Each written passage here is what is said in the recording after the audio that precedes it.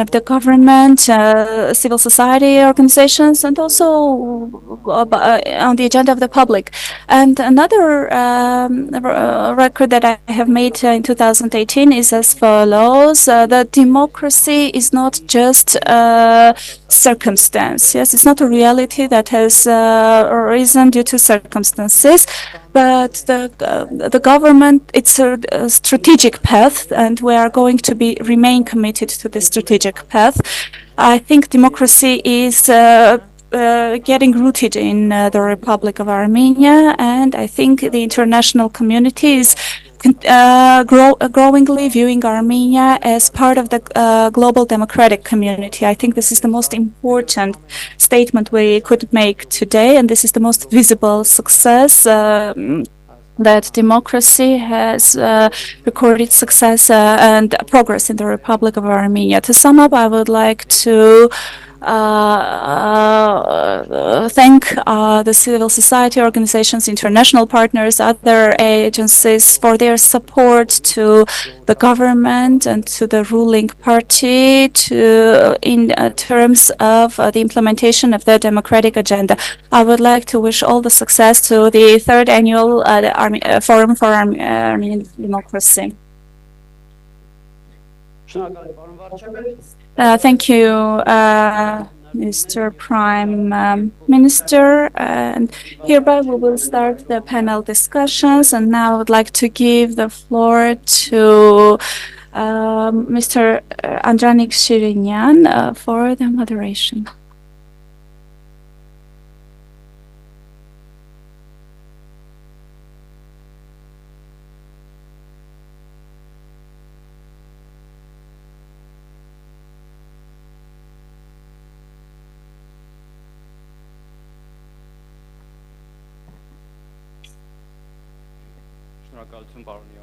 Thank you, Mr. Ioannisian.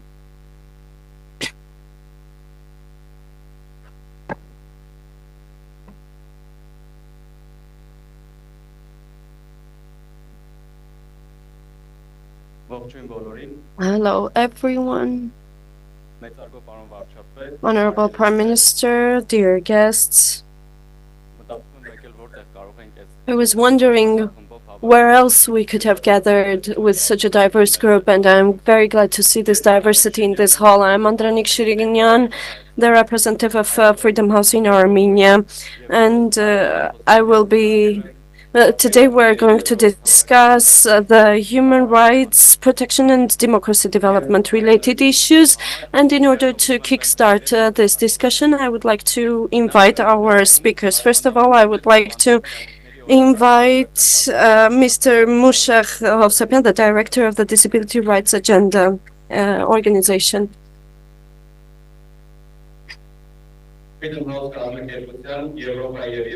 Freedom House Europe and Eurasia Programs Director, Mr. Mark Berendt. Co-director of the Women's Resource Center, Ms. Lara Aharonyan.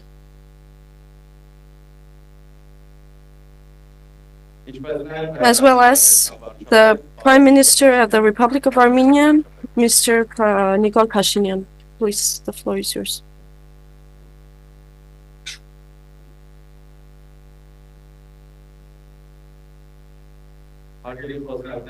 Dear panelists, I would like to thank you, express my gratitude to you for accepting this invitation.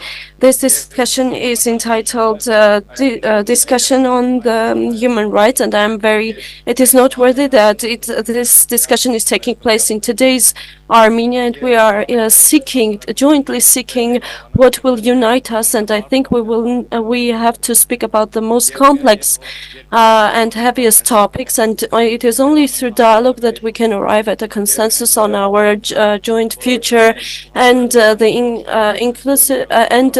inclusiveness and through listening to all the voices, diverse voices, and choose policies which will lead to progress and development. This discussion is taking place in a very complex situation for Armenia. The population of Nagorno-Karabakh undermined also the work of the human rights defenders sector. And nonetheless, I would like to believe that catastrophes taking place all over the world shows the need for more enhanced efforts for protection of human rights based on joint ideas finding whatever unites us. And I would like to speak about these ideas and values during this discussion. First of all, I would like to start the discussion with Mr. Musha Hovsepian. Mr. Hovsepian, you represent an organization which is engaged which is dealing with the protection of rights of people with disabilities, and very often their voices are not being heard during such discussions. And sometimes the human rights protection sector is not always aware of their problems. And it seems that after the war, these issues should be in the center of attention. But the situation has not changed. It has become more complex while the attention is not proportionally placed on them. So thank you very much. Thank you for organizing this event and for giving the opportunity to discuss the problems of persons with disabilities in this context. Unfortunately, the problems of persons with disabilities is not always viewed in the context of democracy, and we might be in an awkward situation. We might put the decision makers in an awkward situation, and the public also in an awkward situation, which has stereotypical stereotypes about the persons with disabilities. We are speaking about the 10% of the population who have mobility, visual, audio, hearing problems, difficulties, and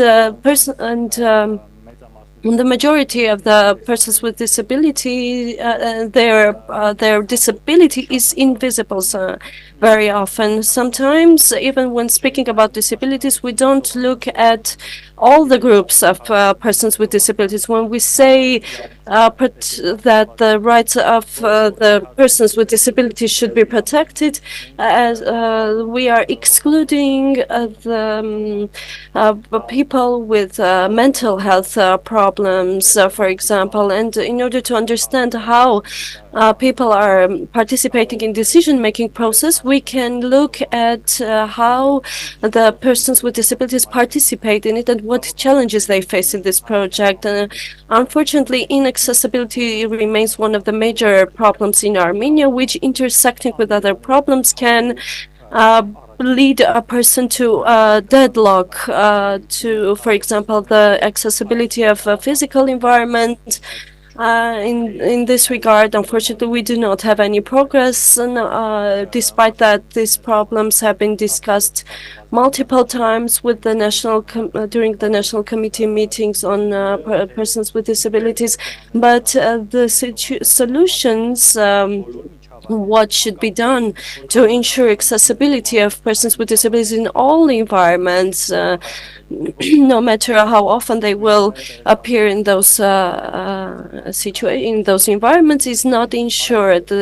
Especially in case of the persons with audiovisual problems, these challenges are obvious. And in the context of these problems, I would like to speak about the persons with disabilities among the displaced persons, and all the situations affect disproportionately on persons with disabilities, and the displacement was one of these examples. And these are some issues that need to be discussed openly without restraints, including the fact of how we as a public are going to contribute to their participation in decision-making process.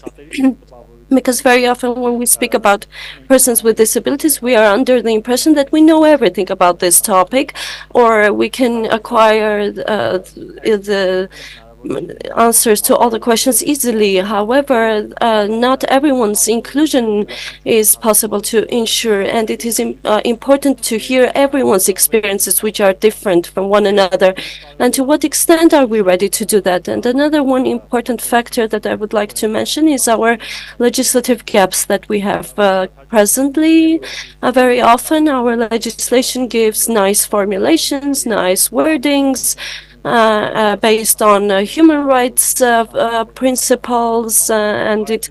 But to what extent are they enforced? The same applies to the accessibility. There are many monitoring mechanisms in Armenia, including the Human Rights Defender's Office, the inspection bodies, but to what extent, how efficient are they? If we look at 2023, reports, only 3 violations have been recorded by inspection bodies. If you just have a 5-minute walk in the streets of Yerevan, we can record multiple of violences, more violences, more violations, than the inspection body has recorded. And the movement of persons with disabilities have a main principle, which the slogan of which is "Nothing without us," and it is important because there is nothing that is not related to the persons with disabilities. Thank you very much. Thank you, Mr. Hovsepian, for introducing this critical context. And the next question which I would like to address to the Director of Freedom House Europe and Eurasia programs. It is already the 3rd year in a row that you are being hosted in Armenia, but before that you had been visiting the region, you were working in the region for many years, and the foreign policy situation in Armenia changes every year. And every time when you visit us, we meet with different groups in Armenia, including the human rights defenders. Are there any problems about which it is mostly discussed, or that you constantly see that these problems are not being resolved over the years? Thanks, Andronique. I mean, it's well said by my colleague here. The problem is that we don't have a holistic understanding of human rights. We think of it in pieces, and we talk about human rights. Human rights for people with disabilities is not really human rights. It's human rights for people with disabilities. But human rights for people, LGBTQ people, is different, and human rights for other groups. And in fact, it's a fundamental thing that's uniting all of humanity. But we don't look at it holistically. We don't see it. I think that in times of crisis, that comes out. That sense that people that are defending their rights are suddenly finding themselves needing to be engaging with one another and uniting in coalitions that are bigger than their own. We're certainly seeing that in other parts of the region. In terms of what hasn't been achieved in Armenia in the last 25 years since I've been coming, I mean, a huge amount has been achieved. To be frank, 25 years ago there was a great declarative democracy and declarative agreement about human rights. But I don't think there was a demand for it at all. I don't think people saw it as an undefined sense, but perhaps they saw it as fairness, or a foreign value. That was something coming from somewhere else. I think that in Armenia there's a much greater demand for and understanding of human rights. I think it's not seen as much anymore as an import from somewhere else. I think it's seen as something that's important for Armenian society because Armenian society wants to have human rights. But at times of crisis and in times of war, things become a lot more difficult, and the cracks start becoming more visible, and that's something that I think is really important. Yeah, thank you.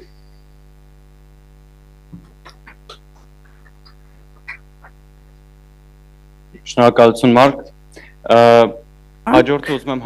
Next, I would like to address my question to Ms. Lara Aronian.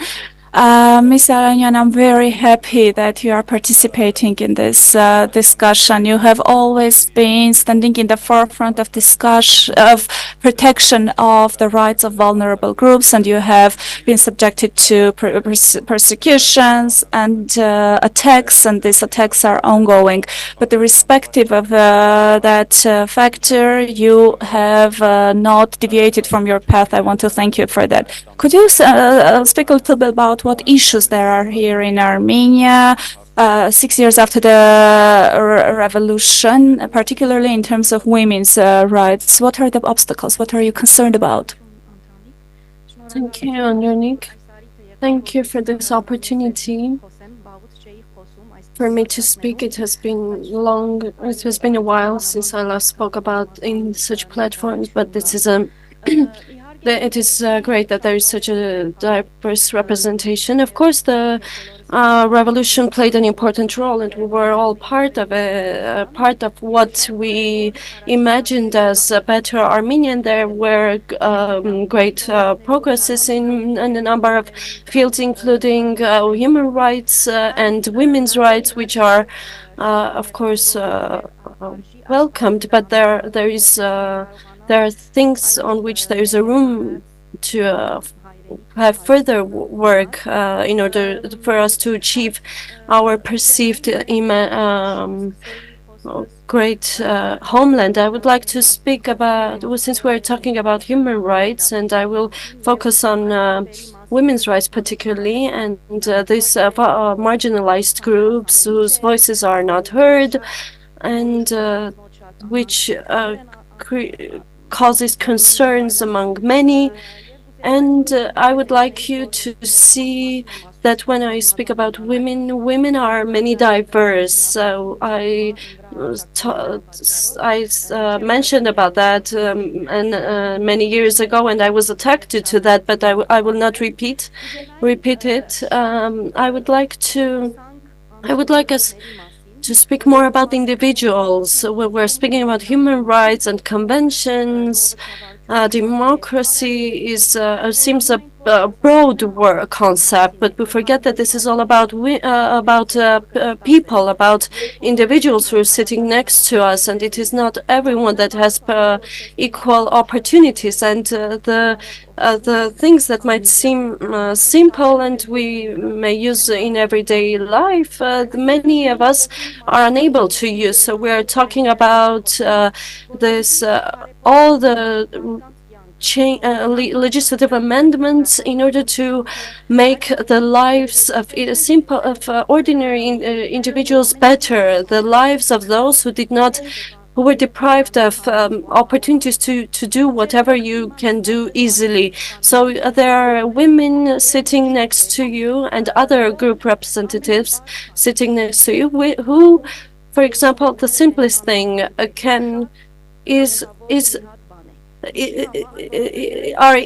at a risk while going out to a grocery store to buy groceries, because their looks might be not as so-called proper. So going to a supermarket and taking whatever you need might be a matter of life, a matter of health, and they might be subject to violence. And these people are sitting next to you.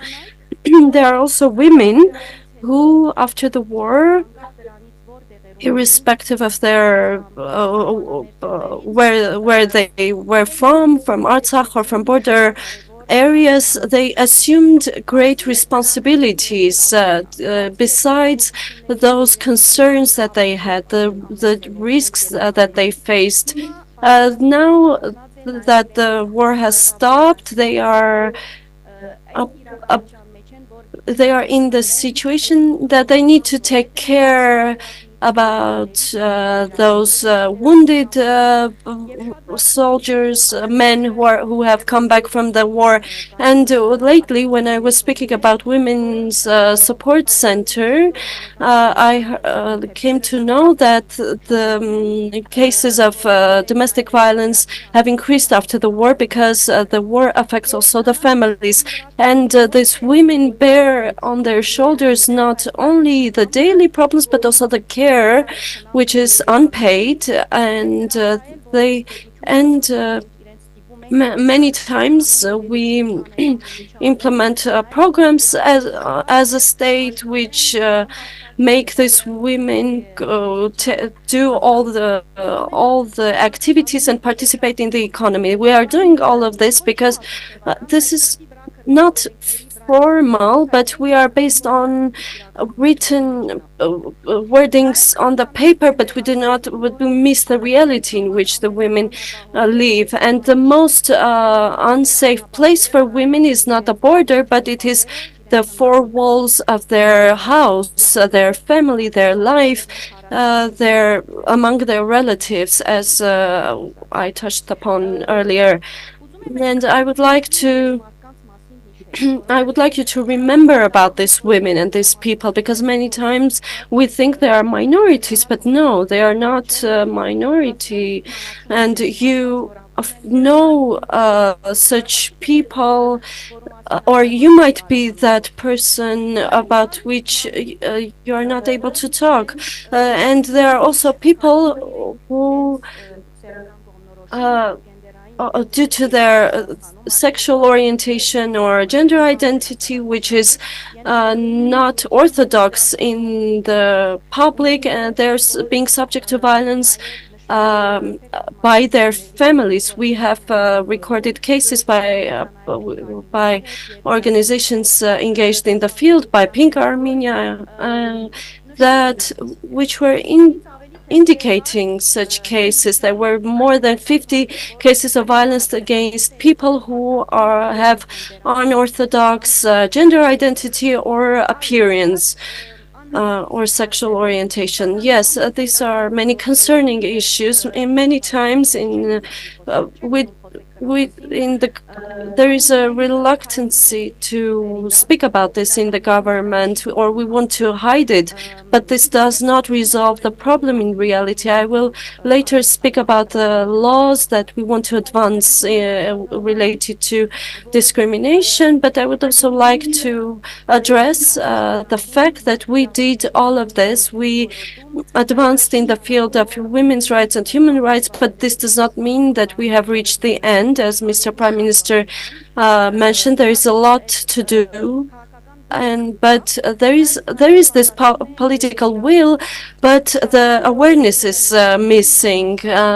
When we are developing laws, we do not know about the simplest thing about gender equality. There is a great amount of misinformation. We spoke about it, what it is and why it is important for us. We have many fears as to what will happen if we speak about it, but the cases, but these are your citizens, and it is your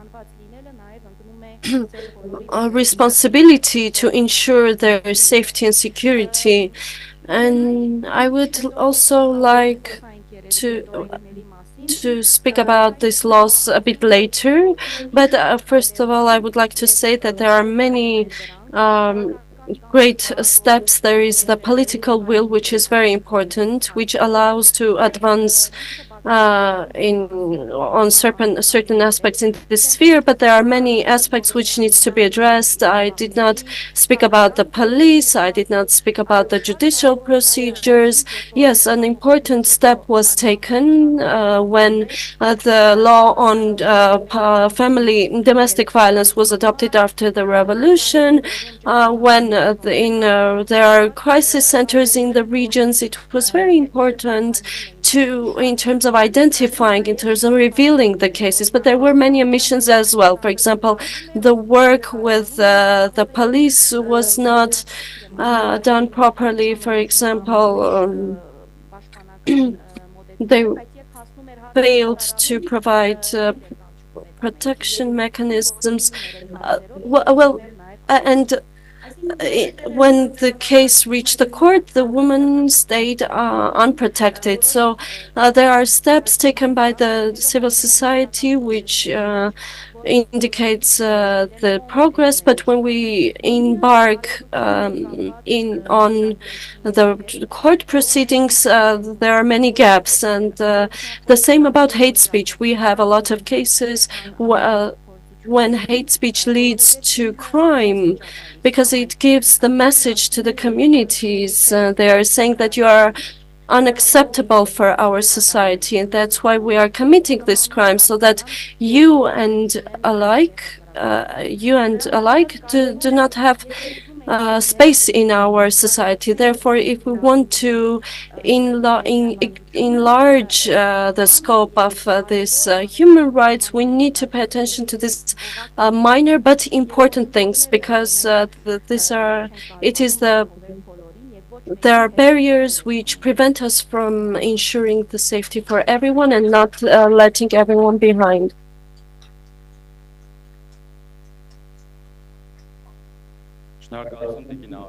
Thank you, Mr. Aronian. During your speech, I could observe how many reactions there were in the hall. I think we can open up discussions. This can be about agreement, about disagreement, but it's important to speak about these topics, to keep them on the agenda.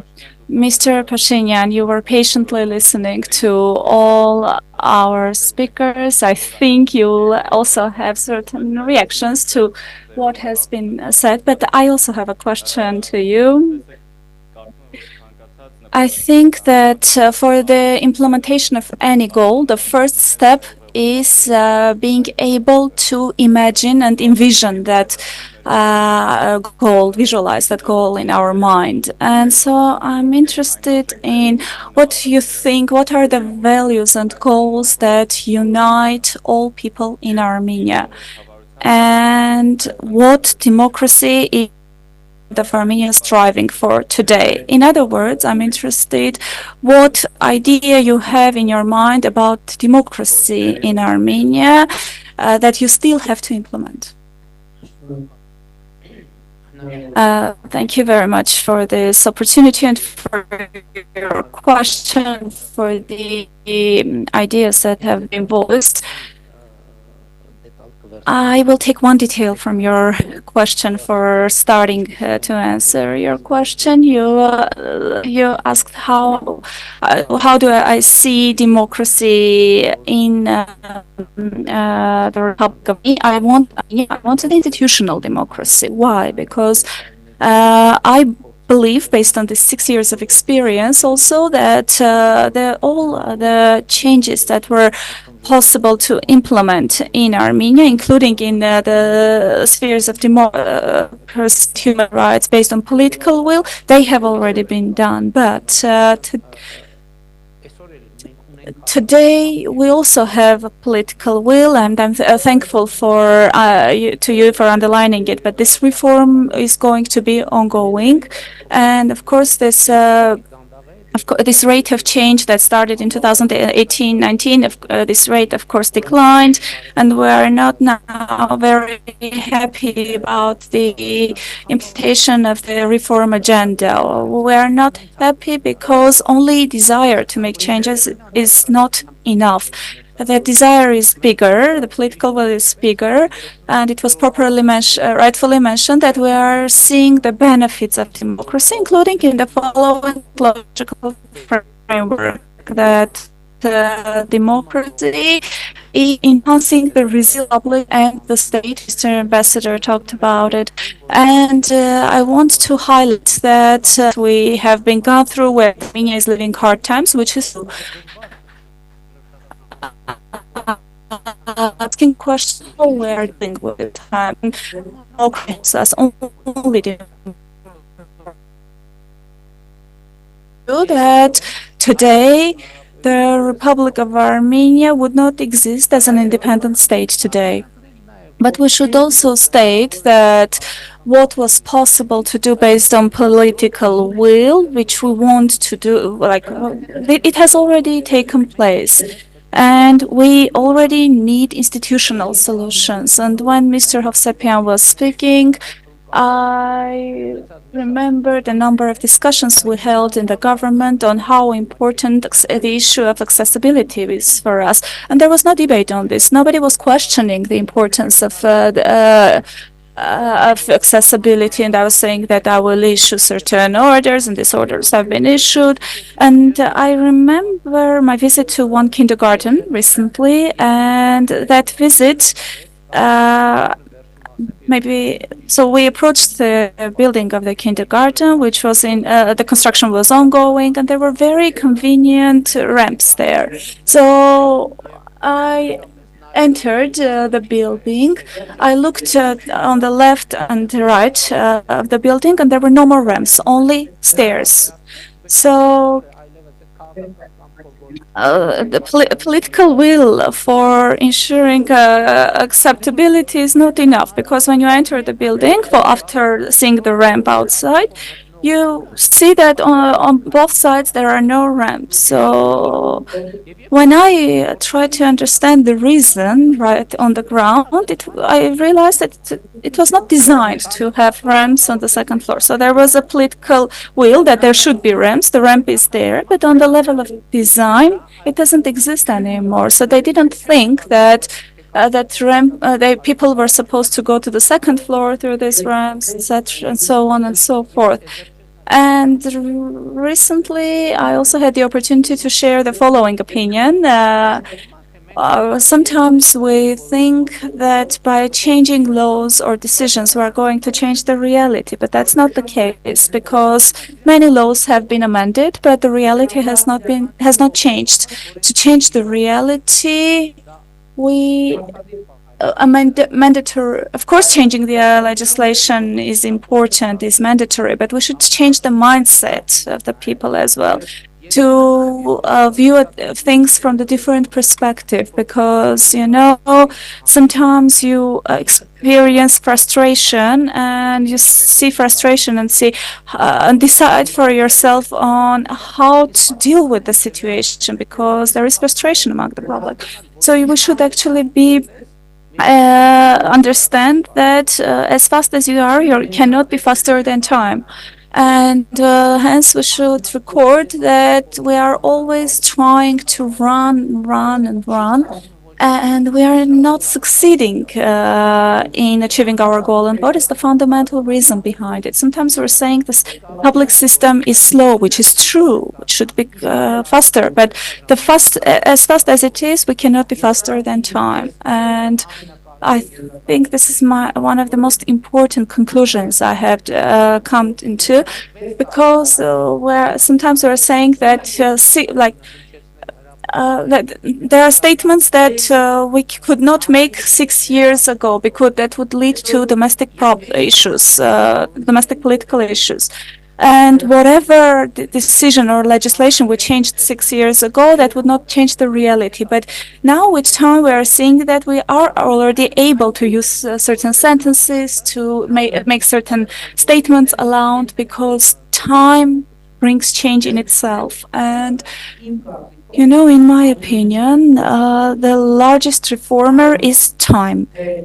And another thing is that there should be reformers who should use that time, or whether they are using it for reform or against reform, because natural development of the society is the biggest reformer, is the major reformer. But of course, governments can hinder these processes. This is a possibility. But the revolution has shown that this is also cannot be avoided. But if this change is mature enough, that change will take place, and nobody can resist that, even if they want to deliberately resist.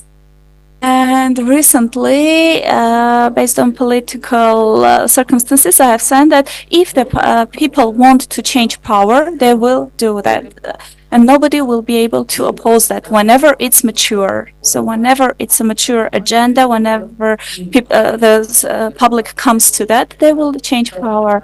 So my assessment is that we should spend some time on institutions, on the development of institutions.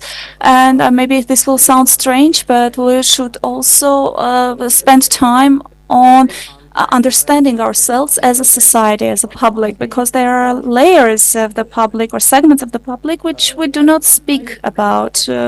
But there are also layers about which we do not know at all, anything at all, and hence we should face this and try to see how to deal with the problem. So there are two words in it: human rights, two keywords, human and rights. And sometimes we cross a line on the human and just use the word rights. But rights are nothing without humans. Rights are for humans. So we want to fit a human in the rights circle that we have in our minds, but we should actually make the rights a proper platform for self-realization of humans. What I mean by self-realization, self-realization is having the opportunity to fully support the development of the public. We spoke about the role of the women. That's a fundamental problem, because the situation that we have in the Republic of Armenia, like women are the majority of the population in the Republic of Armenia, and a large segment of this majority, and the potential of this large segment is locked behind doors. And for me, this is not an issue of gender perception, but it's about the state interest of Armenia, and it directly deals with the development of Armenia. How can a country develop if a large part of its potential is locked behind doors? But I also have to mention that also part of the potential of men is also locked behind doors. So because many men and women do not have access to education, access to health, even access to even freedom of physical movement due to accessibility related issues. And hence I agree with the idea that the perception of human rights should be comprehensive, should be holistic. And another thing is that which part of that comprehensive we have been able to use and where we have failed. And I do agree, and I have voiced that idea a number of times. It is as follows: reform never ends. At the moment when the reforms ends, regression starts. There is no reform that is due to end. So if we find any country in the world where they have completed reform, that will mean that that country will start regression or is already regressing. And hence we should continue with our efforts on ensuring reform. And I want to cite one partner organization of the government where with the scarlet thread you can see that deadlines and time should not be confused with each other. And we should continue with our efforts in fulfilling this democratic agenda without confusing it with time. Thank you. Thank you, Mr. Pashinyan. Our next round of questions will be read by me, but then we will have an opportunity to receive to have question and answer session with the audience. So please take your time to think about questions. So I would like to start this round of questions from you, Mr. Pashinyan. And I think that my question is related to the highlights that you made regarding political will and that the human rights are priority for the government. The Republic of Armenia has also prioritized the fight against corruption, and within this fight against corruption there have been a number of anti-corruption bodies formed, anti-corruption committee, anti-corruption court, which imply many financial resources. All these investments show that it is a priority of to the government. Does it also reflect its does the government reflect these commitments in the human rights Also, according to the equality, there will be an equality body which will be included in the human rights defenders body, and it does. The government has commitment to also invest funds here to establish bodies in order to conduct anti-discrimination policies. Thank you for the question. In general, while speaking about the budget, we need to take into account one.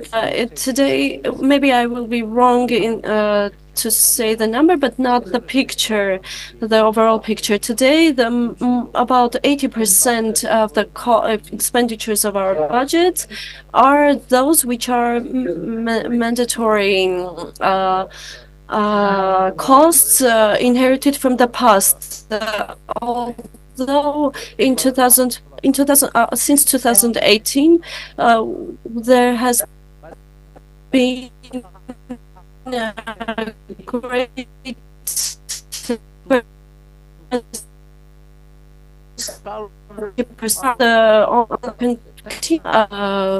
costs. So, for example, the pensions, which are very important costs, we cannot just say that let's just reduce the pensions this year and spend more on a purpose, the schools, etc. There are numerous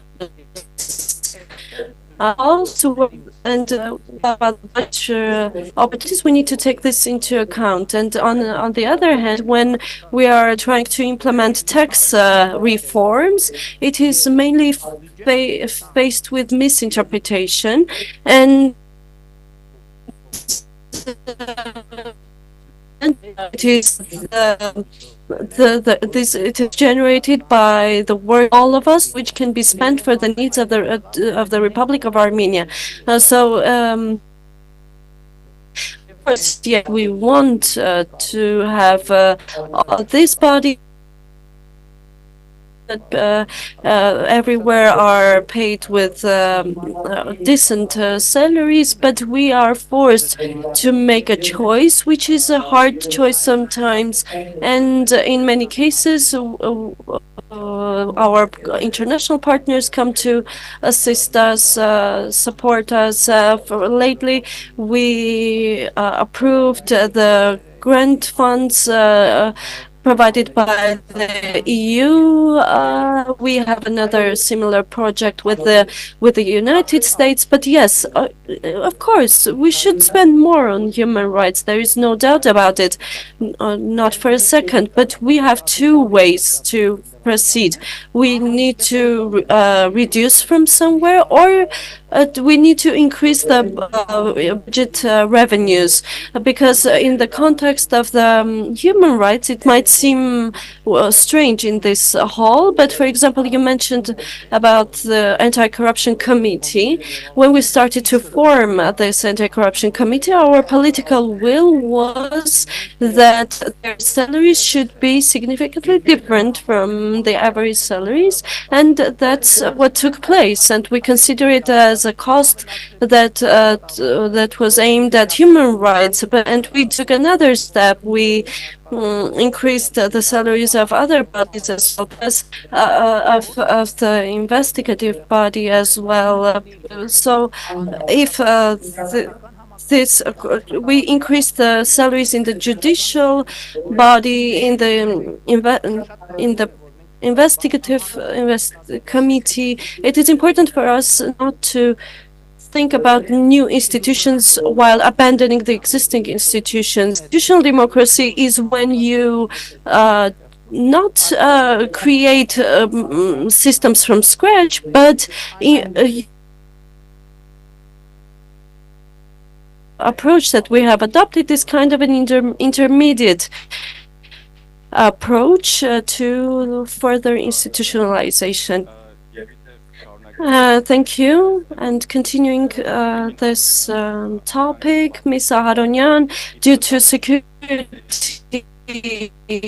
risks, we might say that the space for the dialogue between government and civil society has shrinked. What opportunities do you see for collaboration between government and civil society in the sphere of human rights, considering also the existing initiatives? Thank you. I would like to since Mr. Prime Minister spoke about the budget, it is an important topic where the civil society has an important role, and because it is not engaged meaningfully, and it is not always that the proposals are incorporated in the decisions. Many times solutions are not provided, but there are solutions with regard to the budget, and there are international budgeting models, gender budgeting models, which can enable funding, which can enable resourcing. For example, we have domestic violence asylum, which is too small for people can be left out. There is no opportunity. According to the standards, there must be one asylum per 10,000 people, and not in Europe, but also in other regions.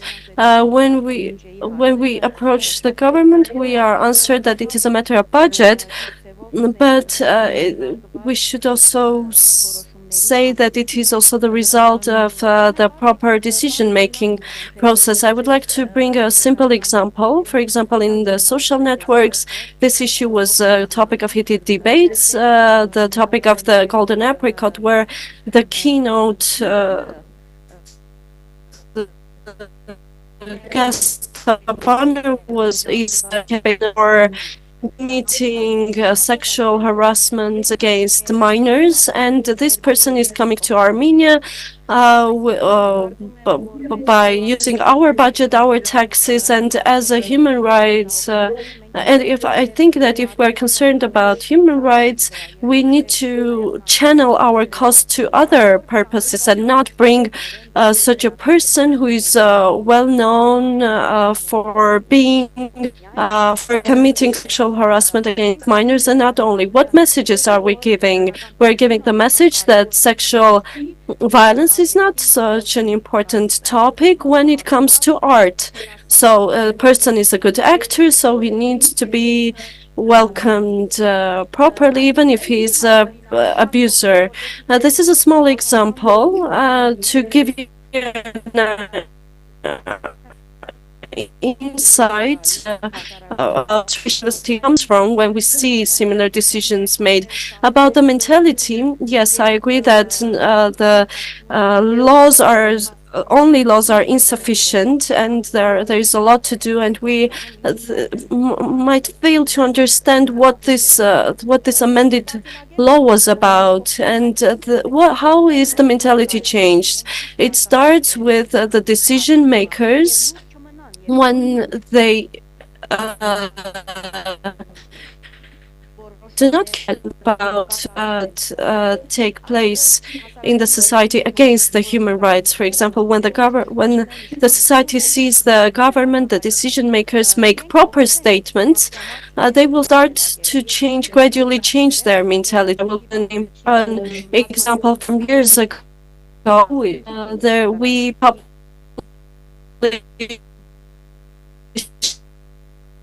which was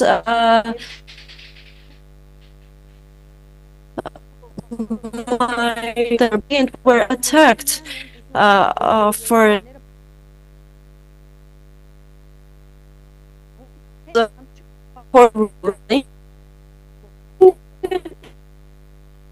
about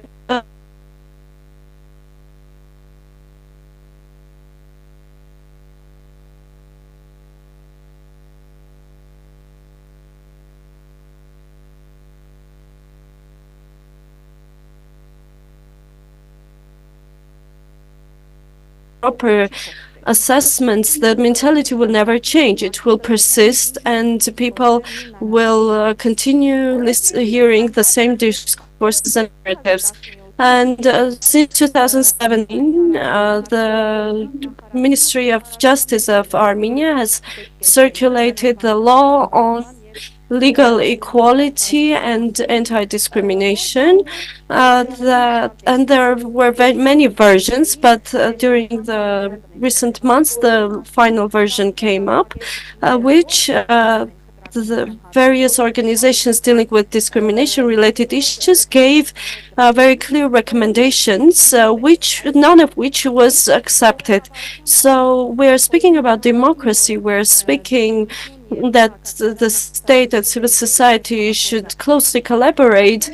Spaces are being provided, but they are mostly formal. And similar decisions and decision makers call the civil society, they hear them, but they do not incorporate their recommendations, and they just proceed with making the decision they usually wanted. There is an important issue that the topic of anti-discrimination suffers affects the marginalized groups. If these marginalized groups are not engaged in the decision-making process, then it is this saying that this is an obligation that we need to do, but it doesn't serve its main purpose to solve the issue of preventing this discrimination in the society. Another law which is discussed in our reality is that it is the law on prevention of the violence against women, which is known as Istanbul Convention, which was a topic of heated discussions in Armenia and other countries. Many people had not even read it, but there were many manipulations. People thought that everyone would become gay, the families would be distorted, children would be sold, etc. That's why the ratification of this convention was delayed. So now I'm hopeful that this law of this convention will be ratified by the National Assembly, because it is already signed, because it sets an important standard as to how we should proceed in making developing legislation and practices. Armenia has approached this convention with many steps, but we need to use other resources that this convention gives, because we need the support for awareness. Thank you, Ms. Aharonian.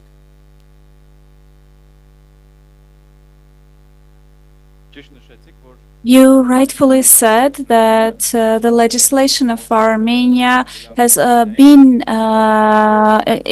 is in many ways in line with the Istanbul Convention, and this shows that this disinformation campaigns against the convention did not have anything to do with reality. Mr. Berhead, my next question is addressed to you. Our organization has been operating in Armenia for already 4 years. We have had discussions on this a number of times together, two of us, but I think it's worth talking about it publicly as well. Why is the work of international organizations, and particularly Freedom House, important for you in countries like Armenia, taking into account that Armenia is a transitional democracy, also based on Freedom House reports? And what challenges do you see for democracies? Well, every time an organization like Freedom House, we need to think about what we bring to the table when we come to a new country. 30 years ago, I think there was a lot of technical support that was useful.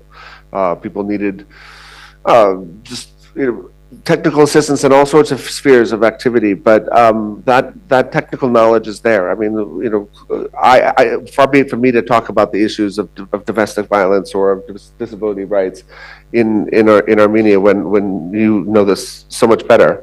So what do we bring? We certainly don't bring that. I think we bring authority, because we've been doing our Freedom in the World and Nations in Transit and Freedom on the Net reports for so many years that there is some credibility there. We've been public about our principles. We're saying who we are as an organization. And year in and year out, you like the scores or don't like the scores, there is some honesty that comes out of it, fundamental honesty that comes out of those kinds of reports.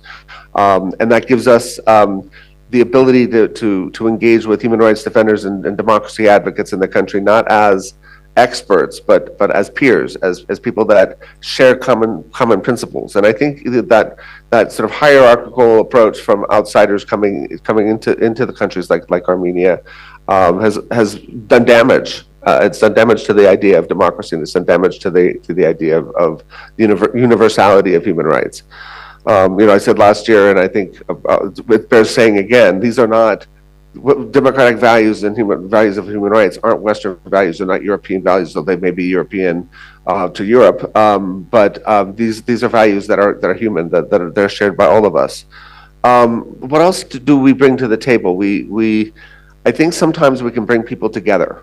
That we have a convening power. That countries that are struggling with the onslaught of interests that are trying to bring authoritarianism back to the country are divided. They're broken up and atomized and fragmented.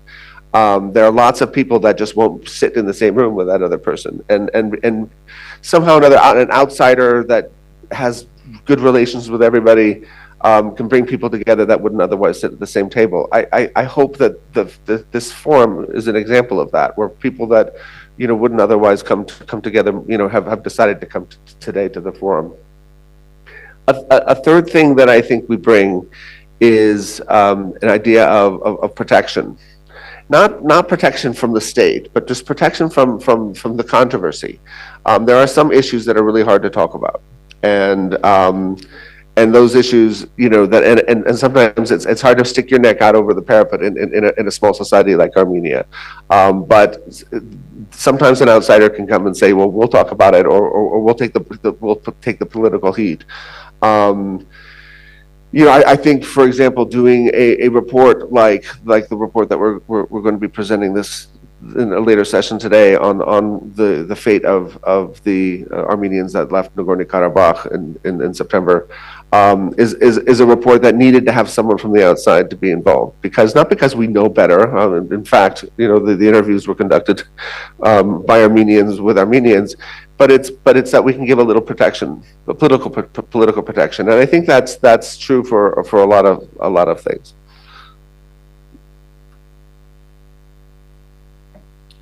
Շնորհակալություն Մարկ, եւ շարունակելով մեր հաջորդ բանախոսին, պարոն Հովսեփյան, հաշմանդամություն ունեցող մարդկանց խնդիրները եւ խնդիրները քննարկելիս եւ քաղաքականություններ մշակելիս, նաեւ հենվելով պարոն վարչապետի խոսքի վրա, արդյոք հիմնական շահառուները, նրանք ովքեր անմիջականորեն ազդվելու են այս քաղաքականությունից, ունեն տեղ սեղանի շուրջ, արդյոք նրանք կանչվում են այդ քննարկումներին, արդյոք այս these policies, they are called to such discussions, whether these policies and events are inclusive. If I answer briefly, then the answer is no. Generally, our policies end at the entrance of the kindergartens. So when it comes to the issue of accessibility, why do we speak about it so often? It is actually a precondition for a person with disability to exercise their rights. And for that, we need mechanisms, including oversight mechanisms. And what oversight mechanisms there are so that people do not feel alone with the problems they face. For instance, if a person has faced discrimination in the form of accessibility, yes, lack of accessibility, so where they should turn? Inspection body? The inspection body cannot do anything if the building has already been commissioned. So shall they turn to the Human Rights Defender's Office? Well, the complaints can be examined for years, can be investigated for years, and making decisions that would make change may take years. For instance, we had a complaint with regard to the Gyumri transport system. So the third human rights defender is now has assumed the office, but we still do not have a decision by the HRD office yet on this regard.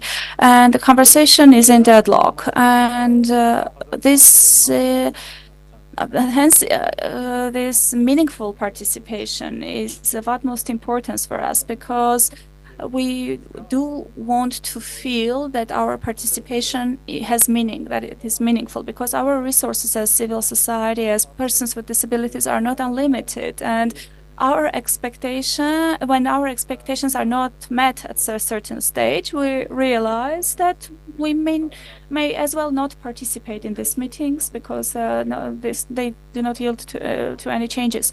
Well, recently, we can see that decisions that directly refer to persons with disabilities are not discussed in an inclusive manner. They are just put on the e-draft platform, and that's it. And even the e-draft platform itself is not accessible to many persons with disabilities, taking into account many technical aspects.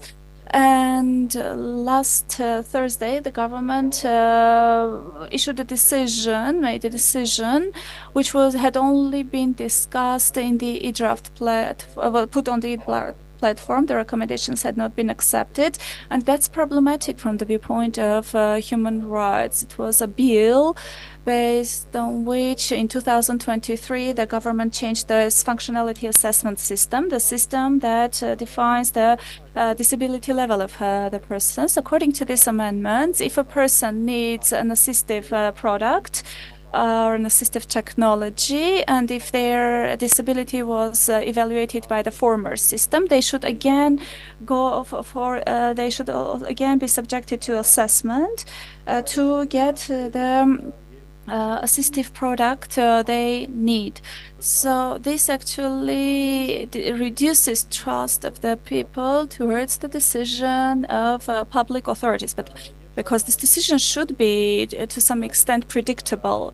And I also want to note that the dialogue ends only at the stage of recognition of the problem. Yes, we understand that accessibility has no alternative, that it should be ensured. But after this acknowledgement, we do not very often do not take the steps that have to follow this acknowledgement. And the next thing that we have observed is that there was an observer group, which had this free access to care institutions, including orphanages. And last year, that group became famous because they issued a report on physical, sexual, and psychological violence cases against children in our care institution, but no substantive discussion was held with the ministry, so that these cases of violence were not repeated. Yesterday, we received another alarm call from that institution. Unfortunately, the observer group, we were notified in May that the observer group is being closed, which maybe legally it is can be explained, but it is not. This decision was not based on the best interest of the child, and so from that regard, this decision was not discussed, and we had what we had, and this group was the activity of this group was terminated. And unfortunately, we have had recent developments. We have had another alarm, and I cannot share the optimism that is there. Thank you very much. Thank you, Mr. Hovsepian, for very important observations. Now, we would like to give the floor to the audience for their questions. If the audience has questions, you can raise your hands and ask the question. Maybe we can take 2 questions and then answer them. I can see a hand there.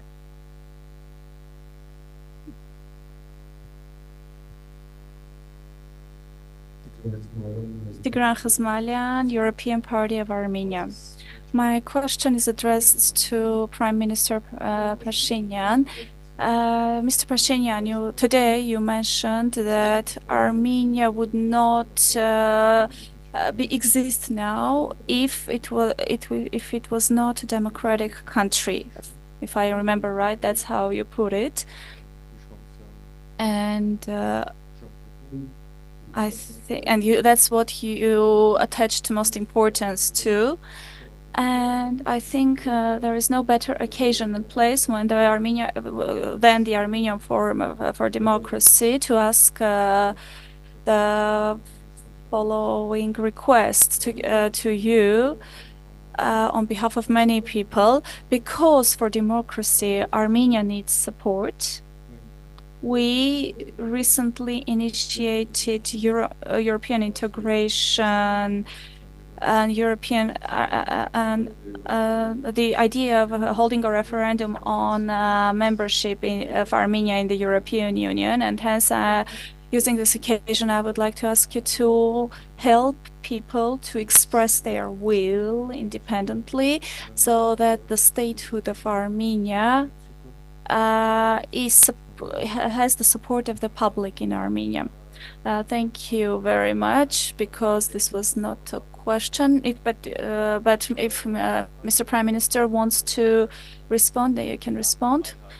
I thought you wanted to gather questions. Are there more questions in the audience? Maybe I will not see it. Please let Mr. Sakun has a question. Thank you very much. My question is directed to all the speakers. Of course, I will not speak about police reform, reform of the judiciary, anti-corruption strategy. They are important factors for democracy. But still, my question is as follows. The right to education. The ensuring the right to academic freedom in the education system. You know, all the people who are here, we have studied at universities most probably, or maybe our children are studied at schools, and where there are not many changes. The teachers are the same, the principals are the same, the councils in the schools and universities are the same. And unfortunately, I have to state that all the efforts to achieve substantive change through introduction of education standards, because you were speaking about that, yes, about human rights, about the prevalence of the rule of law, about the freedom of speech, etc. Because, you know, we just currently we simply try to flatter teachers, and that's it.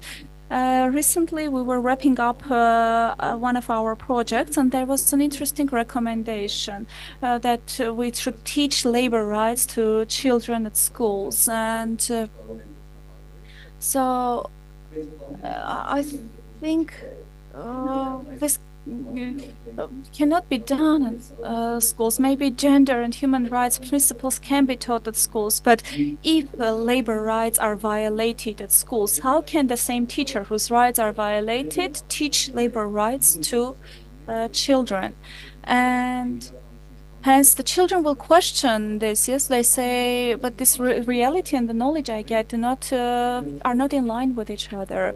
And hence, my question is as follows. When it comes to ensuring the right to education, when it comes to substantive changes in this regard, what necessary steps should be taken? It's not only about the strategy. Maybe this reform will be observable in 10 years, but what are the steps that we envision to ensure the formation of critical thinking and so on? That's my question, and I expect that to hear the approaches of all of the speakers. Thank you, Mr. Sakut. Are there any other questions? Please, there's a question here.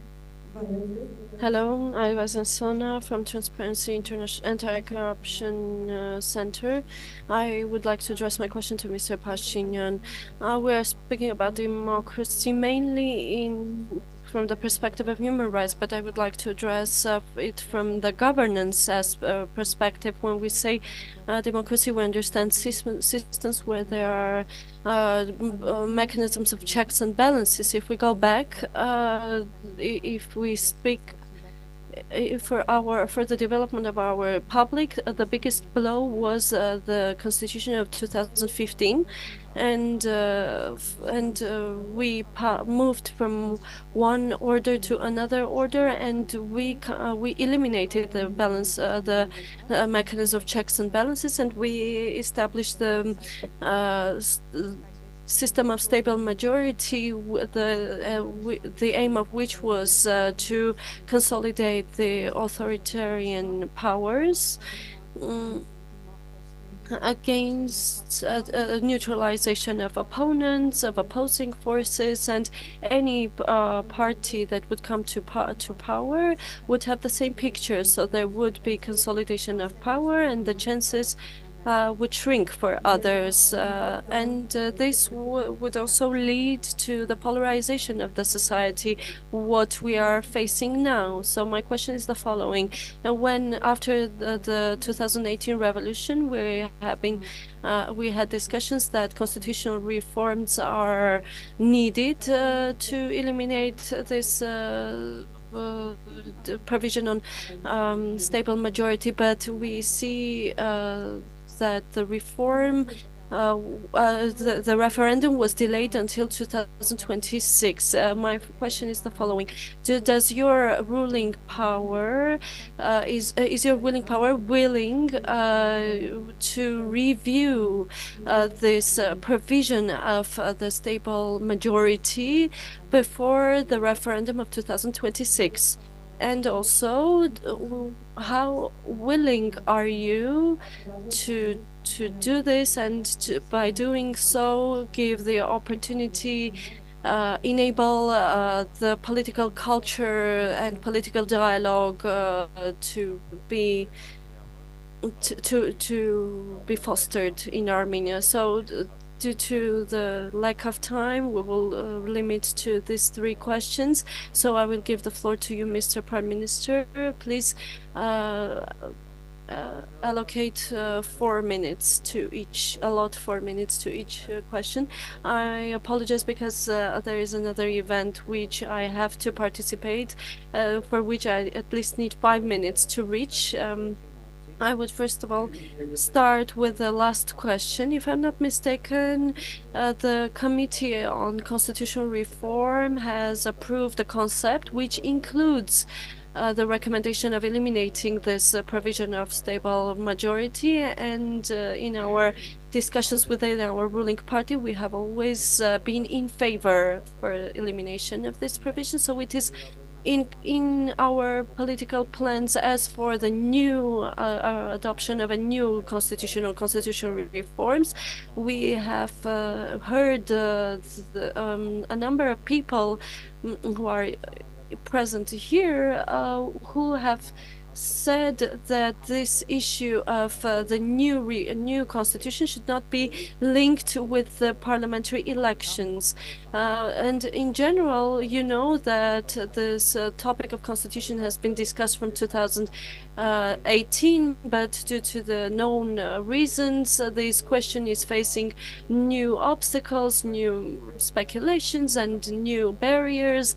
But if coming back to the logic of democracy, I would like to say, what is democracy? It is the agreement of the citizens about their relations, about their about the relations between people in general, and the relations between people and government and the state, and most of the citizens do not consider that these rules have been established, to which they have voted in 2015, because the text of the constitution has to be perceived by the people in a way that it is kind of an hand-in-hand agreement with the state, that we are setting the ground rules for living in this country. And this is a fundamental political reality, by the way. It has never taken place in the history of the Third Republic of Armenia, but neither in 1995 constitutional reforms or in our future. The population, the public of the Republic of Armenia does not have the perception that it has set the rules by approving this constitution. As for the questions about education, we have fundamental problems here. Lately, I had an opportunity to speak about it, and in my opinion, the best statement that we can start from is that we need to record that the school is for children, because I understand now that with all due respect to all the specialists, for example, the accountants think that it is a workplace that the school is a workplace for them. For example, food sector employees think that the school is a workplace for them. The electricians think that school, and the technicians think even it is not even a workplace for the teacher. Today, the school is perceived, with all due respect. Now, we receive calls that this specialist should receive salary, and there are things which we tolerate because, yes, there are educators in the school who just go to the workplace just to have somewhere to go, just to leave the house. But what can we do? We can't close the doors of the schools and say from now on everything ends and a new start should be launched. And I would also like to address the transport related issues. For example, it wasn't mentioned what problems there are in Gyumri, but there is a problem of the accessibility of transportation. Of course, we understand the problems, but okay, let's adopt a law that from now on no bus, no taxi, which is not acceptable, should not be functioning throughout the territory of Armenia. And what will happen then? So we are always in conflict of the time frame and the timeline and the period. But of course, yes, we need rapid changes, but I would like to reiterate that rapid is slow, but without interruptions. Otherwise, if we try to act rapidly, we will just make irregular moves. And yes, we need to say that we have done such irregular moves, but yes, we cannot succeed with that. There are just irregular moves and frustration resulting from this approach and misunderstanding as to what is happening. And subsequently, we need to adopt this perception. If we want to make a change, we need to go step by step, but without interruptions and consistently. As for the initiative with the European Union, we have witnessed the debates in the National Assembly recently. So what is the logic? We are saying let's organize a referendum so that we show that the people support this idea. But from the tribune of the National Assembly, I have stated that Armenia is ready to be as close to the European Union as the European Union considers, and if I made such a statement in a state where the public of Armenia doesn't support this, I would not be the prime minister after making this statement. So why should we make a referendum to reveal the opinion of the public? As an official who is in power to represent the public of Armenia, I know the opinion of the public of Armenia. So So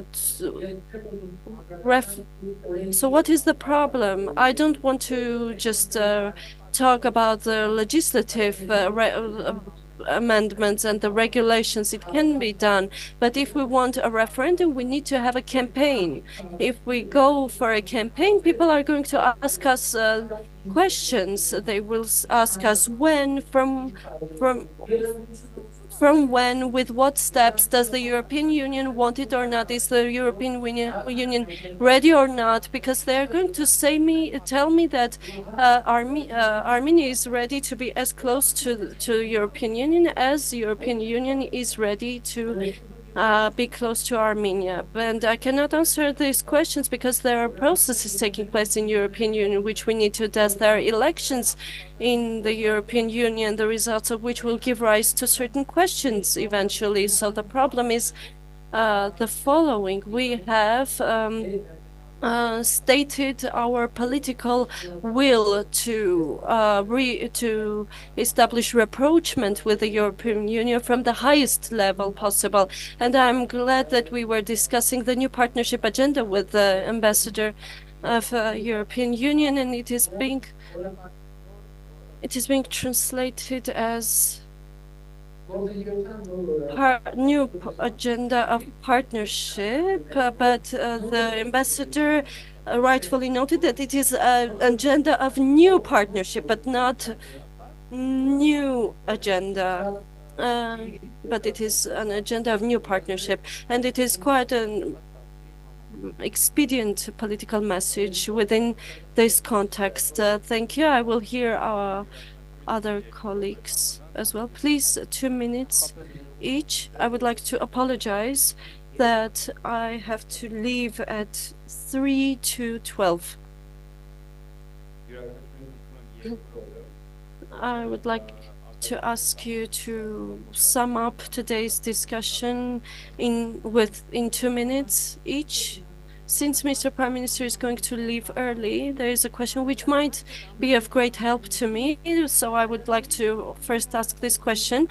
Over the years, one of the attacks and disinformations about me was that I am a member of parliament, and I continuously receive messages so that I resign. So please refute this disinformation. I've never been a deputy.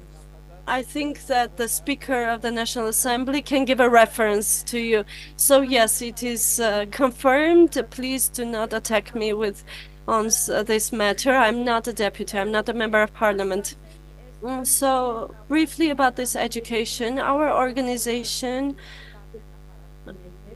and there is a cooperation with many ministries. There is the topic of the meaningful cooperation with the ministry, which is one of the solutions. Some ministries are easy to work with, as the Ministry of Social Affairs and Labor, but there are ministries which are hard to work with. For example, Ministry of Health. It doesn't give us opportunities to share with our solutions, and many other ministries. Here, I see the solution here. And if this cooperation is the foundation of democracy, we need to have more meaningful and clear cooperation. Thank you. We also have a discussion with Ms. Andreasian, so you can discuss this topic with her. I apologize because there are many questions that I would like to address. Recently, we had a discussion in the government, and we also admitted and recorded that in the case of many decisions, we are not happy with the level of inclusiveness of the civil society, and we have made our decision to ensure this proper level of engagement of civil society in our decision making. Of course, this is a political which needs to be institutionalized together. Thank you. Thank you, Mr. Prime Minister, for this acknowledgement. I think this was an important observation. I also would like to mention that we also support reform in the media, and in the media there is quite a friendly atmosphere, and Maybe now I would like to give the floor to Mr. Hovsepian for his remarks.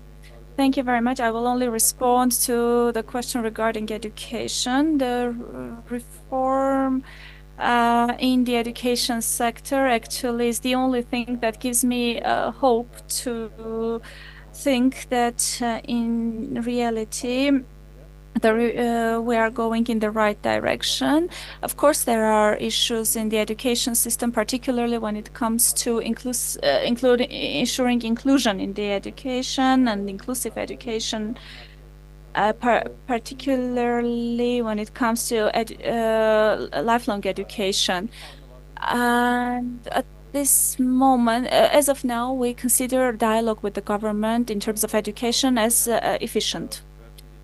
Thank you, Mr. Hosepian. I would like to give the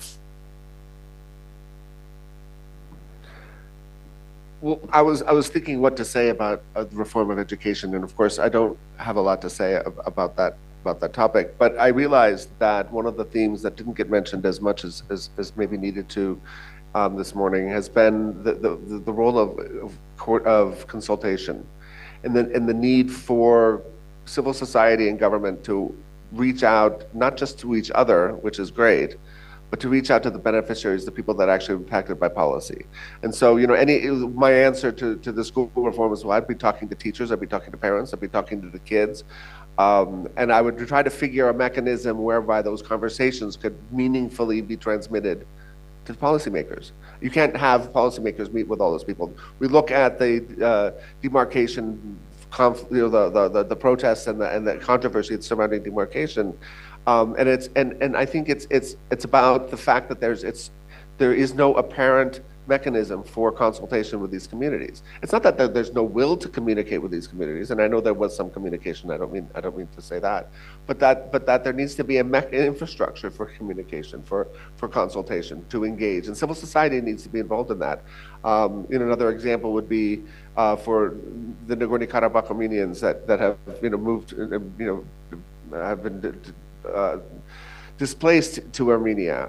What about their documentation? What should they be citizens? Should they maintain their refugee status? Well, the first thing to do is ask them, and to find out what are their issues. Where do they want to live? What are their priorities? And it's not like everything can be resolved that way. But without that communication, you're certainly going to offend people, and angry people are not people that can communicate. But it's not just the willingness. It's not just the political will to communicate. I think that's absolutely there. I think what the problem is the technical mechanism to communicate, that infrastructure of communication that's so needed.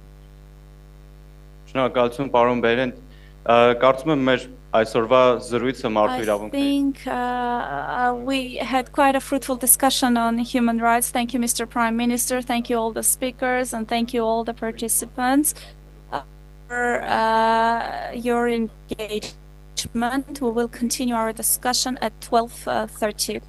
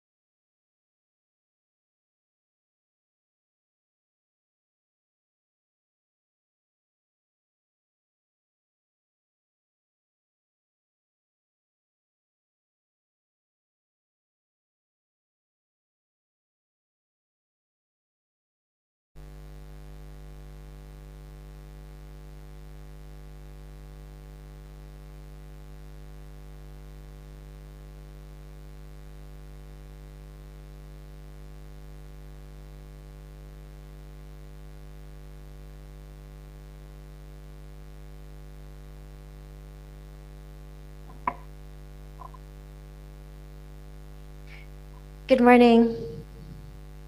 Thank you so much and welcome to this panel. Just wanted to check the sound. Can everyone hear me okay? It's okay, great. So welcome, thank you so much. My name is Amy Chen. I'm a program manager for Armenia and Ukraine at Freedom House's DC headquarters. I'd like to introduce us to this panel discussion today, which is a discussion and presentation about the findings of a fact-finding mission. The report is titled, "Why Are There No Armenians in Nagorno-Karabakh?" I'd like to introduce our panelists here with us today. First is Ms. Arpi Harutyunyan, Democracy Development Foundation.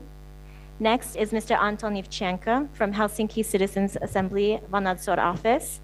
Next is Ms. Genia Petrosyan, Director of Law Development Protection Foundation. Next is Ms. Anna Melikian, Project Coordinator of Protection of Rights Without Borders. And finally, we have Ms. Brigitte Dufour, Director, International Partnership for Human Rights. As all of us in the audience and here know, on September 19th, 2023, Azerbaijan launched a military offensive on Nagorno-Karabakh, which resulted in the displacement of its entire ethnic Armenian population.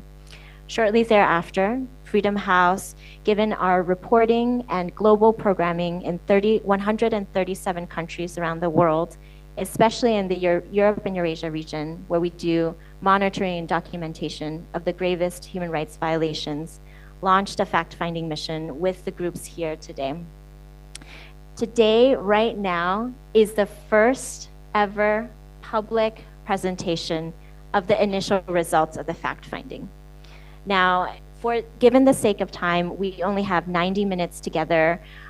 We will talk about some specific aspects over others, but you can find the full report in the back over there, as well as a QR code where you can scan the report and download it online. It's at Freedom House's website.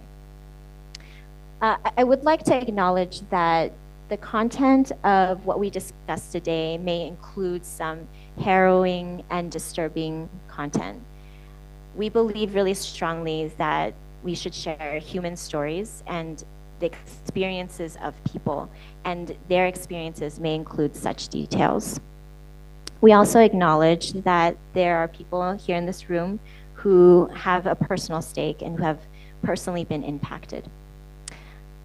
All right, shall we get to the initial report results?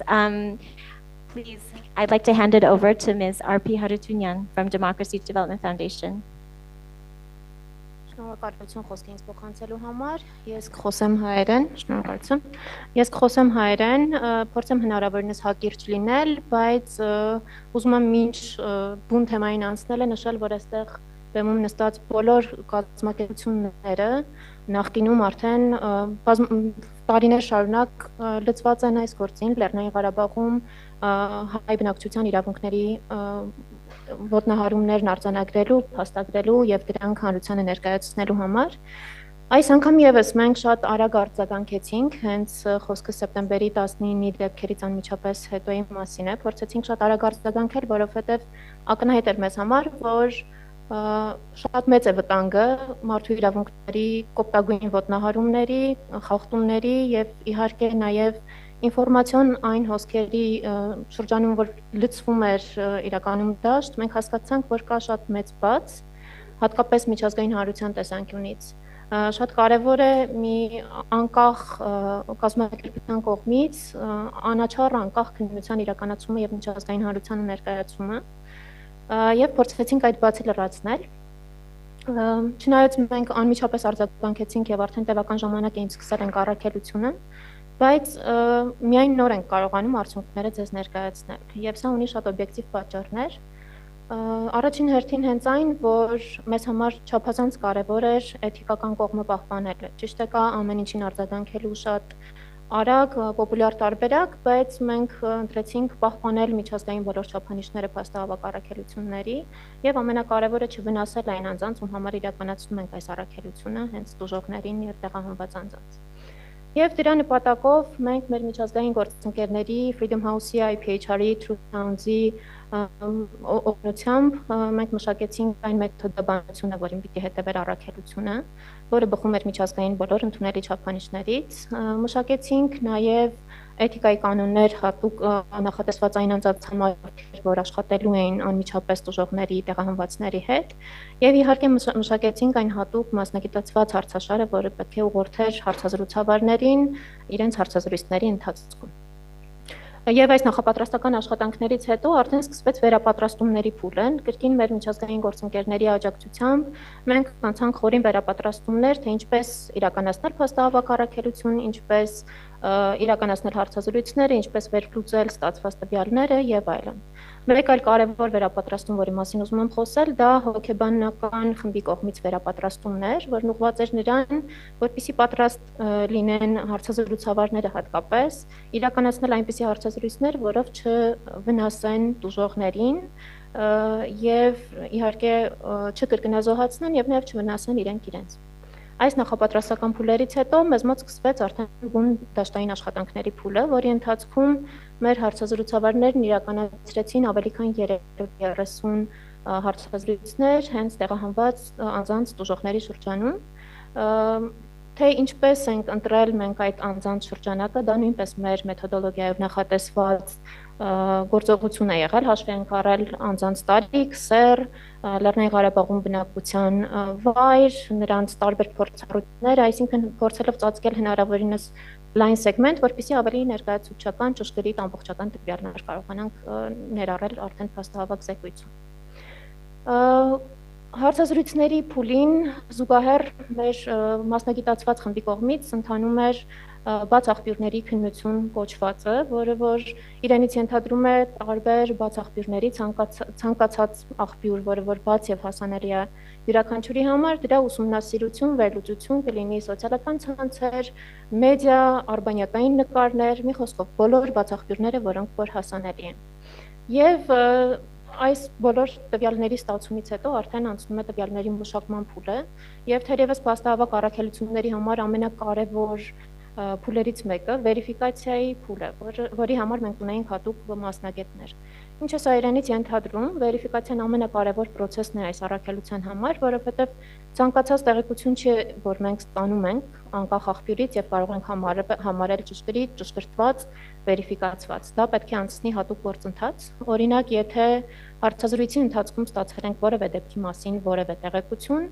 այն ավտոմատ չեն կարող ներառել զեկույցում որպես ճշգրտված։ Այն անցնում է վերիֆիկացիայի process համադրվելով այլ աղբյուրներից ստացված տեղեկությունների հետ, այլ հարցազրույցների հետ կամ բաց աղբյուրների տեղեկությունների հետ, կամ եթե օրինակ խոսքը քաղաքացիական օբյեկտների հրետակոծության մասին է, կամ մշակութային կոթողների ոչնչացման, վնասման մասին է, գերեզմանների վնասման, այս դեպքում օգնության են հասնում նաև արբանյակային նկարներ։ Այսպիսի մանրակրկիտ եւ մանրամասն վերլուծությունից հետո արդեն միայն գրվում է զեկույցը արդեն ստուգված ապացույցների հիման վրա։ Ուզում եմ հատուկ նշել, որ զեկույցում, եթե դուք ձեր առաջ դրանք ունեք, դուք կարող եք տեսնել նաեւ բազմաթիվ մեջբերումներ։ Այս մեջբերումները հենց ուրիշի ուղղակի խոսքի մեջբերում են մեր հարցազրույցներից եւ չնայած անունները փոխված են անձնական տվյալները պաշտպանելու նկատառումներով ամեն դեպքում դրանք ուղղակի information. These are still direct quotations from our interviews. What matters a lot is also that based on this in detail and depth analysis, we started analyzing certain patterns which were also describing the activities by Azerbaijan.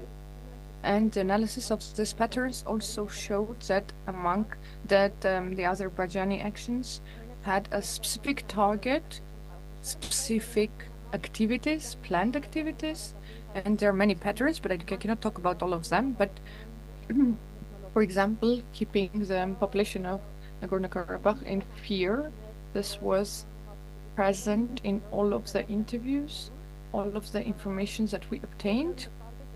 And it had different manifestations. For example, we had interviews where people were saying that even though the main source of income was agriculture, they couldn't do agriculture because there was this looming threat that Azerbaijan would be firing in their direction. And there have been cases like that where Azerbaijan was firing the farmers who were working on the open field, or if an engineer was fixing the pipes that was not working, again, that person, that engineer was targeted. Okay, it should be said that this had been done by Azerbaijan in a systemic way. There had been many manifestations, and so during the 2020 war, there were horrible, there's the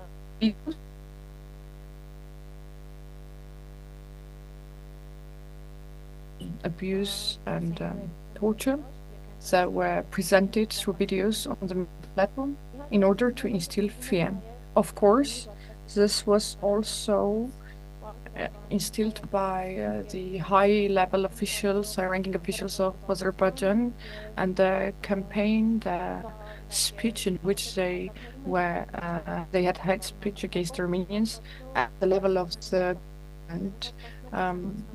leader, the head of the country, was humiliating to the local population of Armenians. And during the blockade, there were so many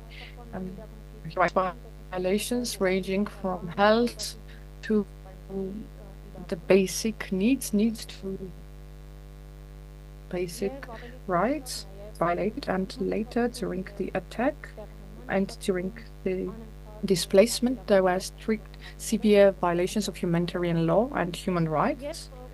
Having studied activities not one by one, but within one single chain, so that the aim for which this was done became clear, and we gathered enough proof and evidence so that we could show and we could insist and state that the displacement of Armenians by Azerbaijan has not only been forced, so these people have been forcibly displaced, but it has also followed and pursued one single aim: coordinated, systemic, continuous activities, which would lead to a situation in Nagorno-Karabakh, which would make it impossible the existence and the survival of the population of Nagorno-Karabakh, the Nagorno-Karabakh. Having studied this and having put them together with our personal analysis, we also, systemic analysis, we could see that there has been ethnic cleansing of the Armenian population and the destruction of the ethnic traces of Armenian. And whatever the methods, what methods have been implemented would be presented in great detail by my colleagues. Thank you.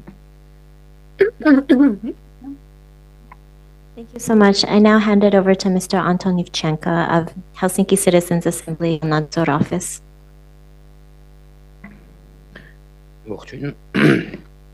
Ողջույն, իմ մոտ մի փոքր եւ անսպասելի դեժավյու է իմ համար, որովհետեւ այն ինչից ես պատրաստվում եի սկսել խոսքը, հասկացա, որ մոտարապես նույնն է, ինչով ես սկսում էի խոսքը հավանական հարցվողներից երևի 1/3-ի հետ, որովհետեւ ներգրաված է այդ գործընթացում։ Միանշանակ մենք խոսում էինք մարդու իրավունքների կարևորությունից, հնարավորություններից այդ իրավունքները գուցե վերականգնելու, մի հետ գնալու հեռանկարներից, միջազգային քրեական դատարան գնալու հնարավորություններից, բայց իմ վերջին փաստարկը եւ ինձ թվում է առավել ազդեցիկ այն էր, որ and the most impressive one is probably that we tried to report what had happened, the way it had happened, and on the one hand I understand what RP is saying, coming to a conclusion, even if we're talking from the perspective of investigation, but on the other hand, just collecting facts and the oral stories of people, because years later,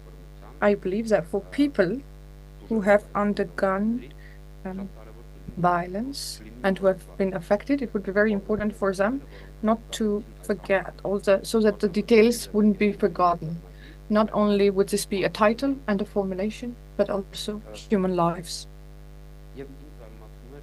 And there was something that really surprised me. The way that people start their stories. Why? After 2020 war, after the very intensive military operations, people dared to stay or to come back to their settlements. There were certain people who can come back to the settlements that were taken by Azerbaijan's forces, but they did come back to Nagorno-Karabakh, and the security was based on two pillars, from what I understood. On the one hand, this was the fact that the de facto authorities of Nagorno-Karabakh stayed there, and the second conditioning factor was the presence of Russian peacekeepers on the land. They would ensure peace, and we would rebuild daily life. This is what let people come back. At the same time, I would not like us to talk about what happened in Nagorno-Karabakh as something which happened with the ethnic Armenian community, outside which there were the military forces and the political forces. This was, and the society, this was quite an organized society. If you look at that problem from outside, from Armenia, you see that problem differently maybe. So what was important was that the local authorities continued to stay the link which was close to people, and there was towards normalcy. And Russian peacekeepers, of course, Russian peacekeepers started making mistakes. I don't mean mistakes in their behavior, but mistakes in the system. So when we see that certain a year later, after the trilateral agreement from Khazabert and Hindaresh, this settlement, and then one day later, the Shen settlements, there was this Azerbaijani military base, small base that occurred there. And yes, this was not far from the Russian peacekeepers, but this road that was connecting with the settlements, this was also supervised and controlled on the 19th of September. That's why the population of Inshan was separated from the Lachin corridor, but Azerbaijan in its announcements was saying that Lachin corridor was therefore as a humanitarian corridor, but they were isolated there from the Republic of Armenia and Republic of Nagorno-Karabakh, also in Yerzahor, where these activities repeated in August 2021, 2022, because Azerbaijan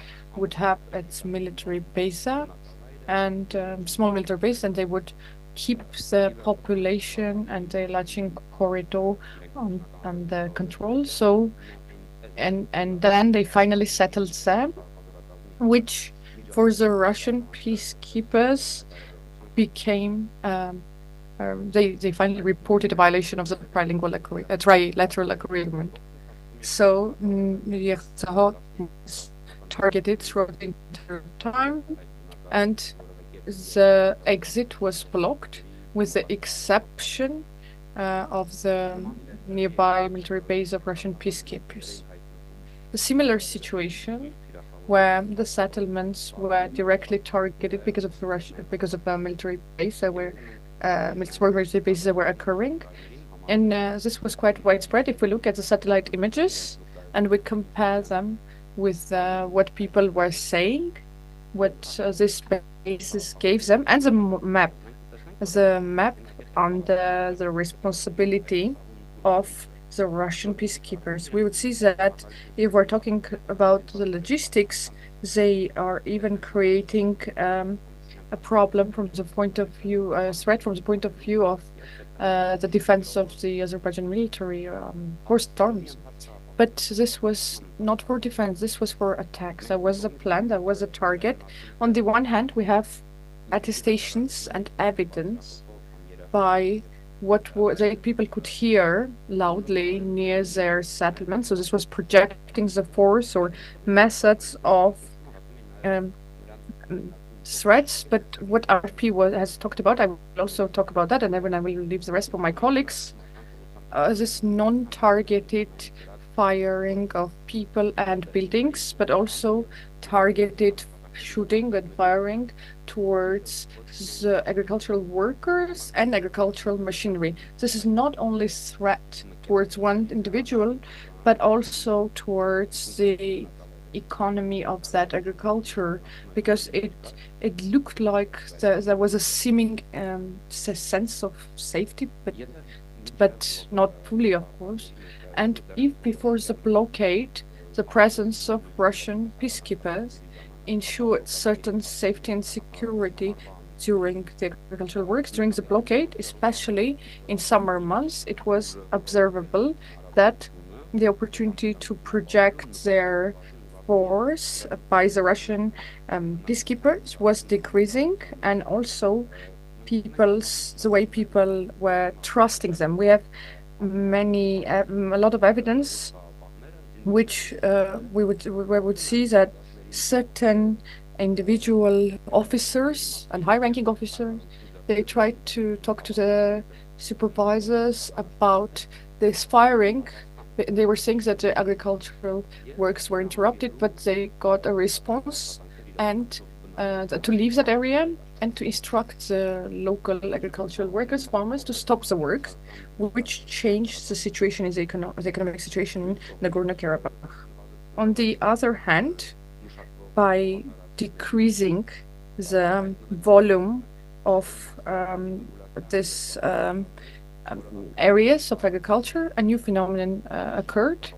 There were consumer products, produces, diapers, cigarettes, fuel could only be bought either through the mediation of the Russian peacekeepers, or it was easier to get special card, which would allow you to get card system with which you would get this produce. So this was smuggling, and but also certain illegal actions that were done by the Russian peacekeepers. They were quite different. I would like to once again come back to the military bases that were pillars that were targeting the population. So if we're looking about from nearby Shushi, we have Saznek, Garmishuka, Makhtarishon.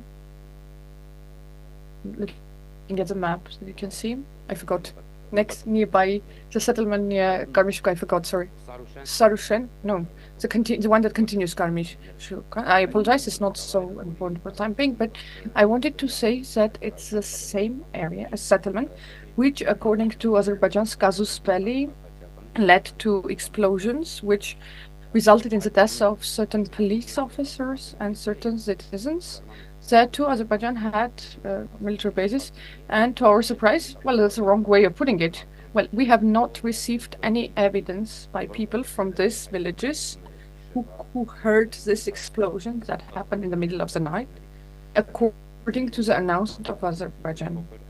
On the other hand, a bit more to the Eid Harav, Sarnakpur, and the nearby settlement, that at 10:30 a.m. they heard certain explosions, firing, shooting, which was near the village called Taraf, towards military bases, military positions of Nagorno-Karabakh.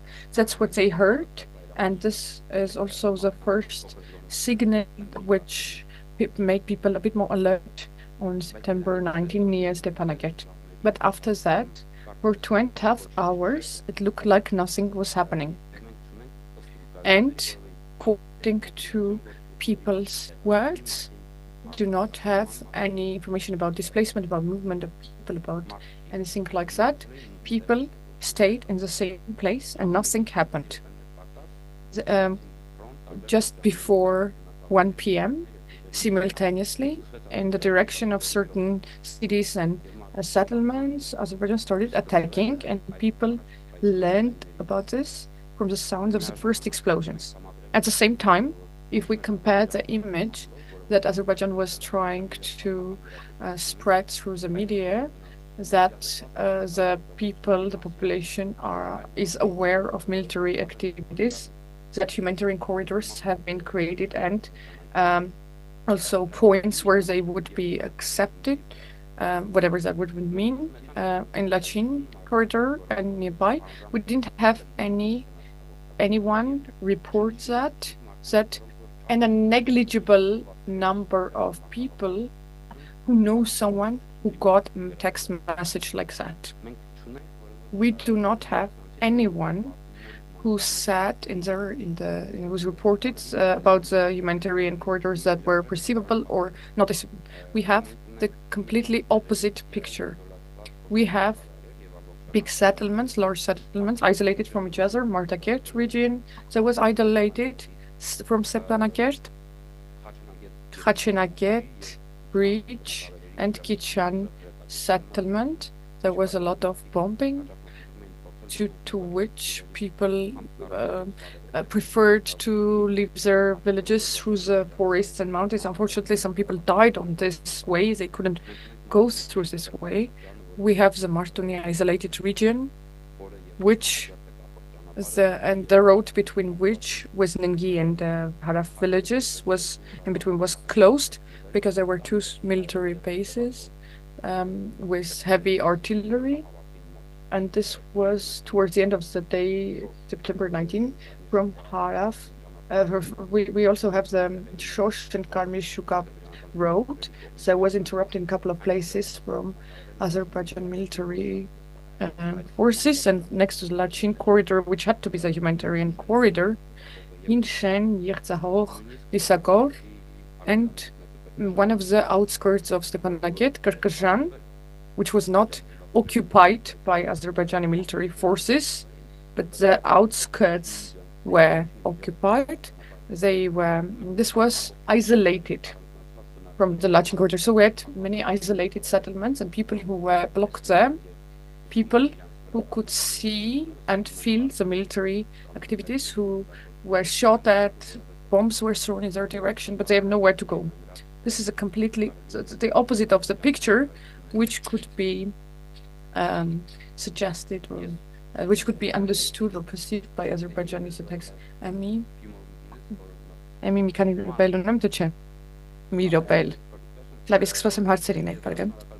I would be very thankful if you ask questions about which settlement was the most indicative. I will make a spoiler. The full story of which shows in a representative manner what happened with Nagorno-Karabakh, not only that day, but during months. Thank you. Thank you so much. I now hand it over to Ms. Genya Petrosyan from Law Development Protection Foundation. Please go ahead. Thank you. Today I will be talking about the results about human rights violations resulting in those attacks among the population of the Nagorno-Karabakh, which is mostly regarding the right for basic human livelihoods.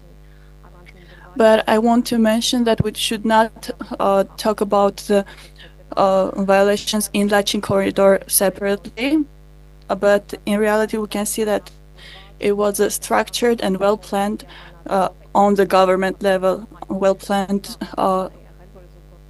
policy of ethnic cleansing, which was also paired with other activities, and it resulted in the effects that we can now observe. Generally, the mission can see that all these activities in Nagorno-Karabakh we can see that the only road connecting Nagorno-Karabakh to Armenia and the rest of the world was attacked within a clear ethnic cleansing policy, which was aimed to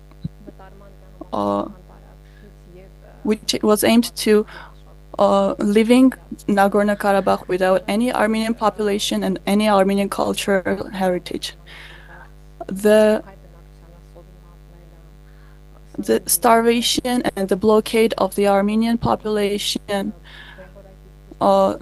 depriving them of medical care and medicine, It was paired with a number of structural activities that were also aimed at this same goal. And mainly we can see structured activities aimed terrorizing the civil population, at the agricultural works, at the economy, and of course the forceful displacement, which, as we mentioned, must be observed within the structure as an entirety. Also terrorizing the Armenian population, which was done by the Azerbaijani government, started way before the blockade. Nearing the end of the 40-day war in 2020, we could see many cases of attacks, murders of civilians, civilian structures, also disinformation and misinformation.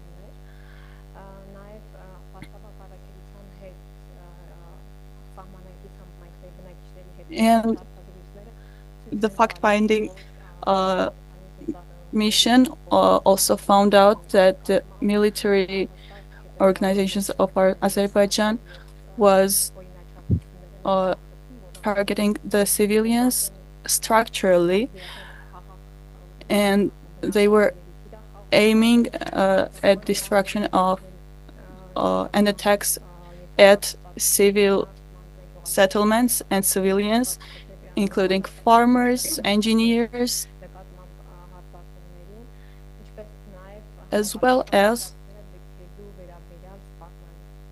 threats aimed at displacing the inhabitants of those settlements. And people during their agricultural and farming work were even attacked and murdered. And returning to 2020, December 12, Lachin corridor was blockaded by the Azerbaijani military forces and forces sponsored by them. And it lasted until April 2023, where the passing point was settled there. And also the blockade was also paired with the discontinuation of gas and fuel supplement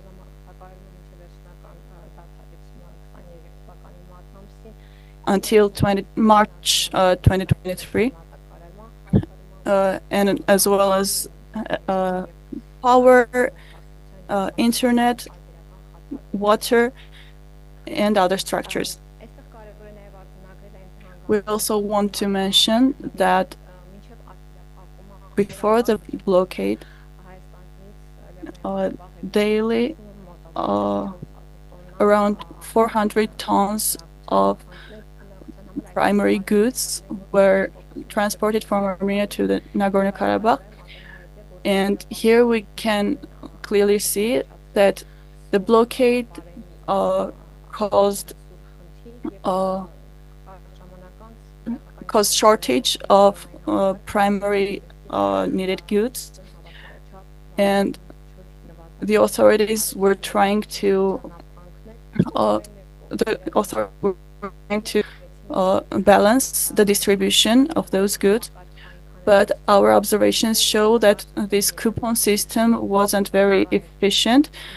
While at the first stage it was relatively easier to obtain those coupons, but later they weren't useful, really, and some interviews reported that they had information about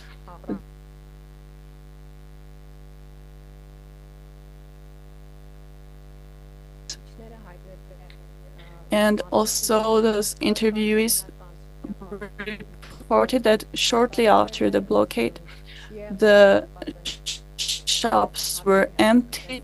There was food. They had to stay in long lines to obtain a small quantity of bread. And at the same time, there was a spike in the prices for those goods, as well as difficulty to help reach those goods to villages, including the fuel. And this crisis was getting even worse after Azerbaijan stopped the humanitarian aid in June, humanitarian aid by the Red Cross and the Russian peacekeepers. And we have the announcement by the Red Cross International Committee that reports that the civilians are lacking primary medications and primary goods, and the humanitarian aid was not accessible to civilians. Of course, the fact-finding mission also reported about power outage, transport blockage, and people would refuse their own food in order to share that with children. An interview from Vike reported that them and their spouse didn't eat for 2 months so that their children could eat. And of course, elderly, pregnant, children, people with disabilities, people with health conditions were especially in the worst conditions. People were having 3 times as more miscarriages as before. Pregnant people were getting unconscious by 91%. The Center of Mother and Child Health reported that early births, premature births, were also increased because of malnutrition of mothers. They were having chronic hypoxia due to mother's anemia. They were having low weight. And an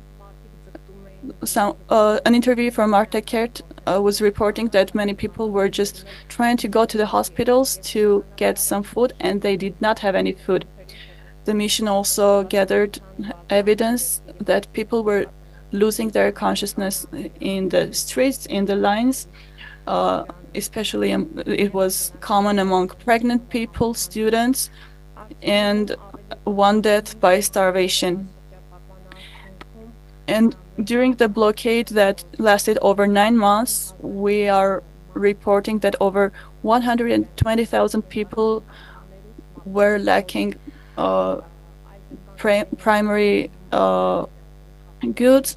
They were not getting any aid. 30,000 of them were children, 9,000 had disabilities, and 20,000 of them were elderly people. And the fact-gathering mission was concluding that the Azerbaijani government was trying to make the living conditions in Nagorno-Karabakh unbearable, which would make it impossible to stay and live in the area. That's it. Thank you so much. I now hand it over to Ms. Anna Melikian, Project Coordinator at Protection of Rights Without Borders. Thank you. Please. Thank you. I would also compliment the speech of my colleagues, I would say. But before coming to the period of the blockade, in continuation of the speech, I would like to say that this forced methods that altogether led to forced displacement, they didn't start with the blockade. So we studied and analyzed, having examined of course, our primary aim was to study the military actions, but we also studied the speech of high-ranking officials of Azerbaijan, mass media, and we went back in years to see how the discourse developed, and I should be saying that it's very clearly there are activities, and only the cultivation was and actions. But this was only the culmination. These were in no way isolated activities. Not going back too much back in time, as just to tell you, there's a video that was already,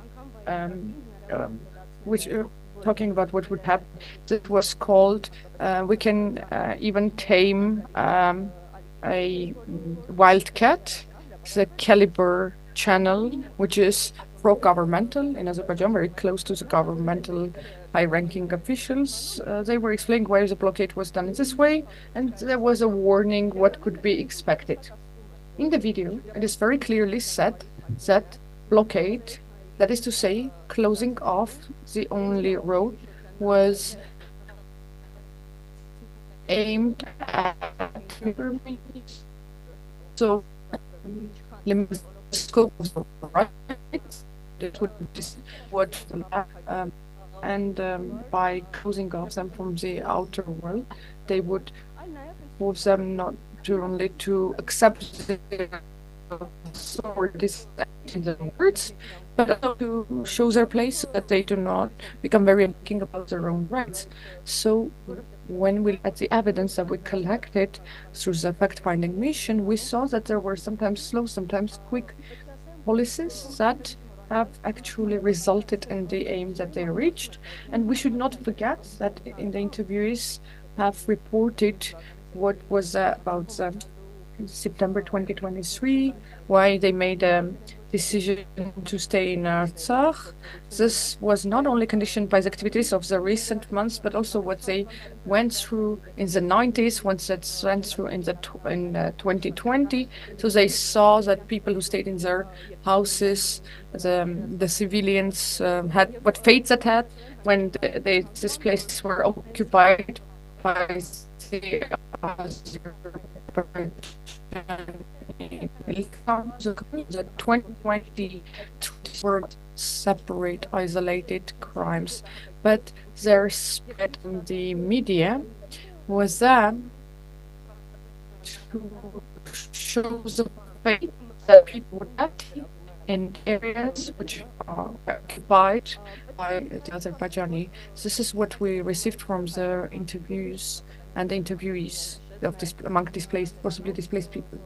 So what Kenya was also saying is that this policy of making sure that Armenians leave these areas, you know, when we're talking about areas of bans of prohibitions to come back to Hadrut and other areas, and the destruction, the lingering plight of the houses, which show that there is no place to come back, and the religious, cultural de-Armenization that was quite widely showcased. All of this was aimed to create a specific perception. This is not your place, and the main aim was to have these areas emptied from the Armenian population, without the Armenian population. So if we go back in time, we should be saying that after 2020, we have reported cases of murder, assassination among civilians, again, without any punishment, and they were driver or a water pipe engineer, but this was there to show that life can become impossible for them at any time. And then the military, the soldiers of Azerbaijan, they were very close to the people, to the farmers, and they clearly said this to the Armenian farmers who were working on their land. Why are you working on this land? This is not going to be your land. You will not see the fruits of this land. So I will also like to specifically pay attention to the violations of health. And we have reported cases.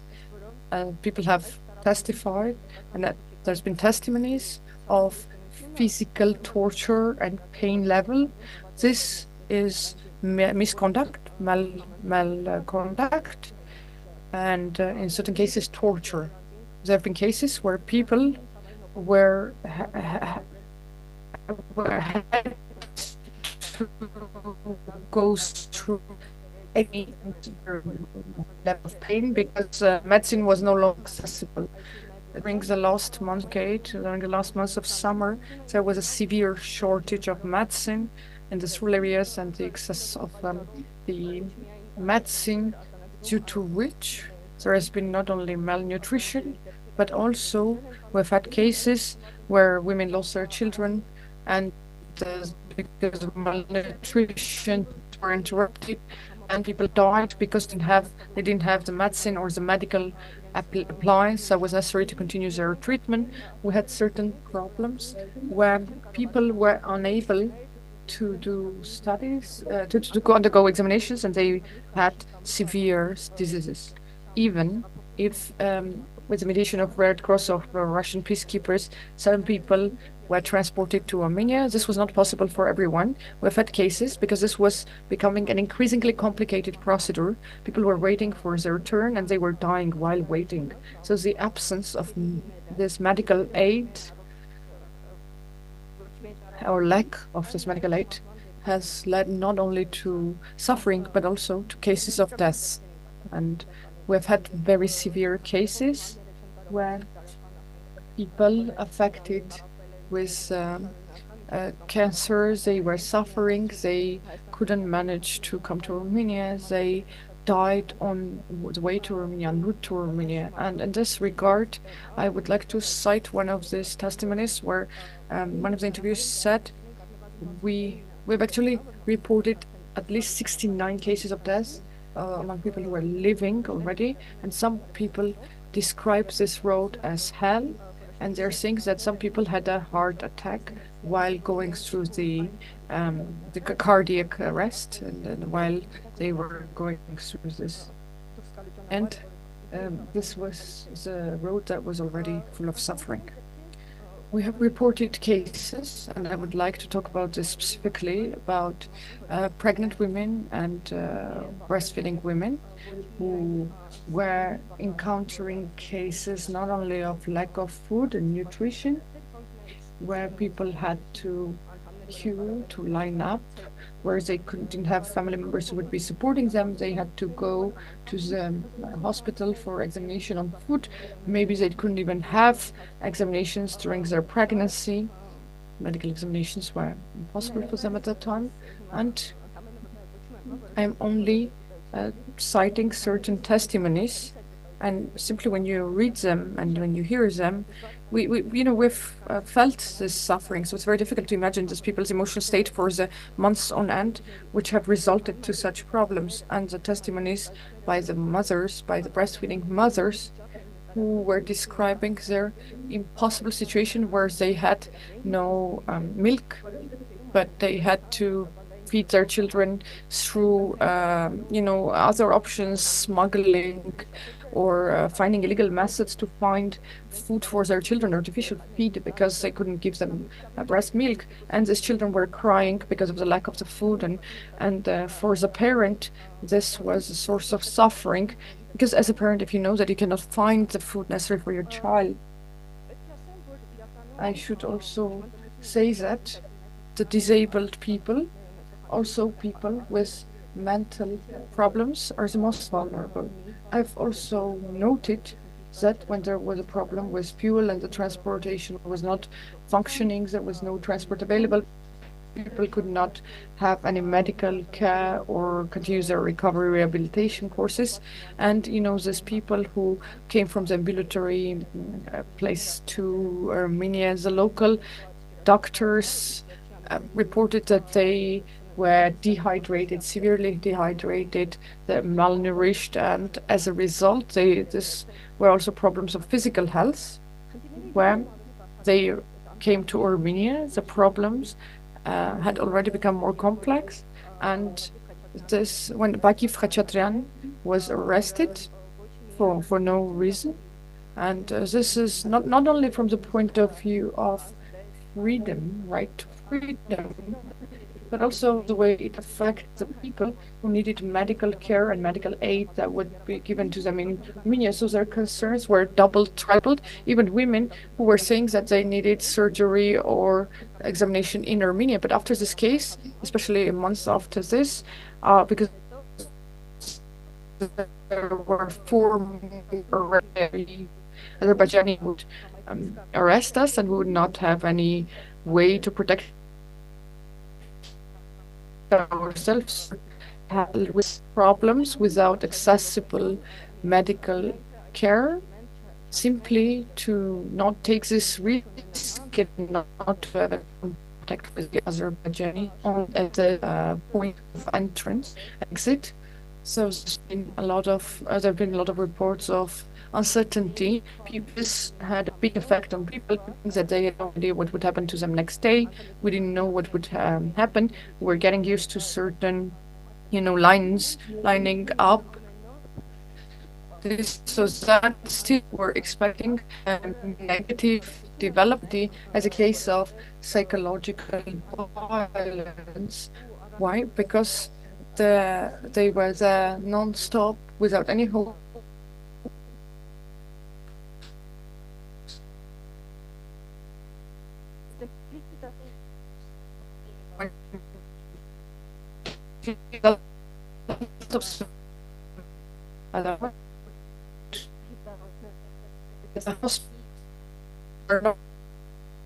Of medical personnel.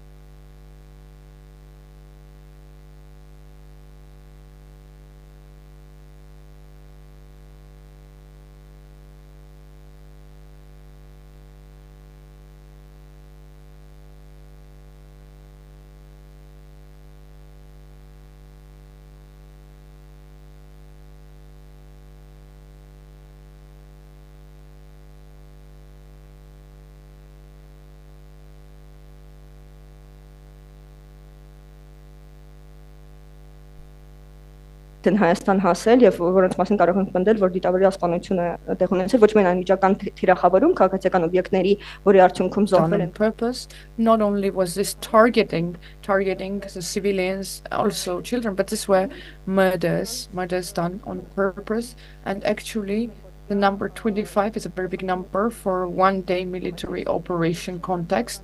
If you remember, in 2020, 80 civilians died within 44 days.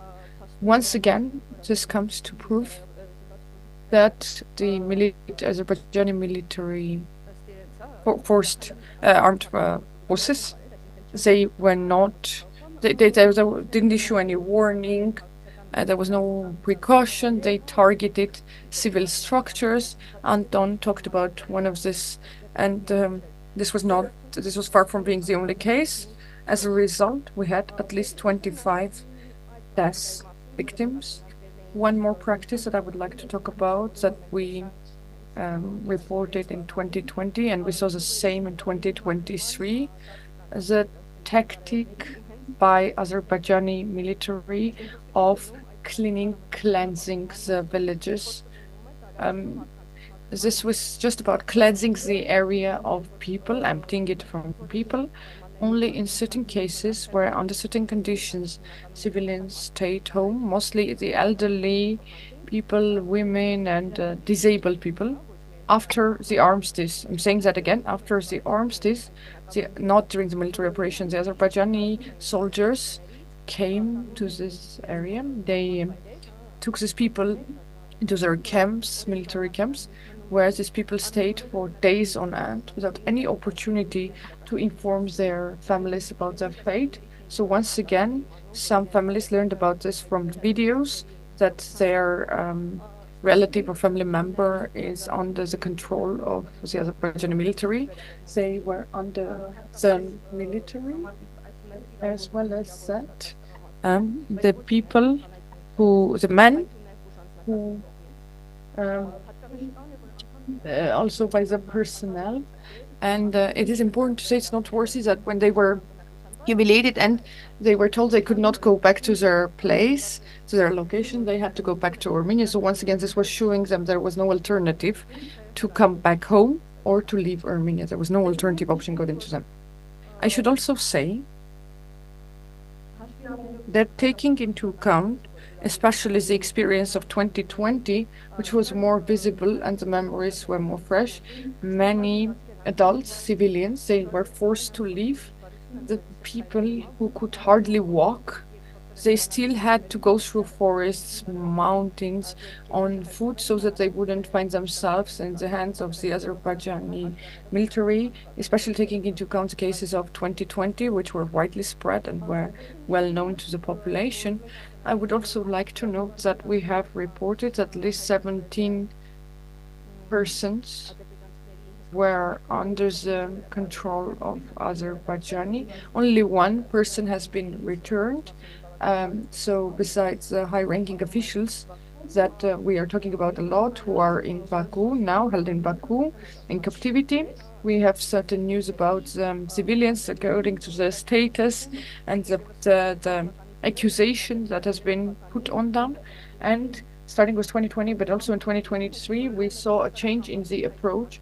All adult men who were under the control of the Azerbaijani authorities, they were accused at court for severe crimes that they as if committed in the 90s, and they had no chance to prove to plead innocent at court. So civilians who were held in captivity starting with 2023, and about whom we have this public information at this page, and people who participated in the military operations.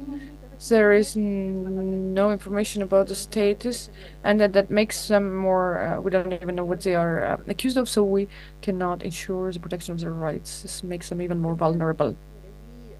I believe that I would also like to talk about the last part, about the right to freedom and the concerns. Besides above-mentioned problems, during the recent months, especially in September, in particular in September, there was one more concern about the right to freedom of men and the risks. So the basis of these risks was the news spread by Azerbaijani authorities that there are lists of at least 300 to 400 people who are wanted, and there is investigation.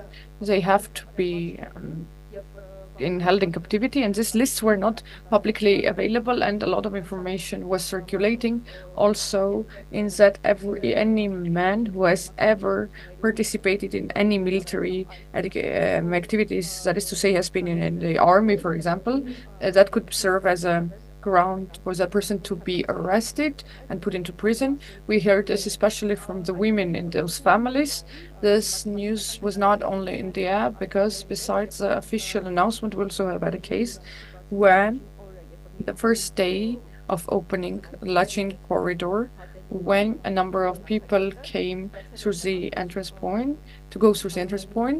they got an instruction information from the border control that men would not have the opportunity to go out. So this stirred more panic in the families without realizing what could be expected. So once again, we have to put it together with what was happening before that, the practice before that, just after 2020, when people were put into captivity, into prison for no obvious reason, and they're undergoing court sessions. They're not back to their area locations where they have the permanent residence. So the general practice of human rights and the level of lack of punishment, this caused uncertainty and fear amongst the population. They were afraid that they would stay and be controlled by the Azerbaijani authorities. And our final intervention is by Ms. Brigitte Dufour from the International Partnership for Human Rights. She will talk about what next and accountability. Thank you. Thank you, Amy. So, yeah, I'm Brigitte Dufour from IPHR based in Brussels. I think many of you know us because we've been working very closely for quite a while with Armenian NGOs, and we're really grateful for being part of this event today, but also for the occasion to work together on what happened in Nagorno-Karabakh recently. Our organization works throughout the OSCE, but more specifically east of Vienna, as we say. We cannot work anymore in Russia because we are undesirable. The general prosecutor has sent us his decision, but we work a lot on Ukraine, we work a lot on the Caucasus, on Central Asia. And what happened in Nagorno-Karabakh recently has really mobilized our team in a very important way. We have a team who has been very devoted to this project, and I'm here today to speak also on their behalf because some of them would have loved to come here today but didn't have the chance to do so. So I'm thinking that my speech is going to be pretty dry compared to those of everybody who has spoken before me. It was quite moving. I've read the report, but to hear the story told from the heart of the people in the panel is very, can be almost upsetting.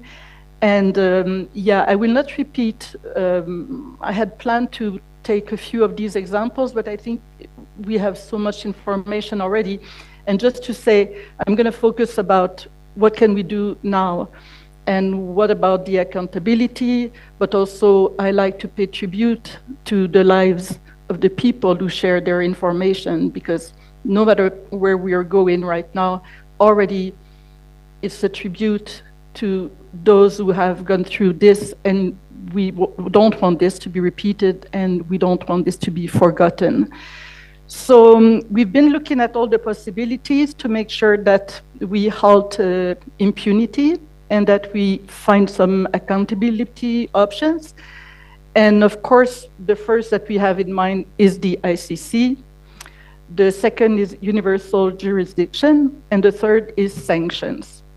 So because we were able, thanks to all the information that was collected already, to assess that we're in front of really a pattern of ethnic cleansing, that there have been terrible crimes against humanity, that we are confronted to war crimes, that all of this happened like during the blockade on 19 September, just after, and during the forced deportation of the people.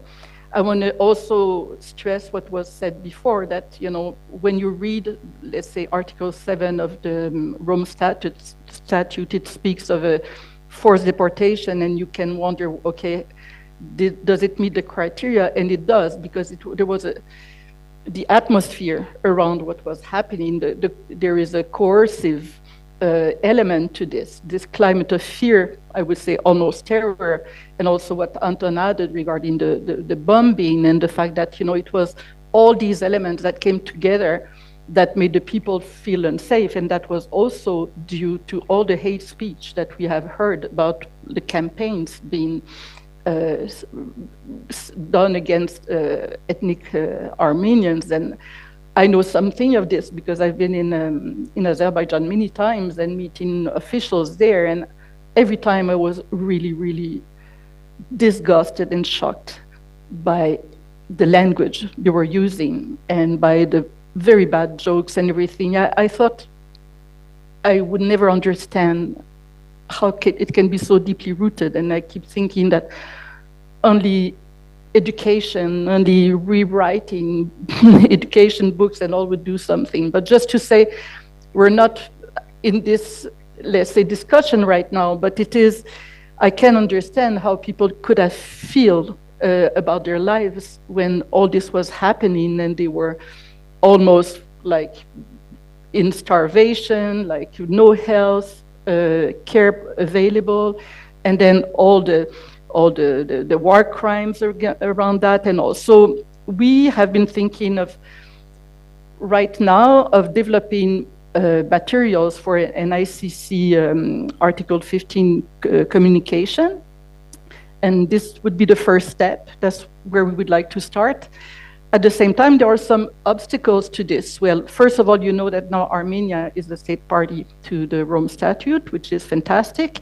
And it also signed Article 12.3 that allows for retroactive application also as of 10 May 2021, if I remember well. And so that is a great opportunity to now use the prosecutor, go to him, write this application based on all the testimonies that we've heard, and also everything that will be developed further. Now we have this summary, but we're going to continue working and have a more developed report in September, as I understand.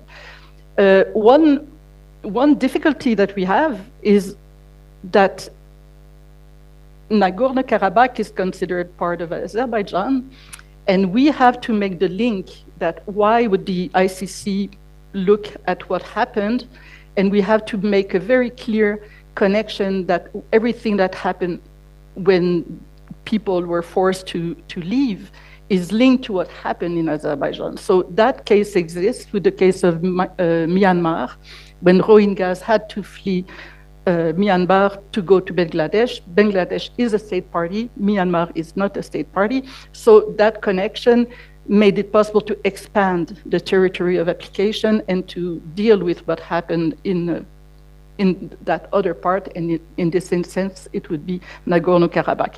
So that is a little, we will have to add this element to the communication to make sure that it is considered like, it meets the criteria of territoriality for the court. Then I think we have all the elements to show that there was a forced displacement of the people. We have everything to show that there was a climate of, as we said, like very violent and coercive, like created by the Azerbaijani authorities, and it was all widespread and systematic. So the good thing in that is that when we're looking at that, we can really see that our target is not the average soldier here. The target is the highest officials, because there was like a comment, there was a chain of comment that was coming from a real authority who could tell what is going to happen and make sure that everybody obeys and all that. So we have the chance of aiming very high in the hierarchy when we go for these crimes against humanity, because we prove that it was part of a systematic pattern. And then we would also like to develop another Article 15 communication based on all the war crimes and all the violations that have happened during the ceasefire, because that is facilitating the work from the point of view of working on what happened in Armenia when there were crimes committed by the Azeri force on the territory of Armenia. So that is the plan. We would like to discuss with the partners and look at how possible it is to create these two Article 15 communications. Already I was asked about the timeline before our presentations now. And we believe that once we have all the information, like the full report, we have a team in Brussels. We also work with lawyers and people who used to work for the ICC and are now in the UK. So together we think that within a month we're able to write a submission. So hopefully in the fall and before winter, we would have something done together. Yeah, and the second one, we have some materials because we've been working on that, and I'm sure that you have even more materials. And like here, the territorial link is very strong, and we hope to also be able to put that together quickly. Another way sometimes of doing, attracting attention to the prosecutor on what's going on, which is what we want to do with this Article 15, is to have a state referral to find friendly states who can help us raise attention and give our information and make sure that they also submit something to the prosecutor. The problem is that it needs a lot of work, but it's not impossible. You know, we can go to The Hague on the occasion of the Assembly of State Parties. We can do a briefing in The Hague, we can lobby governments. Thinking of Azerbaijan, we feel really like the problem is that it's such a corrupt country and with such terrible links with many EU countries that we're not sure if we succeed finding many EU countries, for example, would do it. But I think this is worth thinking about. Should we try it? Because that would give more weight to our submission if we also were able to have a state party referral. Yeah, we have an experience of going to The Hague to do these presentations, these briefings about Ukraine. We did also in Belarus and all that, and we'd be happy to bring you to The Hague and do something like this. Then, for us, that's the first step. And once this is done, we would like to look into universal jurisdiction, which is a tool that we find very unexploited. There are not so many NGOs who work with this, and those who do, and we are very often quickly discouraged. But we would like to break that spell and try to see, could we succeed finding a jurisdiction somewhere where all the elements are there to bring one of the perpetrators of these terrible crimes to justice, where that person may have some assets, for example. So this is part of the follow-up of the work we want to do together, is to look into assets of all these criminals in Europe, in the UK, in the US, in Canada, everywhere, and try to see what can we use our communications, our Article 15 communication, and go and have a case built in some of those jurisdictions. We're working on that on other countries, as I said, Russia and all, and we're making progress because now we made this chart where we can find countries where the threshold, when it comes to the person, the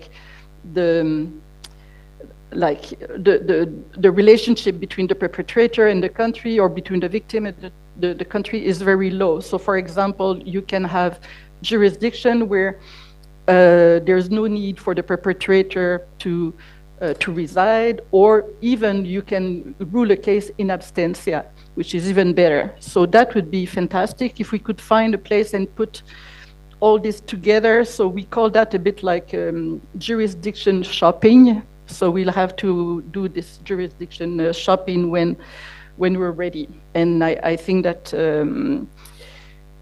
it's a challenge, but the more we use this, the less of a challenge it will become. We have to use what exists, and if we create precedents, then it will be a tool that will be more automatic. When we see how slow international justice is, because I spoke about the ICC, is fantastic. On one hand, you can really quickly have the prosecutor look at something. They have a lot of means to then do their own investigation, to send investigators to.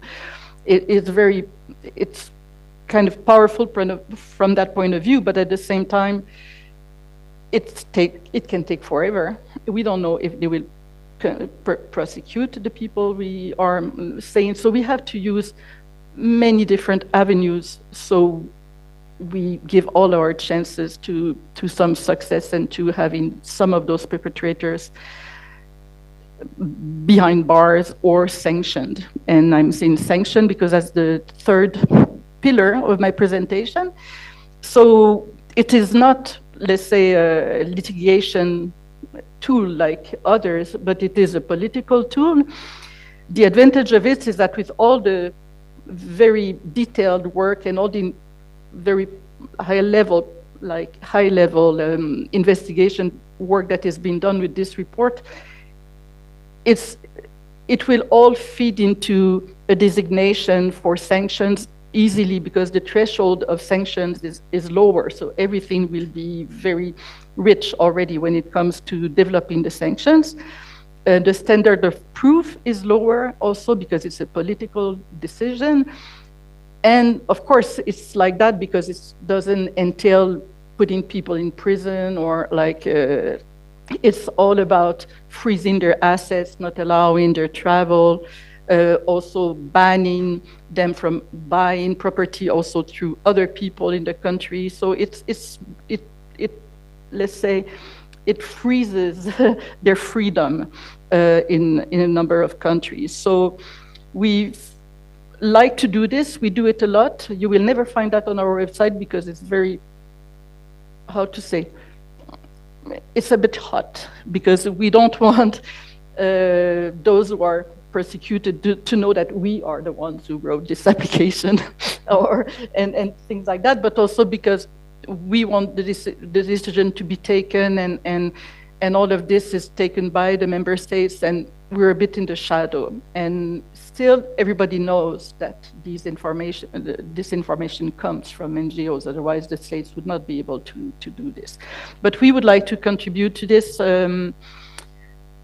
if this is an option that is interesting also to our colleagues, and I think it should be, you know, we are very often writing these designations for the EU sanction regime. The UK is with other colleagues, Canada and the US. And the good thing in that is that most of the time we try not to do it only in one country or one regime. We try to cover more because when it's imposed by one or more jurisdiction, then it has more power. It cuts the freedom of those people who are designated under these sanction regimes quite a lot. So I see that somebody is in a hurry. I will finish very, very shortly. Yeah, but just to say, this is very short. We submit this, and sometimes it's within a few weeks we have this designation. So this is helping us, you know, be more patient with the ICC and others, that we already have a little result somewhere. Yeah, so well, thank you for your attention. I wanted to say I really hope for the better, and Again, thank you for inviting me to be here today. Thank you so much. I'm going to move to questions now. We have about 10 minutes left. I see that there's a lot of questions. I had some questions as a moderator, but for the interest of the dialogue with the audience, I'll move directly to questions. Please, if you can keep your questions short, I'll take 2 questions and then hand it over to the panelists. Thank you.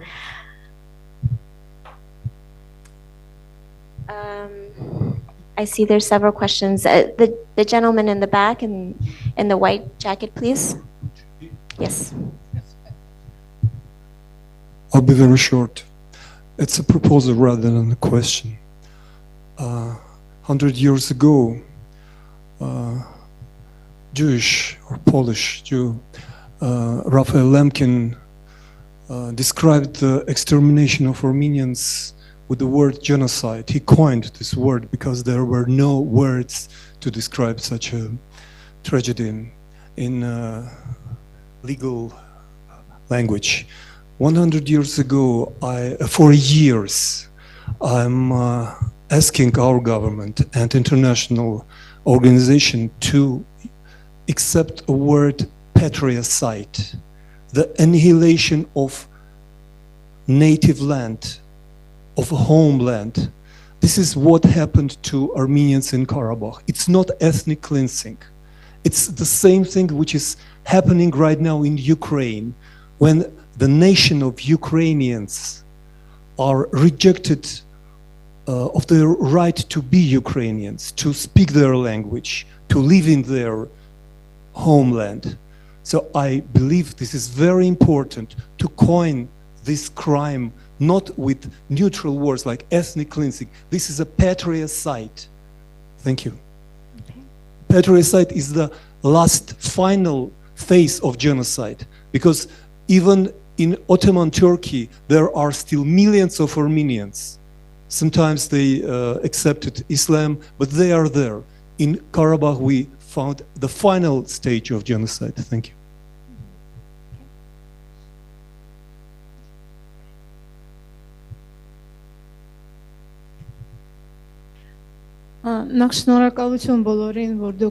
First of all, thank you everyone for having described what we have gone through. We, our families, our relatives. My question is to Miss Judy. Brigitte, you are saying that Artsakh has been recognized as part of an Azerbaijan, and we need to turn to the court from that point. I think this is a wrong way of putting it, because you're working with the ACSC Minsk. It would be better to voice the documents of 1992. Towards the end of the January of 1992, Minsk Group was created, which was to decide the status of Artsakh. And after that, 2 weeks later, Azerbaijan started a war against Artsakh. And back then already, Azerbaijan was permitted, the international community let Azerbaijan continue this crisis. So the Artsakh people had to self-defend. Because before that, we already had a decision of, we had our right, which we exercised, to self-determination. Artsakh has never been part of Azerbaijan. It has only been there only within the forced annihilation of the USSR, within USSR, when Artsakh was forcibly annexed to Azerbaijan. If you want to help us in this or that way, you need to voice all these documents and see how Azerbaijan has violated its obligations, because Azerbaijan was committed on paper to participate in the status of Artsakh and the determination of the status of Artsakh. Secondly, it's number one. I'm secondly very thankful to the Armenian fact-collecting, fact-finding, and fact-checking missions. But we also have Artsakh NGOs, and we have been forcibly dispersed from Kashata, Khadrut, Shushi, Karbajar from 2021, and ever since then we have been collecting this, and we have been voicing this at all bodies, at all levels, and it would be good to include us, to involve us in all of this as well, us, representatives of Artsakh NGOs, because we're beneficiaries, and our opinion has to be taken into account when our problems are discussed. I would simply ask you to also collaborate with us.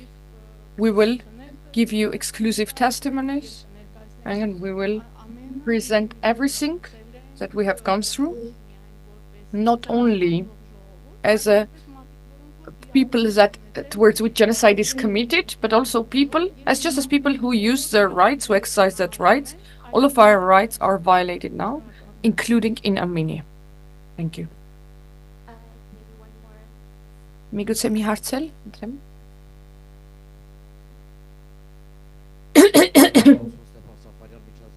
Thank you. My name is Stepan Safarian, International Institute of for Armenian Protection. Thank you so much for everyone who is standing for justice.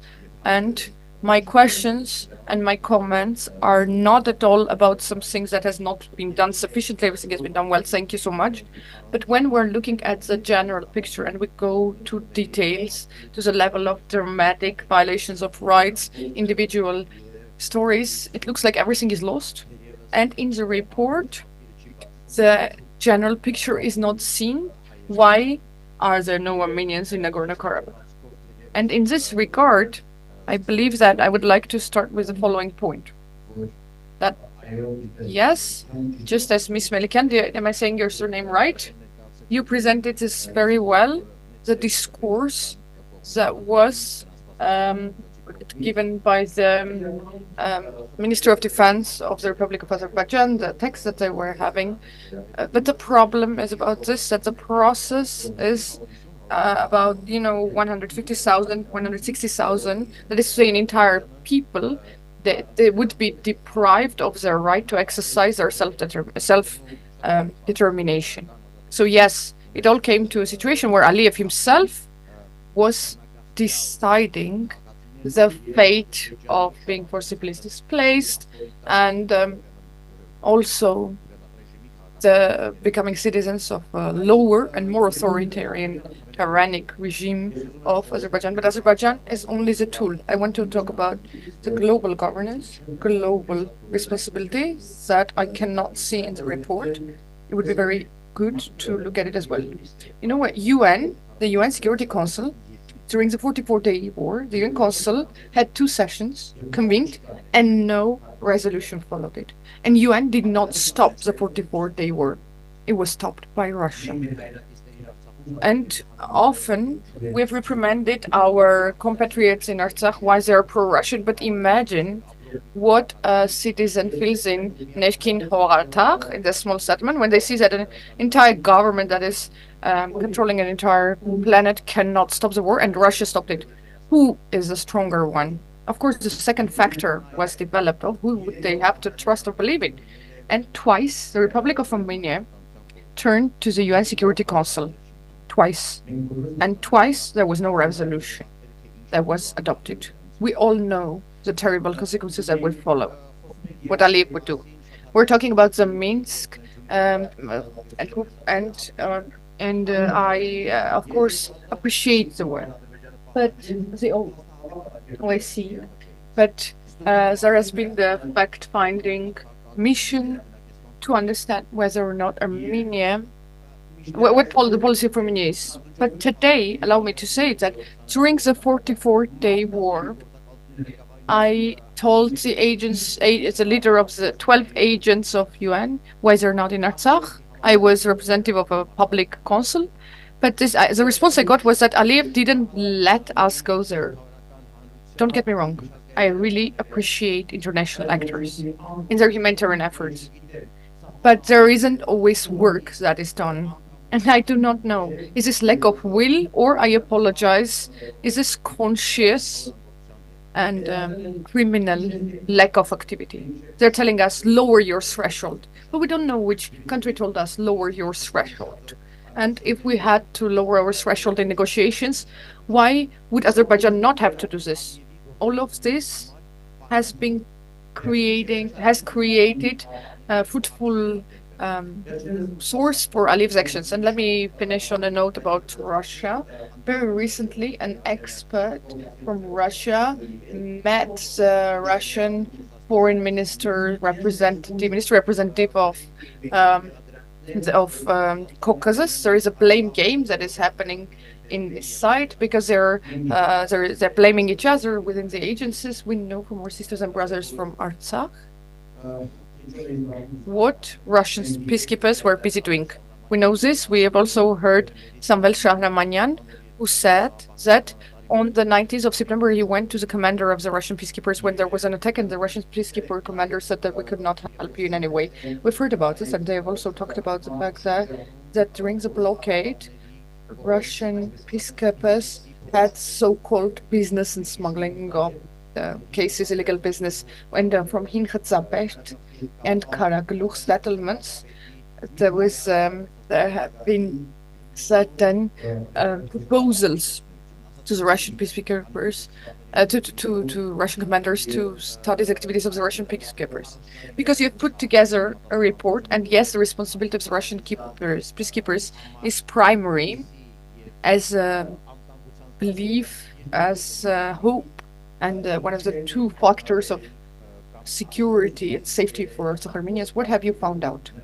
In the larger scheme of things, have their activities been scrutinized or not? As my source is saying, I cannot publicly talk about the source, but it has been said that FBI that was held accountable for the Karabakh activities and took it over from the Ministry of Foreign Affairs was the one that was behind all of this. Do we have any information that either corroborates this or denies and refutes this information? Thank you. Մեր ժամանակը սպառվել է։ Խնդրենք շատ հակիրճ պատասխանել։ A variety of feedback and opinions. Maybe one that would be really helpful is specifically about the legal determination regarding ethnic cleansing. If maybe RP, you can talk about that, and Bridget, if you'd like to add anything further, and if anyone else would like to just very quickly add a final point, that would be great. Thank you. Շնորհակալություն հարցի համար, Էյմի, եւ շնորհակալ եմ բոլորին իհարկե իրենց ելույթների եւ հարցերի համար։ Feedback. We're very thankful. When it comes to the ethnic cleansing, the question on ethnic cleansing, I would like to say that First off, in our legal conclusions, of course, we have also turned to the Rome Statute, and the 7th and 8th articles have been violated. War crimes, crimes against humanity, people. And what comes to ethnic cleansing, the question on ethnic cleansing, I would say that it is no secret for anyone that ethnic cleansing is not a separate crime which is internationally stipulated by any convention or the Rome Statute, and this is not seen as a specific crime legally. But we have been using this based on its circulation in a number of international documents. In particular, in the context of former Yugoslavia, this term was first put into circulation by UN expert group, which was summoned to assess the violations of crimes against humanity, crimes against humans in this context, and they used it for the first time, and they found out that there was an ethnic cleansing, and they also gave the definition of an ethnic cleansing. And when we compare it with our context, we see quite many similarities, and it should be said that in their description, definition, ethnic cleansing follows pursuing one ethnic or religious group by one ethnic or religious group in a violent form or displacing them also through horror. And in this case, we had a completely similar picture. And in the same document, this group of experts have turned also to the methods that have been applied and used for ethnic cleansing. And having studied this precedents, we've come to realize that we've also had a similar situation in Nagorno-Karabakh, cases of misconduct, cases of maltreatment, and also assassinations, murders, a threat to attacks. There are many. I do not want to enumerate all of them. Having studied all of this precedents and also the manifestations, the activities the actions by Azerbaijan, through our fact-finding missions, we compared this with our interviews, and we saw that we have a picture of clear ethnic cleansing case. Thank you. Bridget, if you want to add anything. Bridget, legal term is something that is linked to the articles of the ICC that we mentioned, 7, 8, and it's part of those other crimes. It's linked to those crimes that we described today. And the other person left who spoke about patricide, but if I find him in the corridor, I can talk with him. And I would like to thank the lady who asked her question, because it's very important for us to listen to all that, but just to say we have this legal team who's working on these issues, of territoriality with the court, and also we will try everything. It's just to say that if bad gets to worse, this is the way probably to go, and we work together because we had this idea of doing this report, but all of us are very interested in cooperating with other NGOs in Armenia, in Nagorno-Karabakh, and thank you for sharing your views with us. Thank you so much, everybody. I want to reiterate one final point. This fact-finding mission, this report, results that we're discussing right now, this is just one piece of it. There will be a full comprehensive report coming out in September, as well as a variety of events and engagement with communities to discuss and talk about it. It's clear that we need to continue talking about these issues, to remember, to acknowledge, and to take action. Thank you so much for your time today.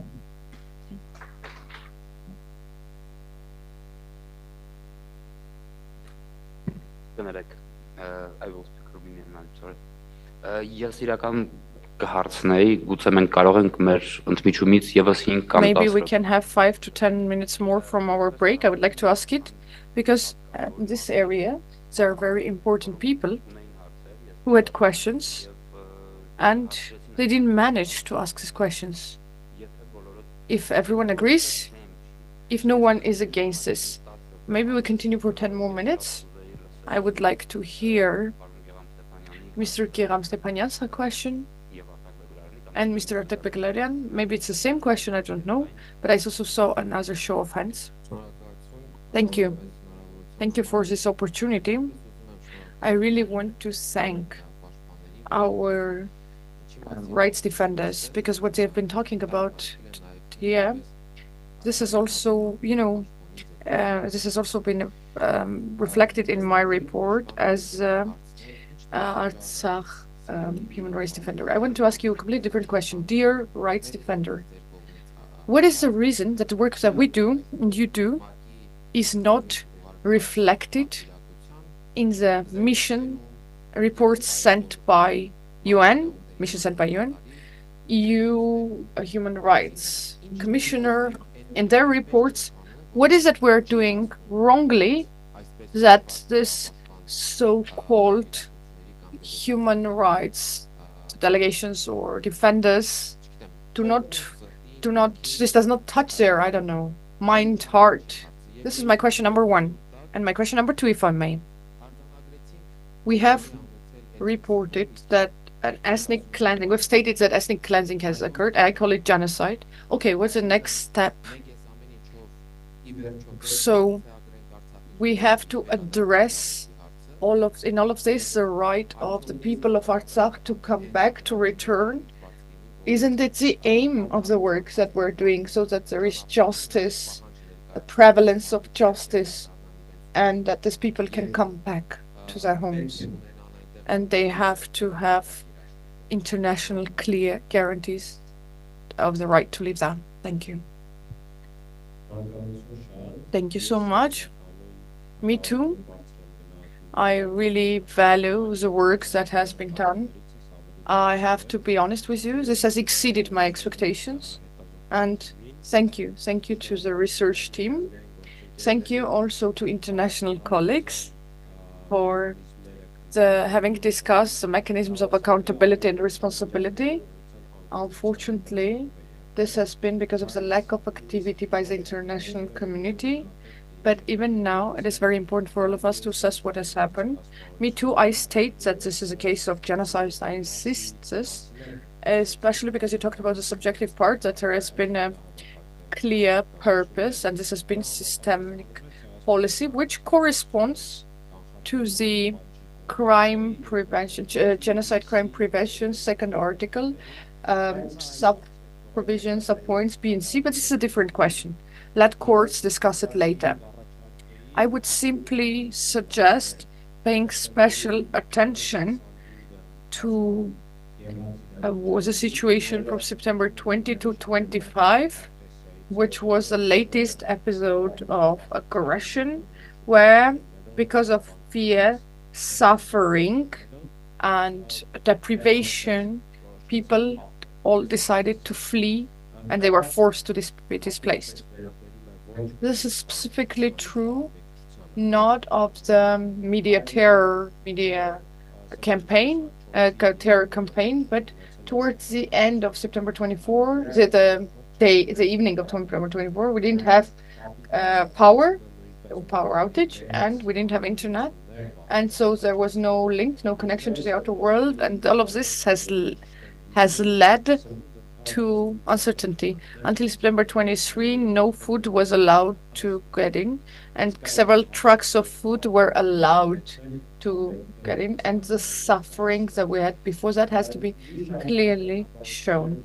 A number of other comments and observations as well, but I'm just saying that I wholeheartedly agree to support you in the fact-finding, to present data, facts, everything that has been verified, but you can also verify this. And I'm really hopeful that in September, in the full report, all the most important essential circumstances and factors would be reflected, including the factors of the circumstances of the 2020 war, because back then I was a human rights defender, and I insist that in my capacity I could say that this was the same handwriting and the same way the occupied settlements were cleansed, even if there was an Armenian population, mostly by torture, murder, and violence. The population was cleansed. Thank you.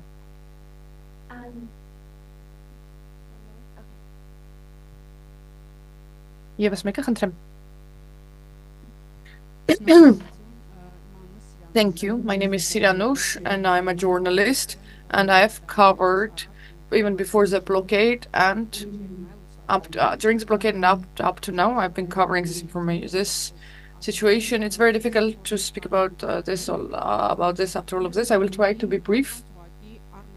People were simply caged in an area as rats, and experiments were run on them, as experiments are run on rats. Let's cut their power, gas. I don't want to go into detail, but this terror that was there, and this is all before the blockade. One of my first articles is called "Fearful Harvest" in Amaras. We also have our family grape trees, vine trees. Every day, the vine was cultivated. You have to, if you have a vineyard, you have to take care of it every day. This was an ambience in which they lived. This was the climate in which they lived. And you are right. In the very beginning, the Russians had an immediate participation in this. But after that, the terror continued to an extent that, and we talked about this, every single man had the fear that they could be arrested. And when passing the border, almost all men were bidding farewell to their families. They were saying to their sons that maybe after this you would be the leaders, the breadwinners of the families. They would maybe kill us, and they could kill all of us. And I doubt that something would have changed. Almost the same result would have ensued. All of this was done in a very organized manner and fashion. And if you remember, in Janyata, when in the months of July in Janyata and in Gishi, 4 soldiers were killed, I went to the village and I saw that 3-year-old children, when they were telling that when they heard shootings, firings, they were crawling to hide. They could also be killed, and during all of this existed and was perpetuated. But the last day was just a culmination as a result of this. Petrol explosion resulted in a death of 218 people. Most of them simply became ashes, more than 200 people. And we didn't talk about this a lot. This is genocide, isn't that? Because if all men of the family were killed during the petrol explosion, we talked about Sarnakpur. You talked about Sarnakpur. Of course, I have interviewed the families of the victims. We published an article on BBC, and maybe in your summary, as a vivid case, you can talk about that. I want to tell you that, of course, the response to this report, if I'm giving it very briefly, is that, you know, the main beneficiaries, interest party stakeholders, people who were in Karabakh, they were sure that no one else besides Russians too, no one would do anything. This is the main response. This is the main answer. And I want this to be very clear. Yes, Russians did all of this, but our international partners, all of them left us alone.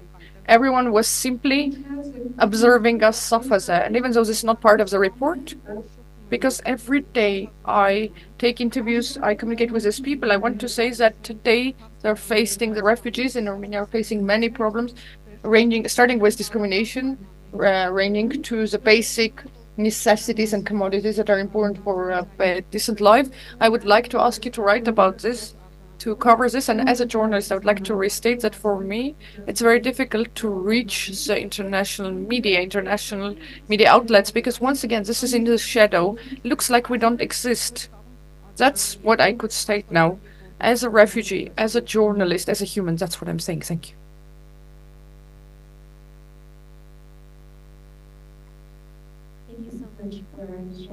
Շնորհակալություն, որ կիսվեցիք մեզ այդ կարծիքներ։ Over to Ms. Anna Melikian to talk about the question about genocide.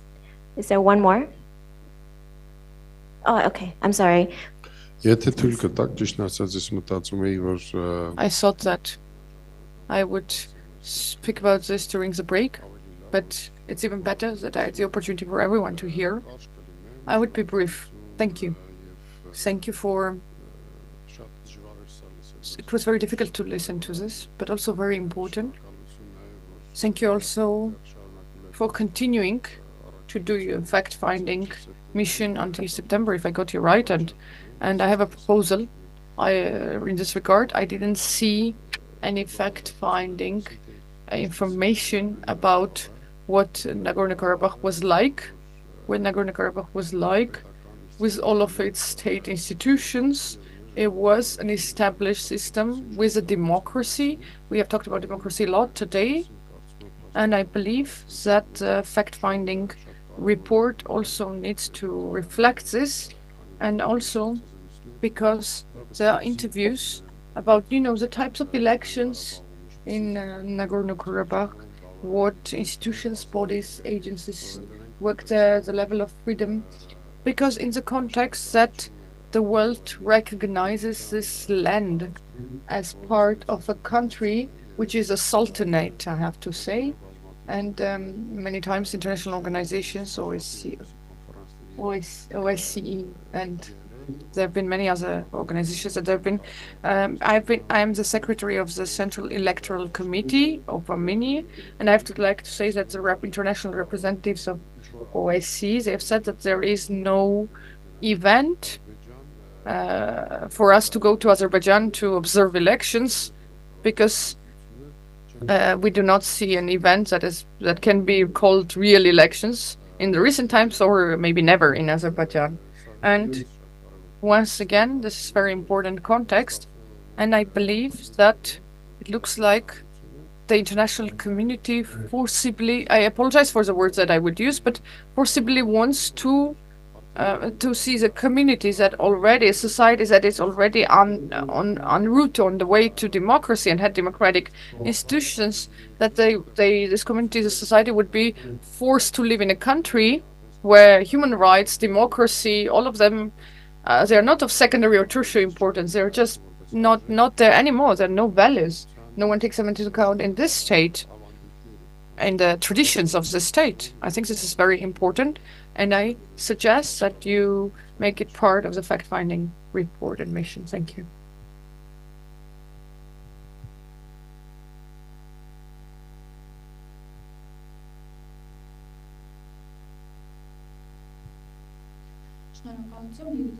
Thank you, Lil Tovanisyan, journalist.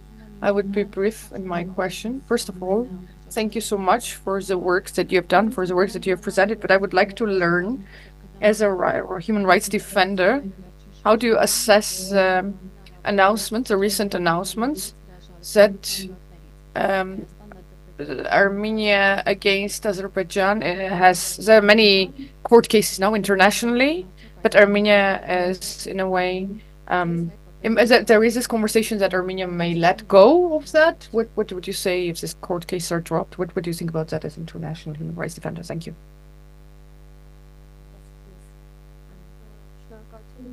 Thank you. Thank you for the questions. Thank you for the observations. I will address certain questions briefly. First of all, our report is much more comprehensive than we had the chance to present today. And the cases of explosion, on the one hand, are obviously the culmination of the situation, but also one of the most shocking cases in the testimonies that we had. Just because of lack of time, we couldn't talk about this, but it was very obvious, and it was clear why this happened. Not only because of poor organization, but also because of the panic, because of the desire to help the families and save the families as quickly as possible. What comes to the right to return, absolutely, our efforts are also aimed at that. But what is important for us, I think, here, in terms of highlighting this information, is that returning itself is not an end in itself. It's important to know what ways this would be done, in which way. Safe, secure, and in decent conditions. And the decision has to be made by the population of Artsakh, what conditions would let them go back. Our efforts of achieving justice are also aimed at that, so that through certain, we would be able to provide them certain security guarantees, so that every person would be able to make this decision on their own, whether or not they would like to come back or not, they would return or not, why they left, and also under which conditions they would be ready to go back to their homes. What comes to our insufficient work, why we cannot get the decent attention and reporting of the international community. I think that everyone who is here would agree that this is a daily job. My colleagues started working after the April War of 2016. They have strived to reach justice. This is belated, but we're trying to reach justice for the families of those affected of the 20 after. And part of our work is also dedicated to awareness raising, to reaching justice, and not to exclude, not let this happen. And we're reading the letters that we wrote a year ago, 2 years ago. The announcements were made starting with September 27. And of course, this is in a way disheartening, because we're talking about certain risks, but the future was even worse. And now we know, so every day we feel this disappointment on the one hand, and on the other hand, we continue working every day, and we have the certain success that, recently in April, we could state that there was a practice of torture, especially against Armenians, directed against Armenians, everything that is happening against Armenians in Azerbaijan. Where this comes from, maybe it's a drop in an ocean, but we have to put back the puzzle together, piece by piece, to reach justice. And when it comes to dropping the court cases, partners and I, we've very clearly and publicly stated that once we started circulating in the public, we are against this. We believe that this is one of the most important elements of reaching justice, achieving justice. And we're talking about not only individual cases, individual episodes, but of human rights violation, but mass violations, 150,000 people, if we're talking about average numbers. So if court cases are dropped, this would be a block. This would block the way to justice, and this can be, the consequences can be negative and irreversible. Thank you. I would really try to be very short. I believe that in this formulation, maybe I'll be able to have answer to certain questions. So when we're talking about IPHR, one of my colleagues, when all of this was fact-finding mission was starting, the IPHR colleague was talking about the investigation of the military crime and international military court connected with Ossetia, Southern Ossetia and Abkhazia. And I realized that he was talking about a work of a decade, many years on end. And very often when the question arises, what do you think if Armenia drops it? Why do they not listen to it? Looks like we want a very quick response within a year or two, but Armenians are also a nation, a people that have been able to, we can call it demand for more than 100 years. The genocide of 1915. We still demand it after so many years. So it's very important for us to be able to keep that demand and to be committed to that demand, that people's rights can be restored. We need to believe in it, and violators, aggressors can be punished. I believe that as a human rights defender, if I can say so, or as a human, it's very important for me not to think about how many governments will have to change for these cases to have the chance to reach somewhere and to have certain reactions in the International Criminal Court. May this be sanctions or maybe a recognition by the Azerbaijani society. And maybe for me, this would be one of the most important things if the Azerbaijani society accepts it. I believe that, at least for me on a personal level, as an individual investigator, researcher, one of the most important aims is to present events in great detail in such a way, in such a fashion, that each reader, if they are unbiased and rational, regardless of their nationality, regardless of anything, they would come to the same conclusions as us, looking at the facts that we narrate, that we present. And a brief note about FBI and the Russian peacekeepers. I do not, again, as a member of the fact-finding mission, I didn't have, and maybe I couldn't have, a tool which would allow to find the person who had seen, who had could have a testimony that the FBI was supervising the peacekeepers. We couldn't see that. Maybe it's beyond our methodology. We have seen the conduct of the peacekeepers that was connected with the war that was unleashed against Ukraine and all of that, and also etc. Many factors, and we can talk about that. But a very brief example: one of the settlements, part of the population of which mostly women, elderly people, and children, during the daytime of September 19, they managed to get into the only transport in the village with a very limited fuel, and they could leave that village, and they were managed to be displaced, and most of the men stayed behind for this couple of days, and a representative mission of Azerbaijani, Armenians, and Russians visits them. They ask them to have a post of Russian peacekeepers with them, this villagers. 2 days later, they leave. This post leaves the village because they got an order. What does it mean? A peacekeepers got an instruction, an order to come back to their military base in Khojalu and to leave the village. The people couldn't stay there anymore. That's what I wanted to say.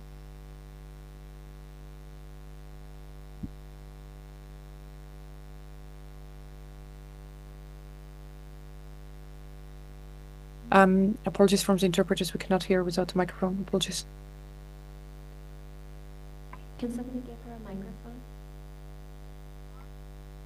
microphone? The violation of the self-determination. As soon as in the international arena, the right to self-determination of Artsakh people would be solved, every other problem would be solved in a chain reaction.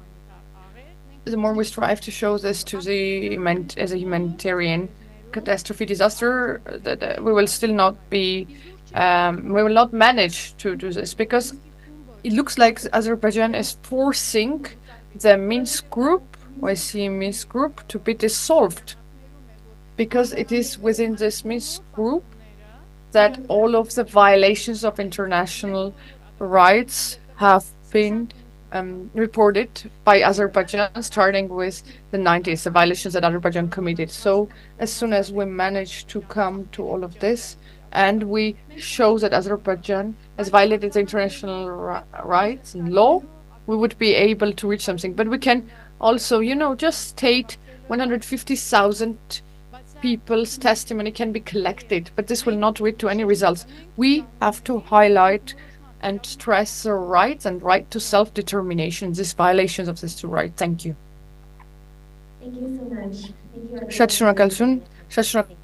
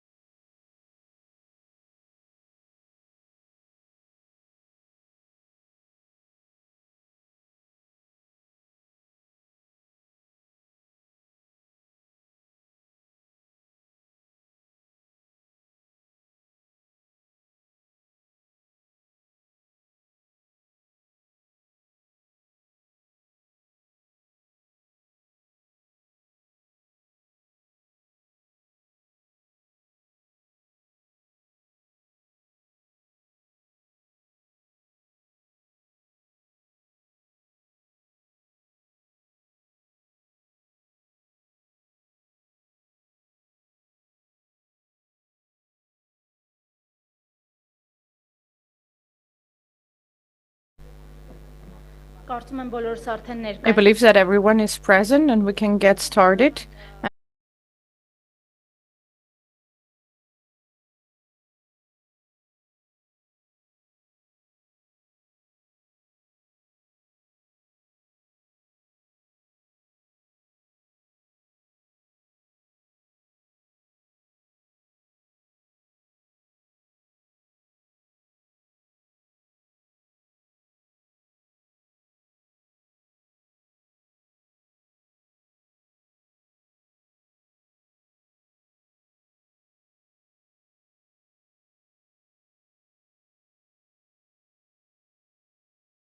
Of the Republic of Armenia, esteemed Mr. Armen Grigoryan.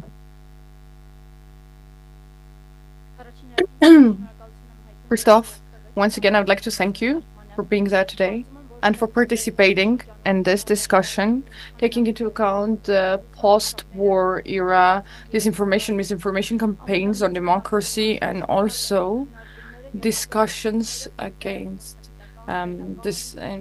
around insecurity, where the state and the community discuss together, and they are trying to prove that these two concepts are not against each other but complement each other. It's very important. The panel discussion will be initiated by introductory speeches and we will be speaking about democracy and security and their interconnections, especially in Armenia, taking into account the political issues. Introductory speeches. Let's start as we are seated from left to right. Ms. Gulnara, if you don't mind. For the first speech, I'd like to give the floor to you. How do I turn this on? Thank you. Hello, everyone. I apologize that I was not here today. I want to thank you for all of this very important discussions. I would like to talk about an expression, security and human rights. To which degree it is important to defend human rights for the security. I would like to, first of all, congratulate our government for the processes of delimitation and demarcation. Because within the scope of the problems that I will be discussing, human trafficking is very important. Many years ago, when I started studies related to trafficking, I was working in the prisons of Dubai in many different borders. I was surprised to come to Armenia and see the citizens of this. And in Armenia, I saw Russian border keepers, border patrol, and not Armenians, as in other countries. I was very surprised when I asked the border patrol, what would you do if you felt that there could be criminals, there is human trafficking? Would you be able to stop this? And this person said, I'm a foreigner. Do I even need this? I do not need to threaten myself. This taught me a lot, and I discovered a lot through this. This was very important. Today, I would simply like to voice these questions. The second problem is again related to the border guards, border patrol, related with the border of Mehri, because we all know that once again the border of Mehri is protected, that there we have citizens of different countries that are the guards, and when big trucks, cars are passing through this border, and it is well recognized throughout the world that they are contagious in sexually contagious diseases. We did this studies many years ago, and I was very happy when related to COVID, there were doctors on the border, and this has to be there, and certain measures have to be taken because we need to overcome this, because this is a very dangerous phenomenon. Another problem. Once again, I would like to thank our government for giving us the opportunity to change the border keepers or border guard on the borders and of the battle notes. This should be people who are citizens of the country, and we have a big flow of people in Armenia, and we have a visa-free regime with countries specifically where the victims from Armenia were taken, and the correct management can lead to prevention of this, because the victim has been there for certain reasons. There have been certain, we were able to, you know, bring back the victims, but they are still affected by these countries, and it's very important when the policy is developed and the border guards receive all these lessons. Another problem I would like to highlight and voice is a definition. 20 years ago, 25 years ago, UN gathered all the countries and developed the definition of human trafficking as an inter-country phenomenon. A phenomenon where the exit country, transit countries, the entrance country have to be interrelated and have the same approach so that they can protect victims. For this or that reason, Armenia decided to be unique and define its own approach. I would even say something different. When one of them, together we decided to keep this formulation with the European Council, and Armenia decided, the government of Armenia decided to change this definition. But by changing the definition, we're losing a mechanism of protecting the victim, identifying the victim, exchanging them if need be. So this was only summarized by our change of the definition, which is not actually allowed, because I was a UN special rapporteur in the past on slavery, and I was also working at the UN Security Council in the past. But all of this does not change the situation, because, you know, it's very important. I've seen that all across the globe. It's very important to have the correct punishment, sanctions, and protection that is granted to the victim. So this change didn't bring around the change of the formulation, but it also affected the entire process of identification and the other formulations, the development of other laws in trafficking, and depriving the victims of protection. One more phenomenon that I would like to note, again related to borders, we all know very well, and there are many refugees that have come to Armenia, and very little work is done with them. Not much is taught to them in terms of what trafficking is. They are looking at Russia because the traditions have been there as a way of possible work, because they forget that Russia is not the same Russian. Russia needs man-force so that men would go to the war. Russia has freed itself from all the international conventions that would protect these people. This is a very important step, and because a big campaign needs to be done so that we can explain that you should not go to Russia for work, because these following threats are awaiting you in Russia. Maybe they select this, it's their selection, they're right, but our role is to explain all of this to them, what threats await them if they go to Russia. Another problem, studies. Within the 20 years, I would like to say that trafficking as a phenomenon has developed. New forms have emerged, organ trafficking, for the organs, work trafficking, cyber trafficking, but in Armenia we are not aware, we don't know what is happening. We have not done a study. And it's very important to do in-depth studies, because this is an explosive phenomenon and we have to prevent it. And the last, I don't know, maybe my time is up, the last problem, I would say that when we're talking about the phenomena, we have to talk about the mechanisms that are there to regulate them.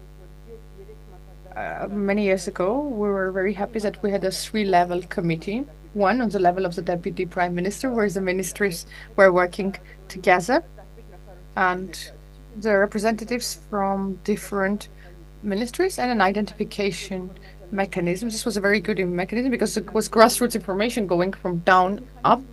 And now this mechanism has become just a social problem. And the social system finds the victim without any information. They do an identification, they give them money. That's how the problem ends.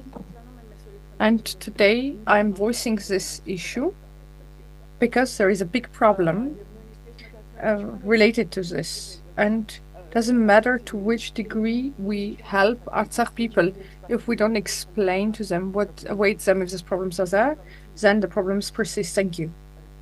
I hope I kept the time. Thank you. Thank you, Ms. Shahinian, for very important observations. And often when we talk about democracy and security, discussions are around outer security, but this human-centric discussion is on the margins of the page. Mr. Skisson, I'd like to give the floor to you. Thank you. For me too. This is very educational because I'm not aware of all the questions. Unfortunately, I will be talking about the foreign policy, about which we talk a lot, and anyway, this is my topic. I would say that our panel discussion about the false dichotomy, false choice between democracy and security, and I fully agree with this, that the choice is fake, that the title is so right, because we have seen that, in fact, we see that democracies are more secure, they're less engaged in wars, they're more cautious in selecting the wars. They do not enter wars where they would not be winning. So mostly if they fight a war, they win with pure losses, pure victims. They are less inclined to be engaged in preventative wars. And from the point of view of the democratic peace, this is clear. And after Rousseau, social science specialists have proved this. This is a good news about democracy and about security. But we also have bad news. This is about established democracies. When we're talking about democracies that are in transition or states that are en route on the way to democracy, they are most inclined, according to different studies, to be engaged in war and conflict. More inclined than the authoritarian regimes and more inclined than the established democracies. According to Freedom House, Freedom in the World report of this year, Armenia is a partially free state. And according to the Freedom House Transition Democracy report, as the report says that we as a state belong to this category of transition democracy. And if we follow the words of the quantitative analysis of the researchers, we would be seeing that this is we are prone to being engaged in conflicts not out of our own will, and they come to punish the democracies. We're not even talking about the values, because we're talking about the democratic institutions and public responsibility, because democracies do not go to war because they have to be accountable for that, and they also prevent the expensive wars. These are the institutions that prevent the war. This is because of the insufficient work of the institutions why transition democracies become more vulnerable. This is a political and social fragmentation, and this is a lack of equality and partial media monopolies, etc.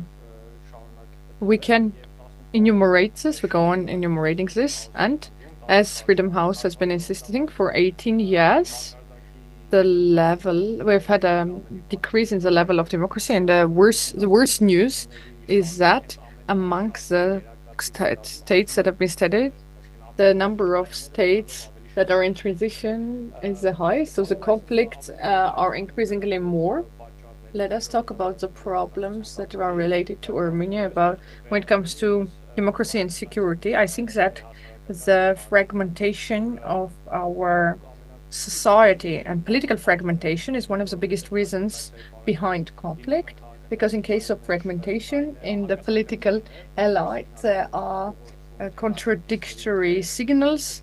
Both the people of your compatriots and your allies and your own population and the enemies get different information, sometimes contradictory information. One side may be for peace, the other one would be more into bellicose.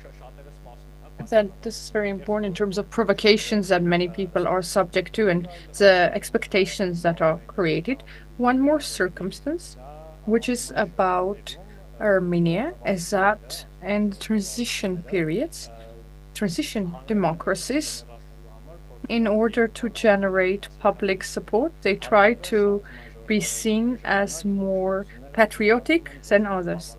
So during a transition democracies, the new government, the new authorities are blamed for not being patriotic enough. So this is not a route to increase the accountability and responsibility towards the society, but a pretense, an ambition of being more nationalistic, more patriotic, and in a way this is a gift because the other side is expecting this for provocations. So if we're coming back to statistical information, that the most conflict-prone ones are those that are in the transition period. We have two choices: either being more tyrannical, more authoritarian, or being more democratic. This is the former one is not what we want, naturally. So the better solution is an establishment of democracy, which calls for a lot of work.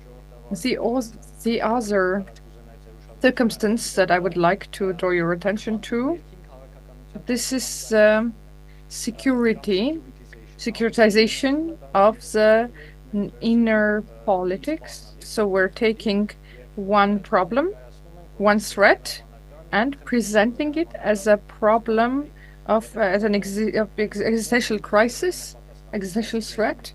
So if we think that someone is an enemy, then all means against this enemy are justified, which can have very sad consequences in the inner politics, because what we have in Armenia, this securizes the opposition. And I'm not talking about opposition in the sense of authorities versus the opposition, but things that can lead to destruction of democracies. Carnegie Institution had a study that was looking at polarized states and has come to the conclusion that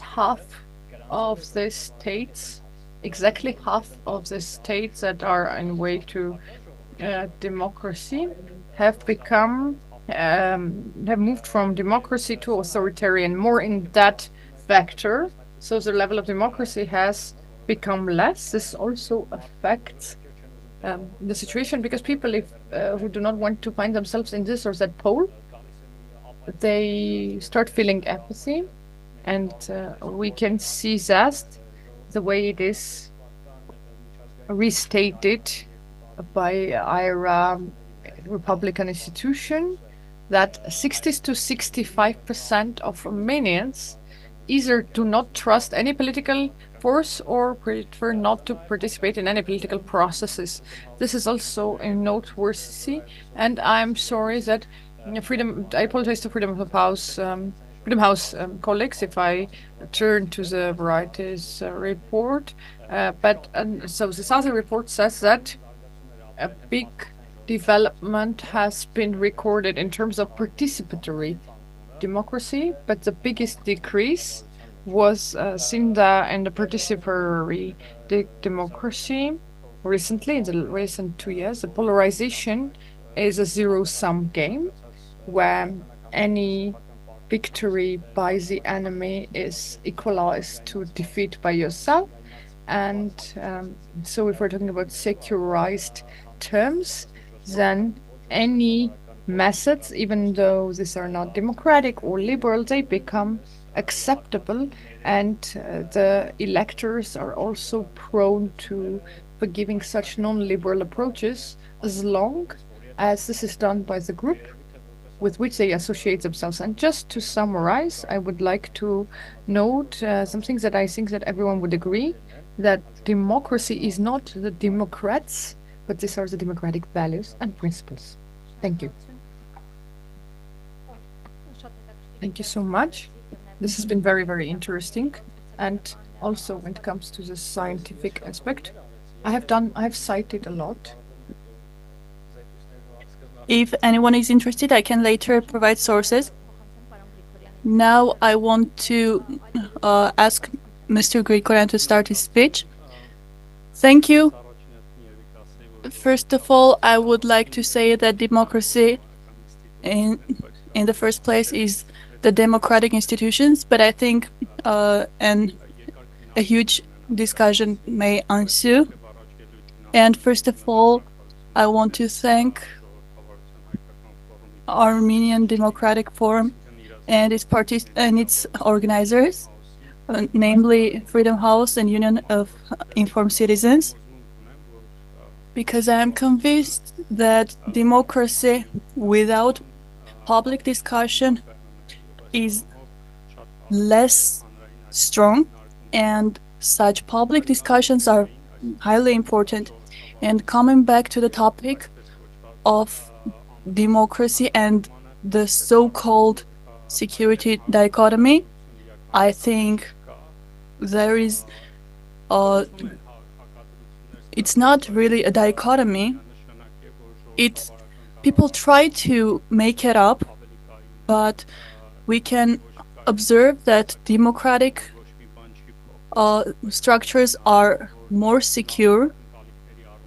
And first of all, people know what to expect. Changes are done through elections, and public perceptions are often, or maybe changes of public perceptions are reflected in the elections. Elections may happen every 4 or 5 years for the national government, but the local government is elected more frequently. And I think that this makes democratic structures stronger.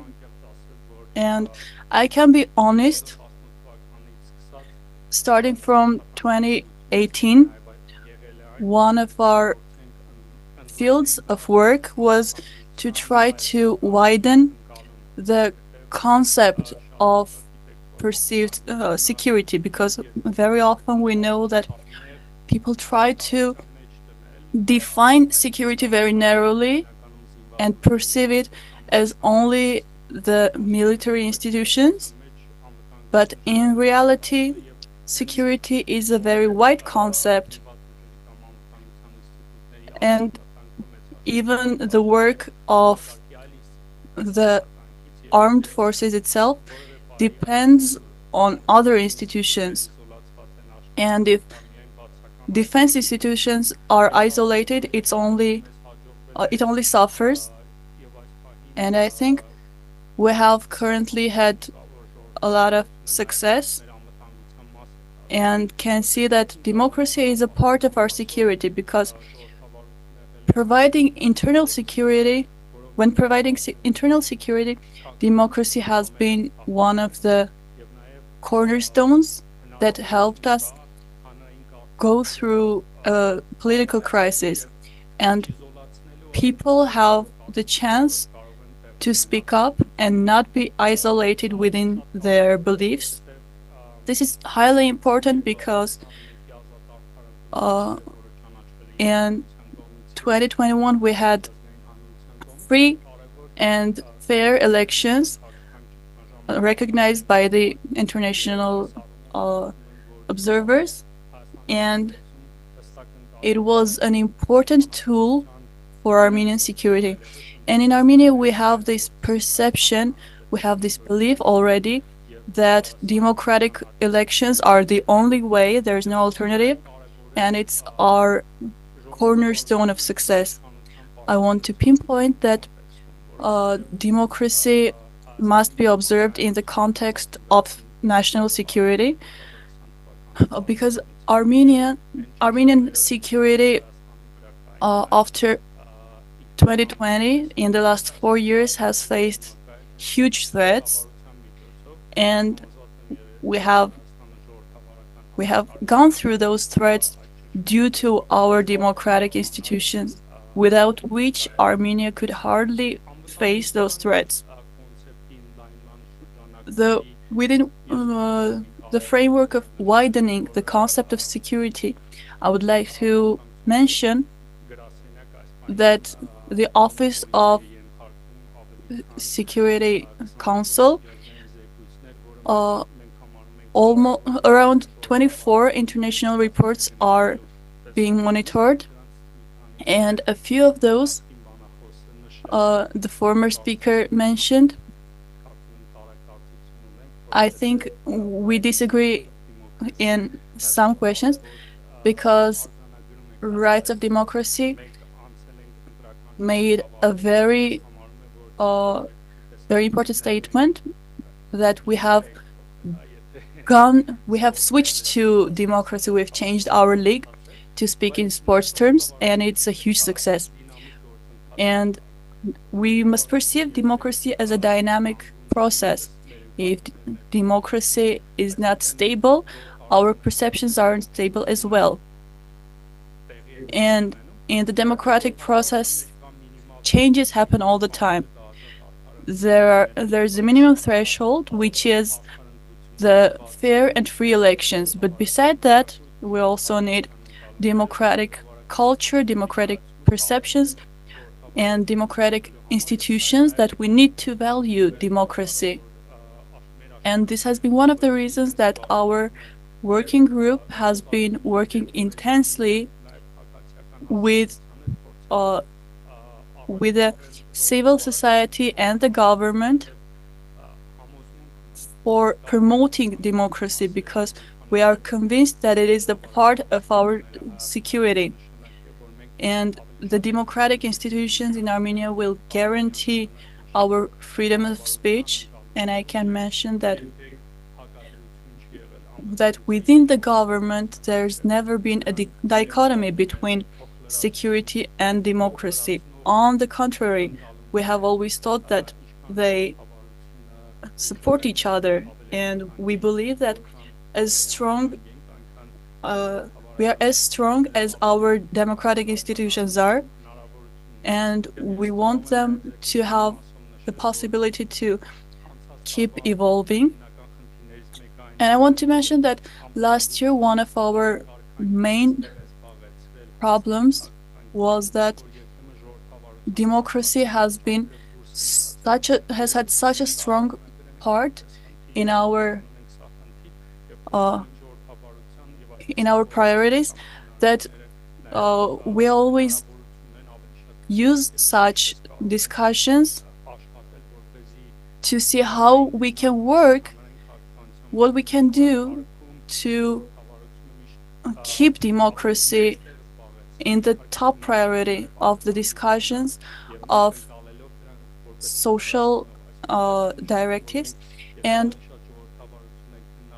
see how security and democracy add to each other. On the contrary, when we discuss both of those in one framework, we support the security. Of course, it's a huge topic, a very wide topic, but there's a problem that I've noticed and would like to raise. Often when we talk about democracy, the perfect democracy at which we are aiming looks in a dichotomy with the real life democracy.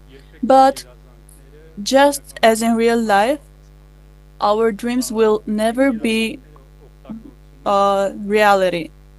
Those will never be perfectly the same. But we have to keep working to warm our hearts, to try to change the reality. And such are the democratic ideals and values. They help us warm our hearts and motivate us to move in the direction of trying to change the reality. We don't have a huge history of democracy, but we can observe the United States. And when the Constitution was written in the United States,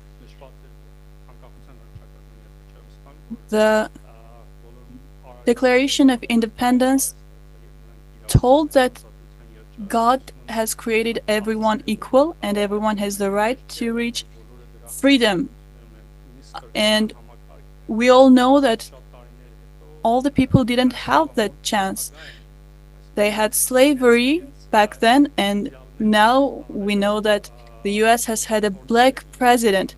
So they had their ideals and they tried to make it a reality.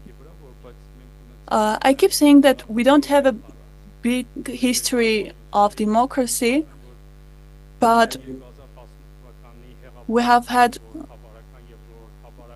fragments in the history, and especially after 2028, we can look at the history and the legends, and I think those can hugely impact today's reality. I think my time is up. Thank you. Thank you. It was a very detailed speech, and it's very important that you mentioned that national institutions value public discussions, are ready for public discussions.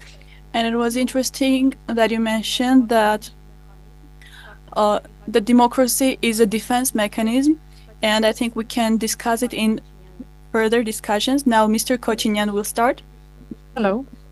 I would also join the thank you words of gratitude to our colleagues from Freedom House and the Union of Informed Citizens for having organized this event for the third time at quite a high level. And I would like to turn to a number of narratives in my speech which have been functioning actively or have been instrumentalizing this seeming or fake dichotomy.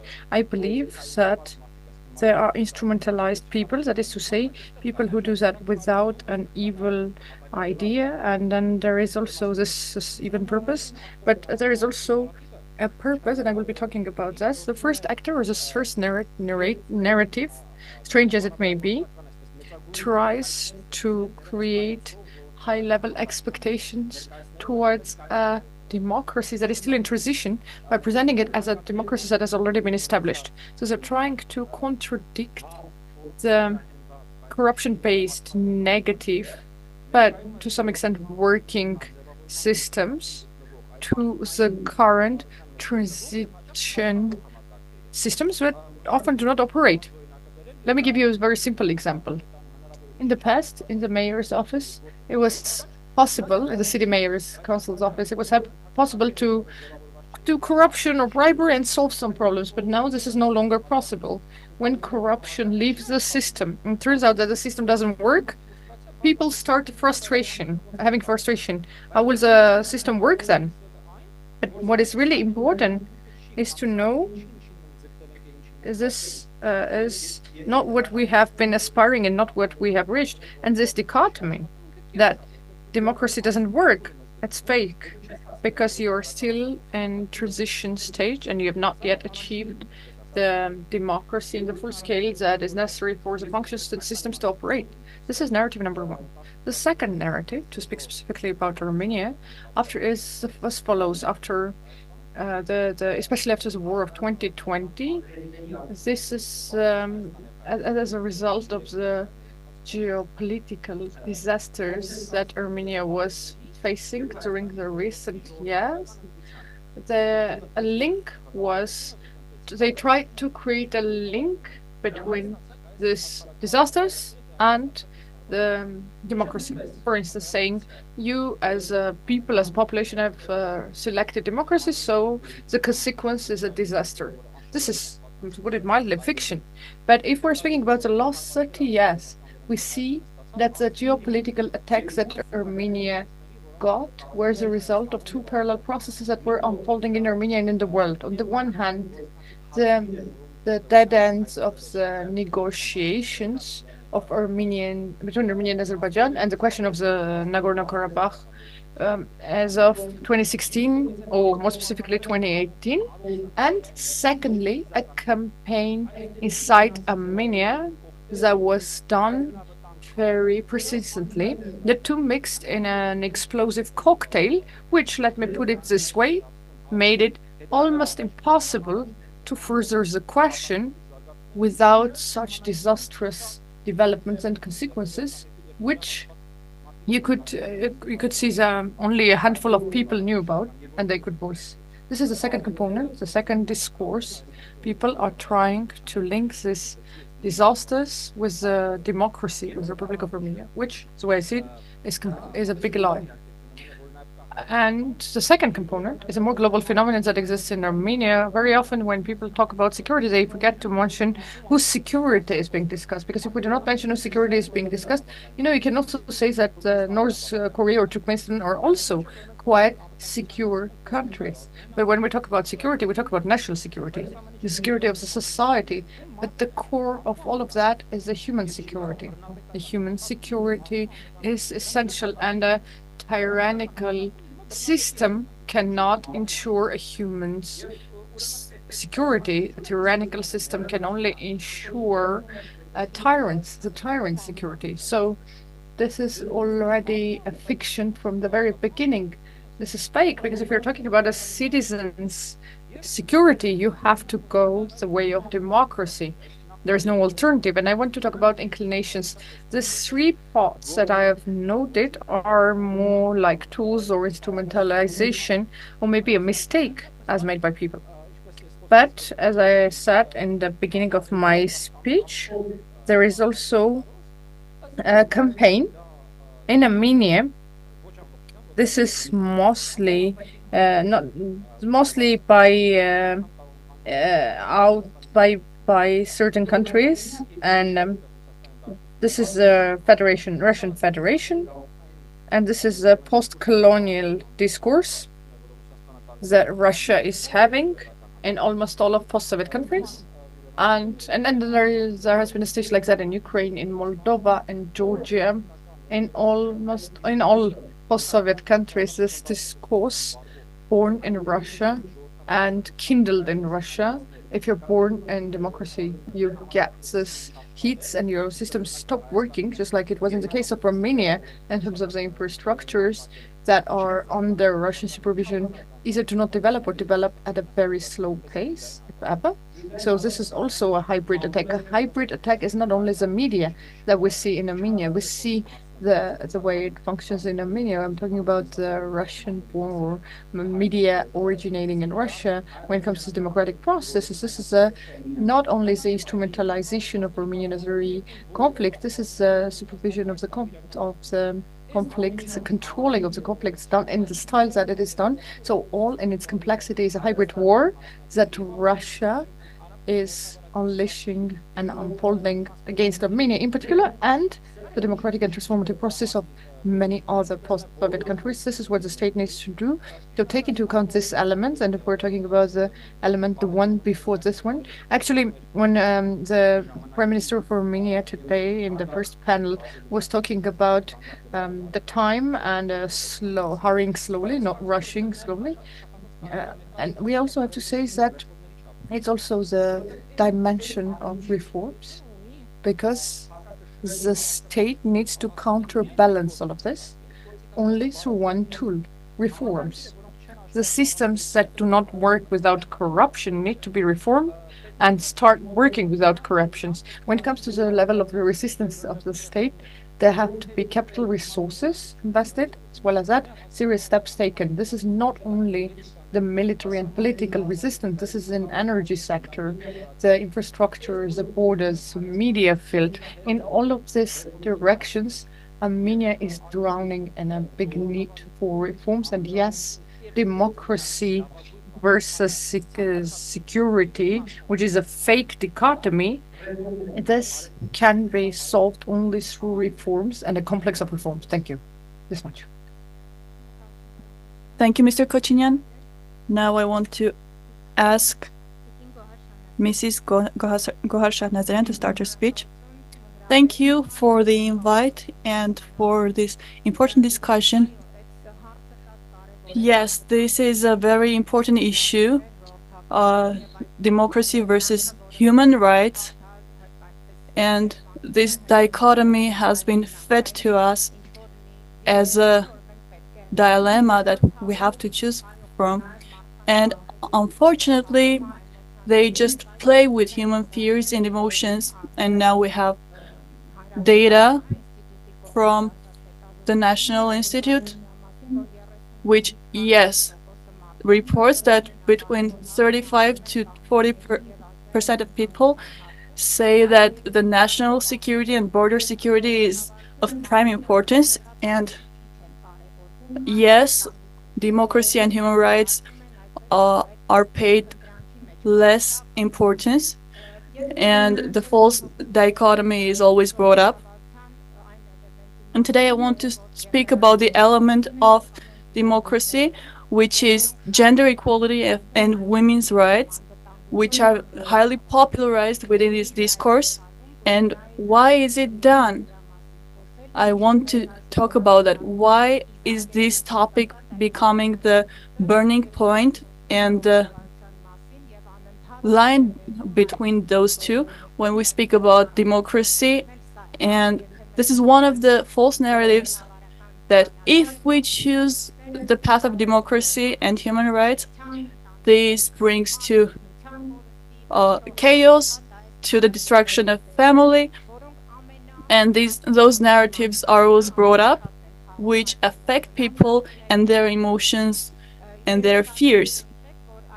A lot of you may remember that the first time this witch hunt started was 2013, when we faced again this choice: either sign the association treaty and choose democracy, or take the other path that seemed secure and seemed to be defending Armenia's security. And the latter was chosen, and this is when the witch hunt and those campaigns started against active women feminists, both in public spaces and outside of those. And they kept being brought up that this is what democracy does, it destroys families and so on. Why is this topic so important? Because correlations are brought up here, and I would like to bring up a few large researches and intercultural researches that state that the gender equality and women's rights is among the first things that correlates with democracy,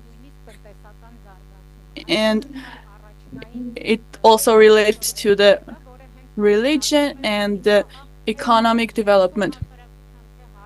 And it happens both inside the society and in the relations with the neighboring states. And this is really important to understand, because the societies where violence against women is acceptable, it's one of the metrics that show that within these societies conflicts will happen, even maybe civil war will happen, and either this state will enter a war, or if a war happens, it will end badly for this state. And it's important for me that we understand these correlations and these indications, because often when we speak about democracy, and we do that a lot with young people, with different groups, it seems abstract. What is democracy? What is human rights? But when we are more precise, when we say that this comes to the punishment for hate speech, and it's not the freedom of speech. And yes, we must speak more freely and more safely about women's rights. Unfortunately, in our society, I have to say that these issues are not perceived very well. A lot of people say that we do not have any issues. Women do whatever they want, however they want. Of course, this is not entirely true. And when we spoke about those correlations, it's not really about just the number of women in politics or in the National Assembly, but it's about the perceptions of gender and social norms. And in our society, there have been a lot of research, especially done by the UN, that shows that the social and gender norms are pretty much, we have a lot to do regarding these norms, and about 90% of the society has at least one kind of prejudice, whether it's about politics or about violence, and mainly it's about the economic field. People think that men are better businessmen than women, better leaders than women. Over 65% of people agrees with this, and the same 65% may even justify violence against women in some cases. And these are figures that we have to speak about. We have to face it and not escape this topic. And we have to take the hard road because, of course, it's easy to just see a lot of women in the National Assembly, but it's way more difficult to address the roots of the problem. And we don't have a lot of alternatives.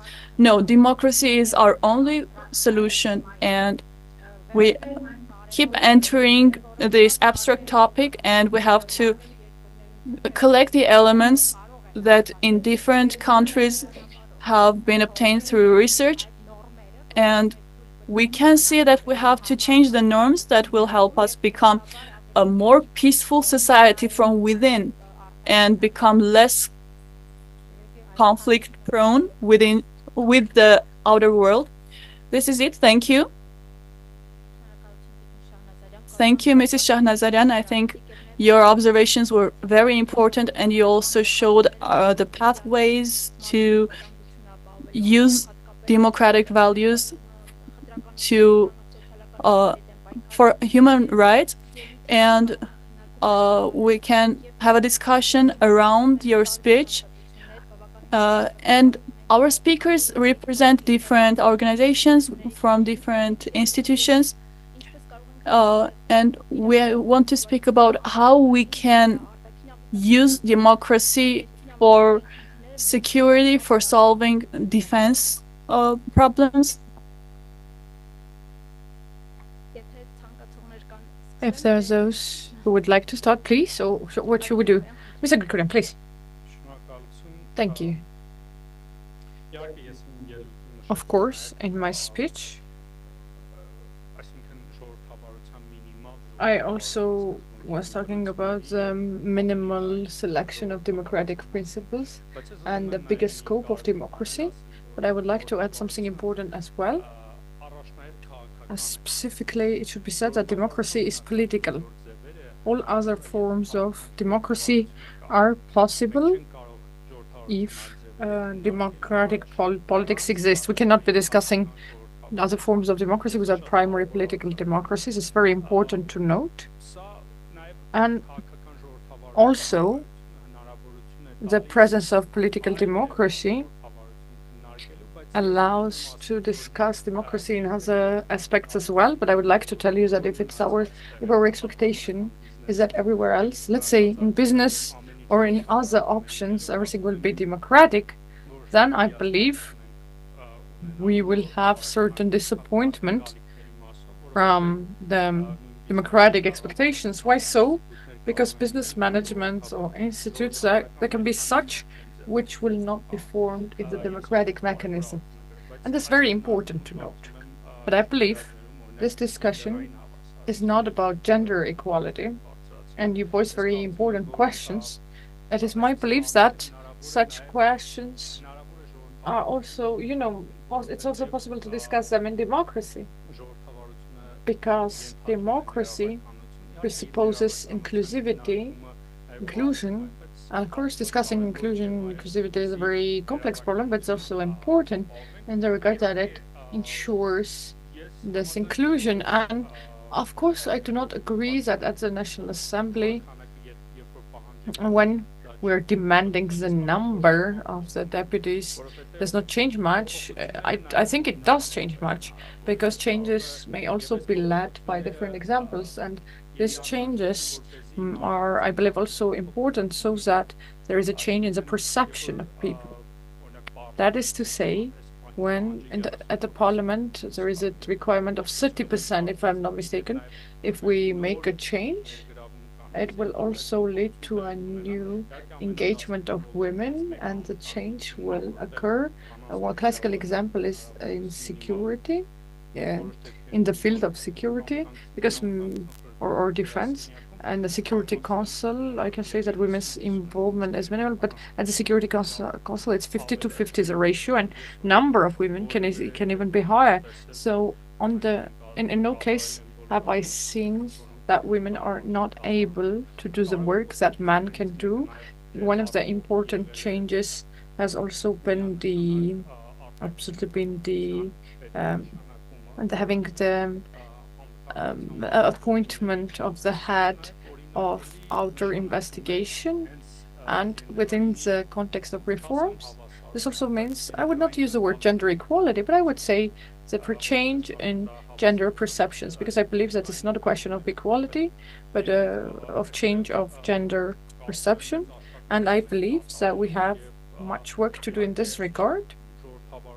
And well, the experience of 6 years of democracy has also given us certain problems, but in certain cases we have also been successful, because this is possible through ensuring the inclusion. Thank you. Mr. Koshinian, please. Because we're speaking about democracy of the political system, I would like to voice two challenges which are very important to discuss when we're talking about this. This is the inner democracy of the party systems, which is one of the biggest problems, because the democracy of a political system cannot go beyond a certain limit where it is in Armenia without parties and the inner changes of the party systems and the formulation of the inner procedures in the systems of parties. This is challenge number one, which is of great importance. And the second one, which is quite generic in the world as large, but is also specific to Armenia, it's a challenge of the political pathos and political demagogy, or political ambitions and pretensions. This is when we're talking about the political demagogy and pathos. This can be crucial, because not only do they deviate the population from the real agenda and real problems, but also regress the society, makes the society regress. And I believe that in these directions we need to have specific and serious discussions to find answers. Thank you. Mishanian, you wanted to say something? I wanted to talk about the ARMED.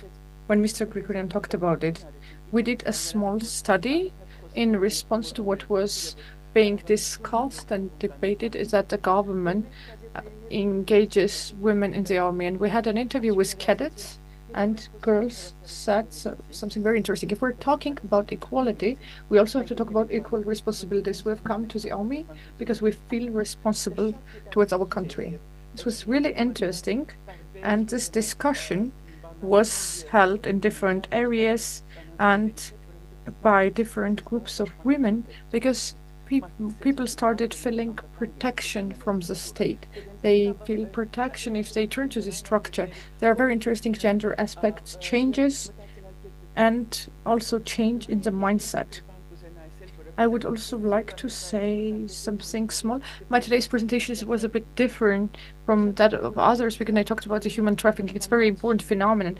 If a person is not protected and defended their country, if they do not see that the laws protect and defend them, if a person can be trafficked to a different country and exploited within their countries, this is a very dangerous phenomenon.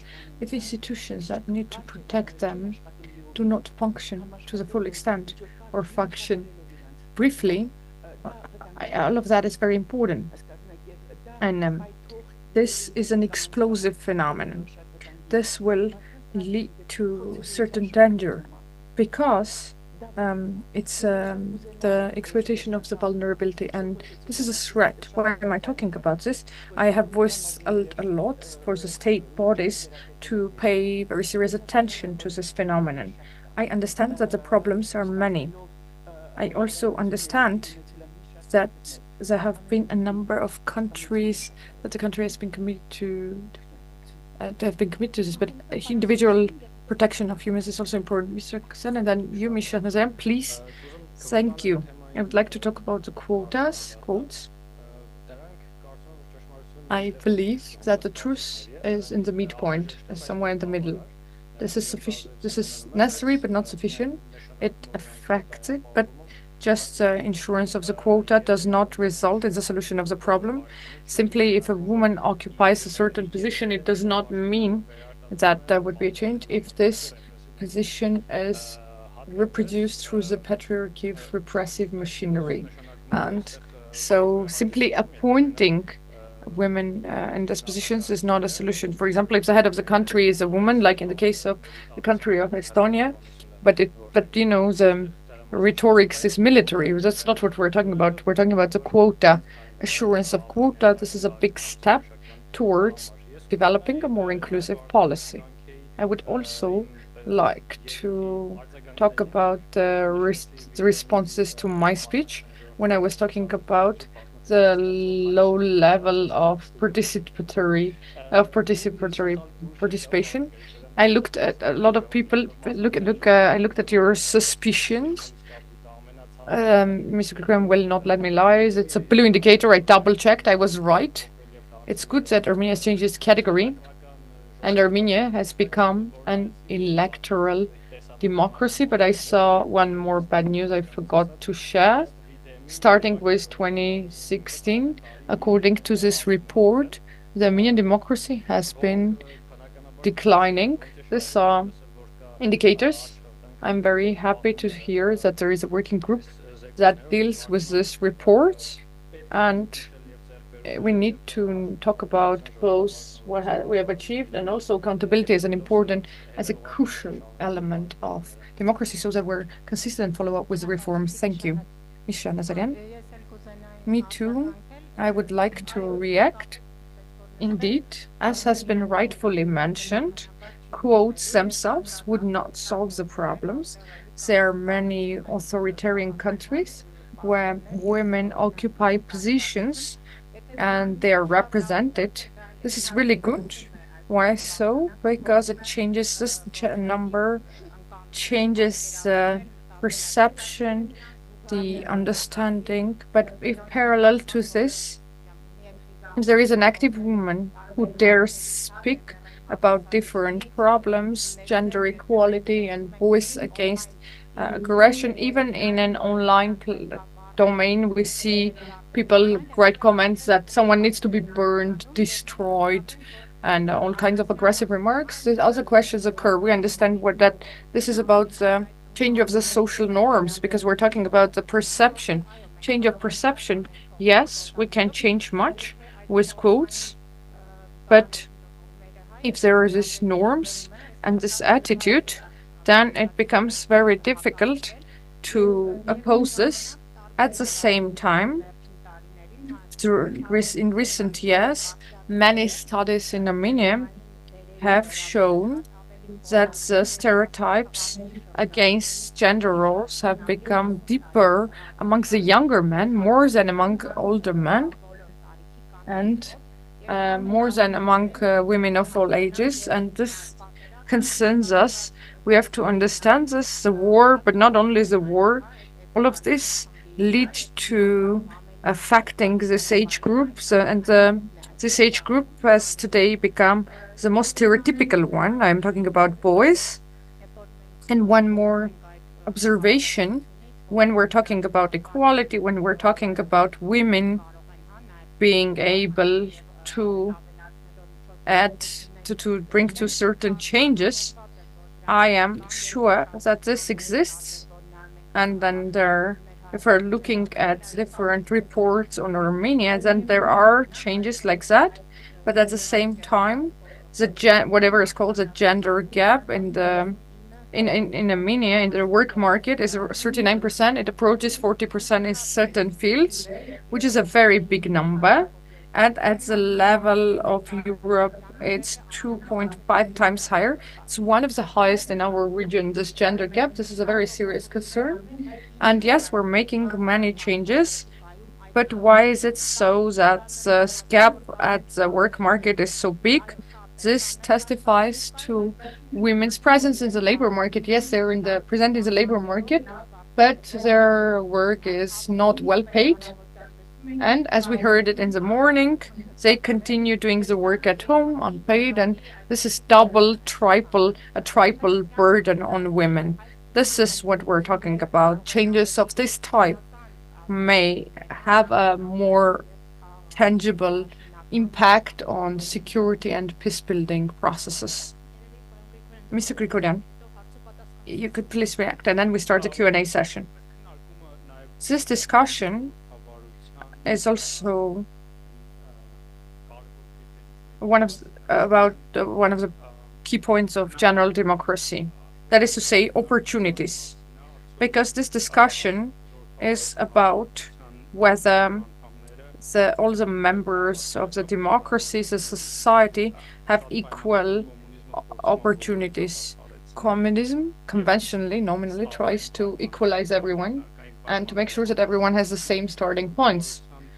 And in the case of democracy, the opportunities are equalized. That is what people are striving to do. And when discussing and addressing this question, it is of importance to also talk about the possibilities of education and other possibilities, because if in the security institutions we do not create equal opportunities, this change would not occur. That is to say, it's very important to have opportunities, but also many questions that we're discussing. This could be education, change in the public perceptions, and the like. Thank you. And actually, we have had a multifaceted discussion: gender equality, trafficking, export, international, inter-party democracy issues. And this shows that this topic is quite large in scope, and we can spend much time discussing it. But now I would like to take questions from the audience, please. What should we do? Do we collect the questions and we address them one by one? Actually, we have time. We have 20 minutes or so. Let us start from this side. Please present yourself, introduce yourself, your organization, and who you would like to ask a question to. Everyone or a specific panelist. Avnik Melikian, as a director of the organization Political Dialogue. My question is addressed to the entire panel. Of course, I agree with what all the speakers have said. And I would like to say that there is no one among us who sitting here who has democracy and security as opposite concepts. But when it comes to the starting point, I have a question - observation, if I may. We talked about democracy being the most safe when it's established and developed. But democracy is also most secure when it is surrounded with democratic states. A vivid example is that the EU neighboring policy is aimed at bringing democracy to their neighbors, because that also ensures their own security. Taking this into account, we were talking about the dichotomy narrative trap that the majority fall into. These people share the following concern. Armenia, as of now, does not have democratic neighbors. There is one neighbor that is democratic, that is in regressive democracy or in regression, and having selected the democratic route, then the friend, the enemy ally, that has been quite mal and evil, has the frenemy has been also surrounded it. So it's important to state the potential risks and the threats that have been that when selecting the democracy, and this has instilled the belief that democracy is a conscious choice of value for us, as democracy is the only value system or the only tool, instrument that truly reflects our national state values and our identity as such. Thank you. Thank you, Ms. Medican. It's very interesting that you also linked our the democratic values to our identity. Would anyone like to address from the? Let's correct the questions and then we turn to them. So, Susanna Shanazarian, Goris Media Club. I apologize because the mood has been quite positive and now I have to go from the other side because this morning we've heard the word democracy, studies, quote citations, international organizations and the like. And I believe that today everything exists in the center of Yerevan. And on the occasion of Mr. Grigorian, who was speaking about a participatory approach and democratic participation, I'm opening the gates of Yerevan and I'm taking you to the village of Vorotan. A couple of days ago, our organization, which is a community development organization, for 3 days we had been meeting in the community of Vorotan settlement. We've had meetings, and I would be saying that this settlement is near the border, just like all of our settlements right now. So that we discuss with people what their needs are, how we can support them through the project of USAID. We have agreed with the community and the authorities, local self-government authorities, and the patrol at the border, but we have been refuted because we are called Goris Press Club, and the word press does not let them let us go there without preliminary agreement. We know that in February 2021, the National Security has adopted a decision to not let press representatives enter without prior permission. We're following this up and we're preparing media materials and we're keeping them aware. Imagine a situation where we go through a transition and people have to talk about their needs.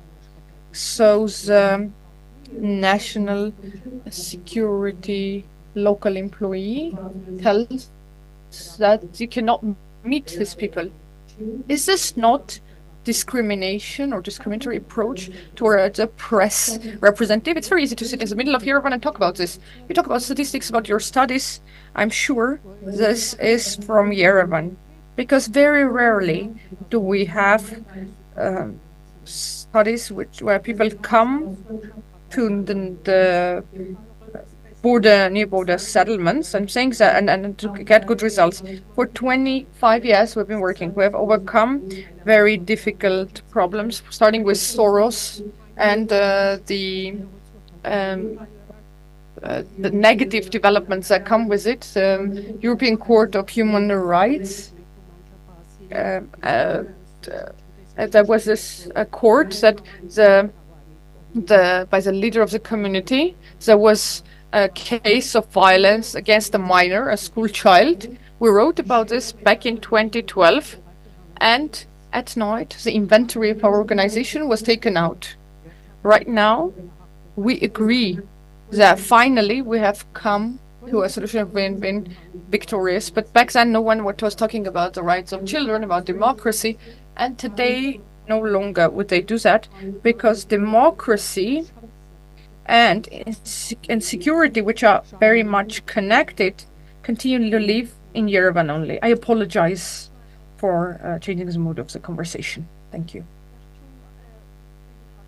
We have one more question there.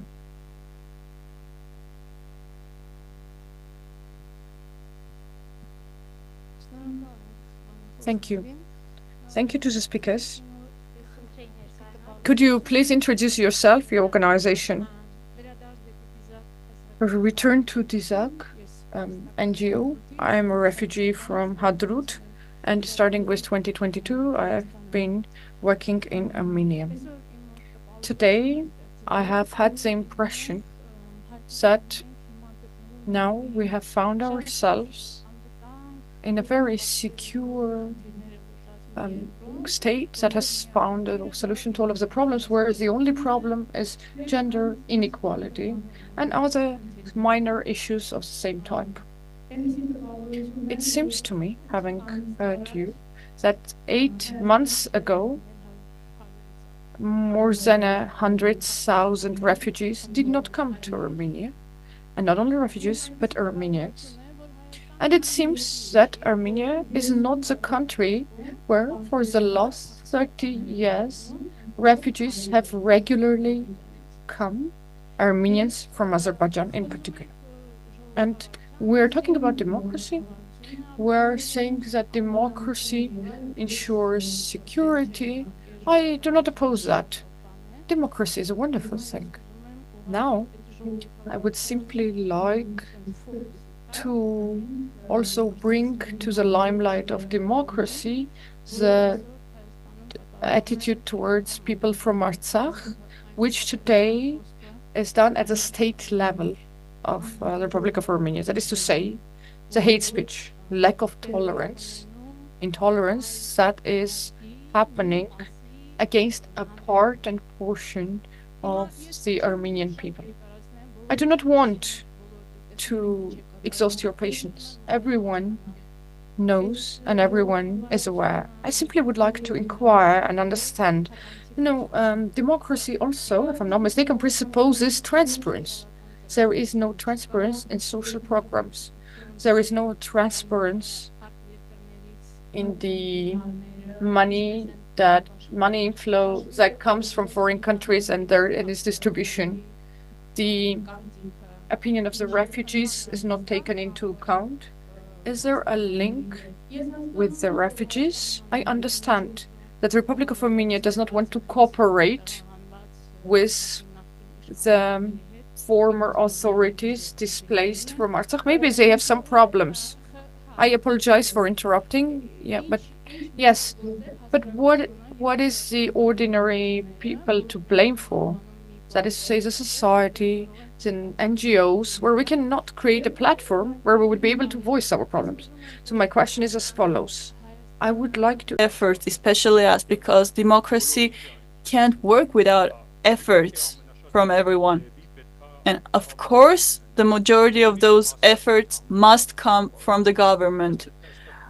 But here we must also understand that each one of us has some level of responsibility. It's just the form of that responsibility is different for each of us, for every subject. Thank you. Thank you for responding to every question. I also have to say that these are the last observation because our time is up. Please, Mr. Kochinyan, I want to address 2 questions. First of all, Mrs. Melikan's question regarding the values and our environment. I couldn't agree more with the summary that we desire, the majority of Armenian population desires that the democratic values become as high in the priority as our national values. But I wouldn't entirely agree with saying the dichotomy within us and our neighbors, because this society has developed on the foundation of those differences. With our culture, with our religion, language, we differ from our neighbors, and it's been going on for millennia, and the Armenian society is used to that for many millennia, and it's not a huge tragedy. We can also lay the foundation for democracy, but I think the solution is on a different platform. We don't have to only observe the geographical neighbors.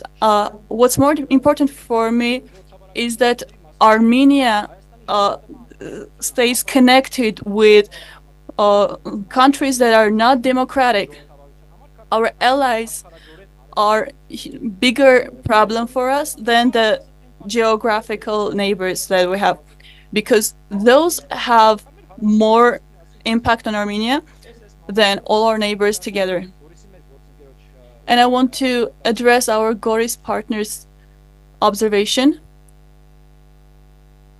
I think that in Armenia, one of the biggest issues is the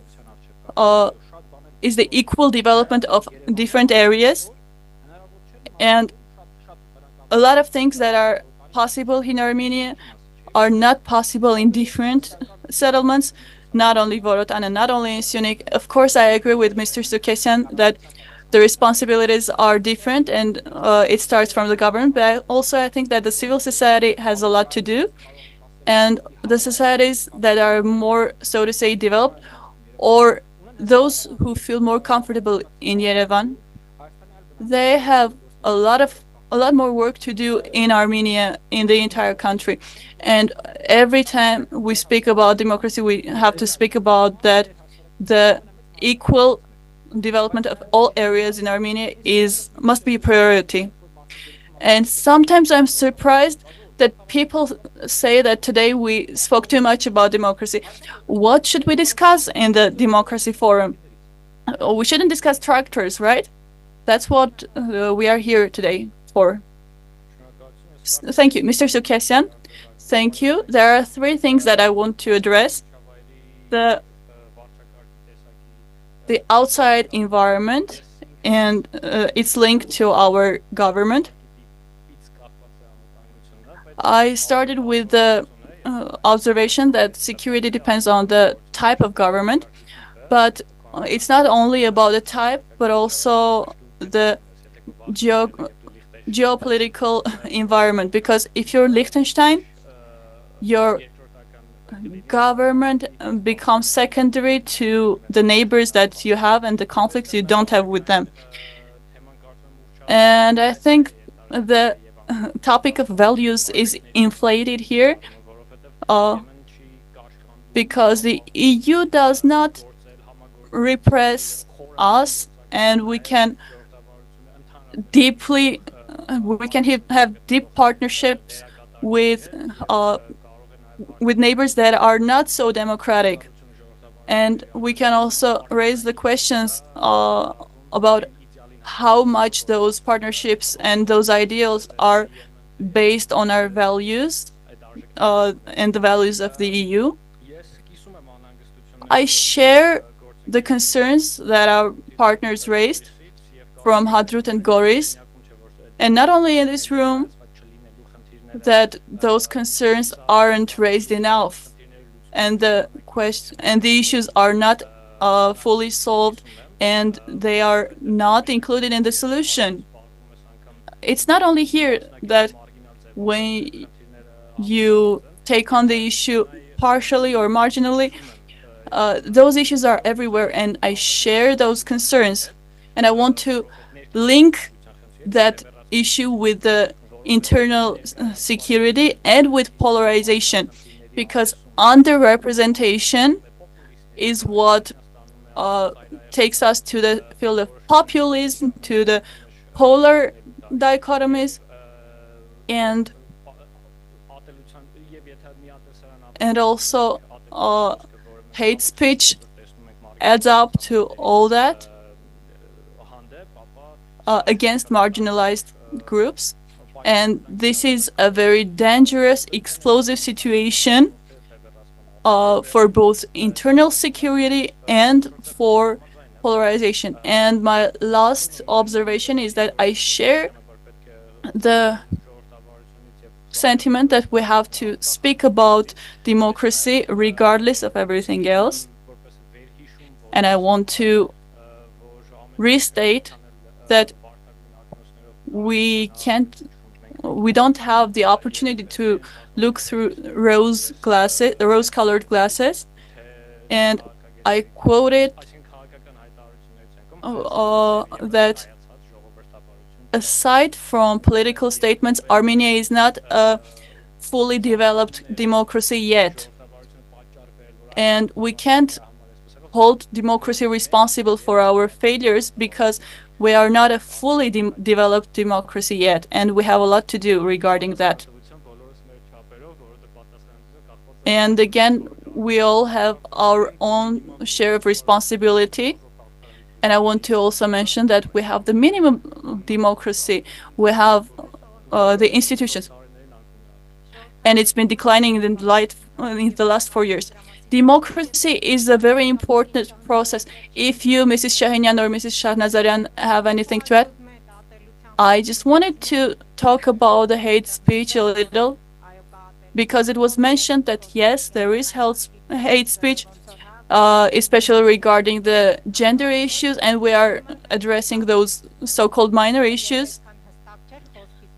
I want to be more precise in my speech that hate speech against one group will lead to hate speech against different groups, because if we try to minimize one problem, try to deprioritize that problem, we can expect that other issues will have the same perception in our country. And most of all, democracy, this is what democracy is about. This is what we are trying to say, that that polarization must be resisted by all of us, and try to give some feedback, each of us. Because if in the online environment there's hate speech against different groups of people, that hate speech will come back to bite us. And we have this hate cycle developed around us that requires all of our efforts in this regard. I think this is what today's discussion is about, because that's the only way to have a peaceful space, a peaceful environment for all of us. Because I can't imagine in such a difficult situation with such difficult neighbors, I don't see another solution. That self-hate will lead to self-destruction after all. Thank you very much. We ended this discussion with a very important notion. Thank you to all the speakers for responding to every question. And in 1 or 2 minutes, we'll start the closing ceremony, and everyone is invited to network with us.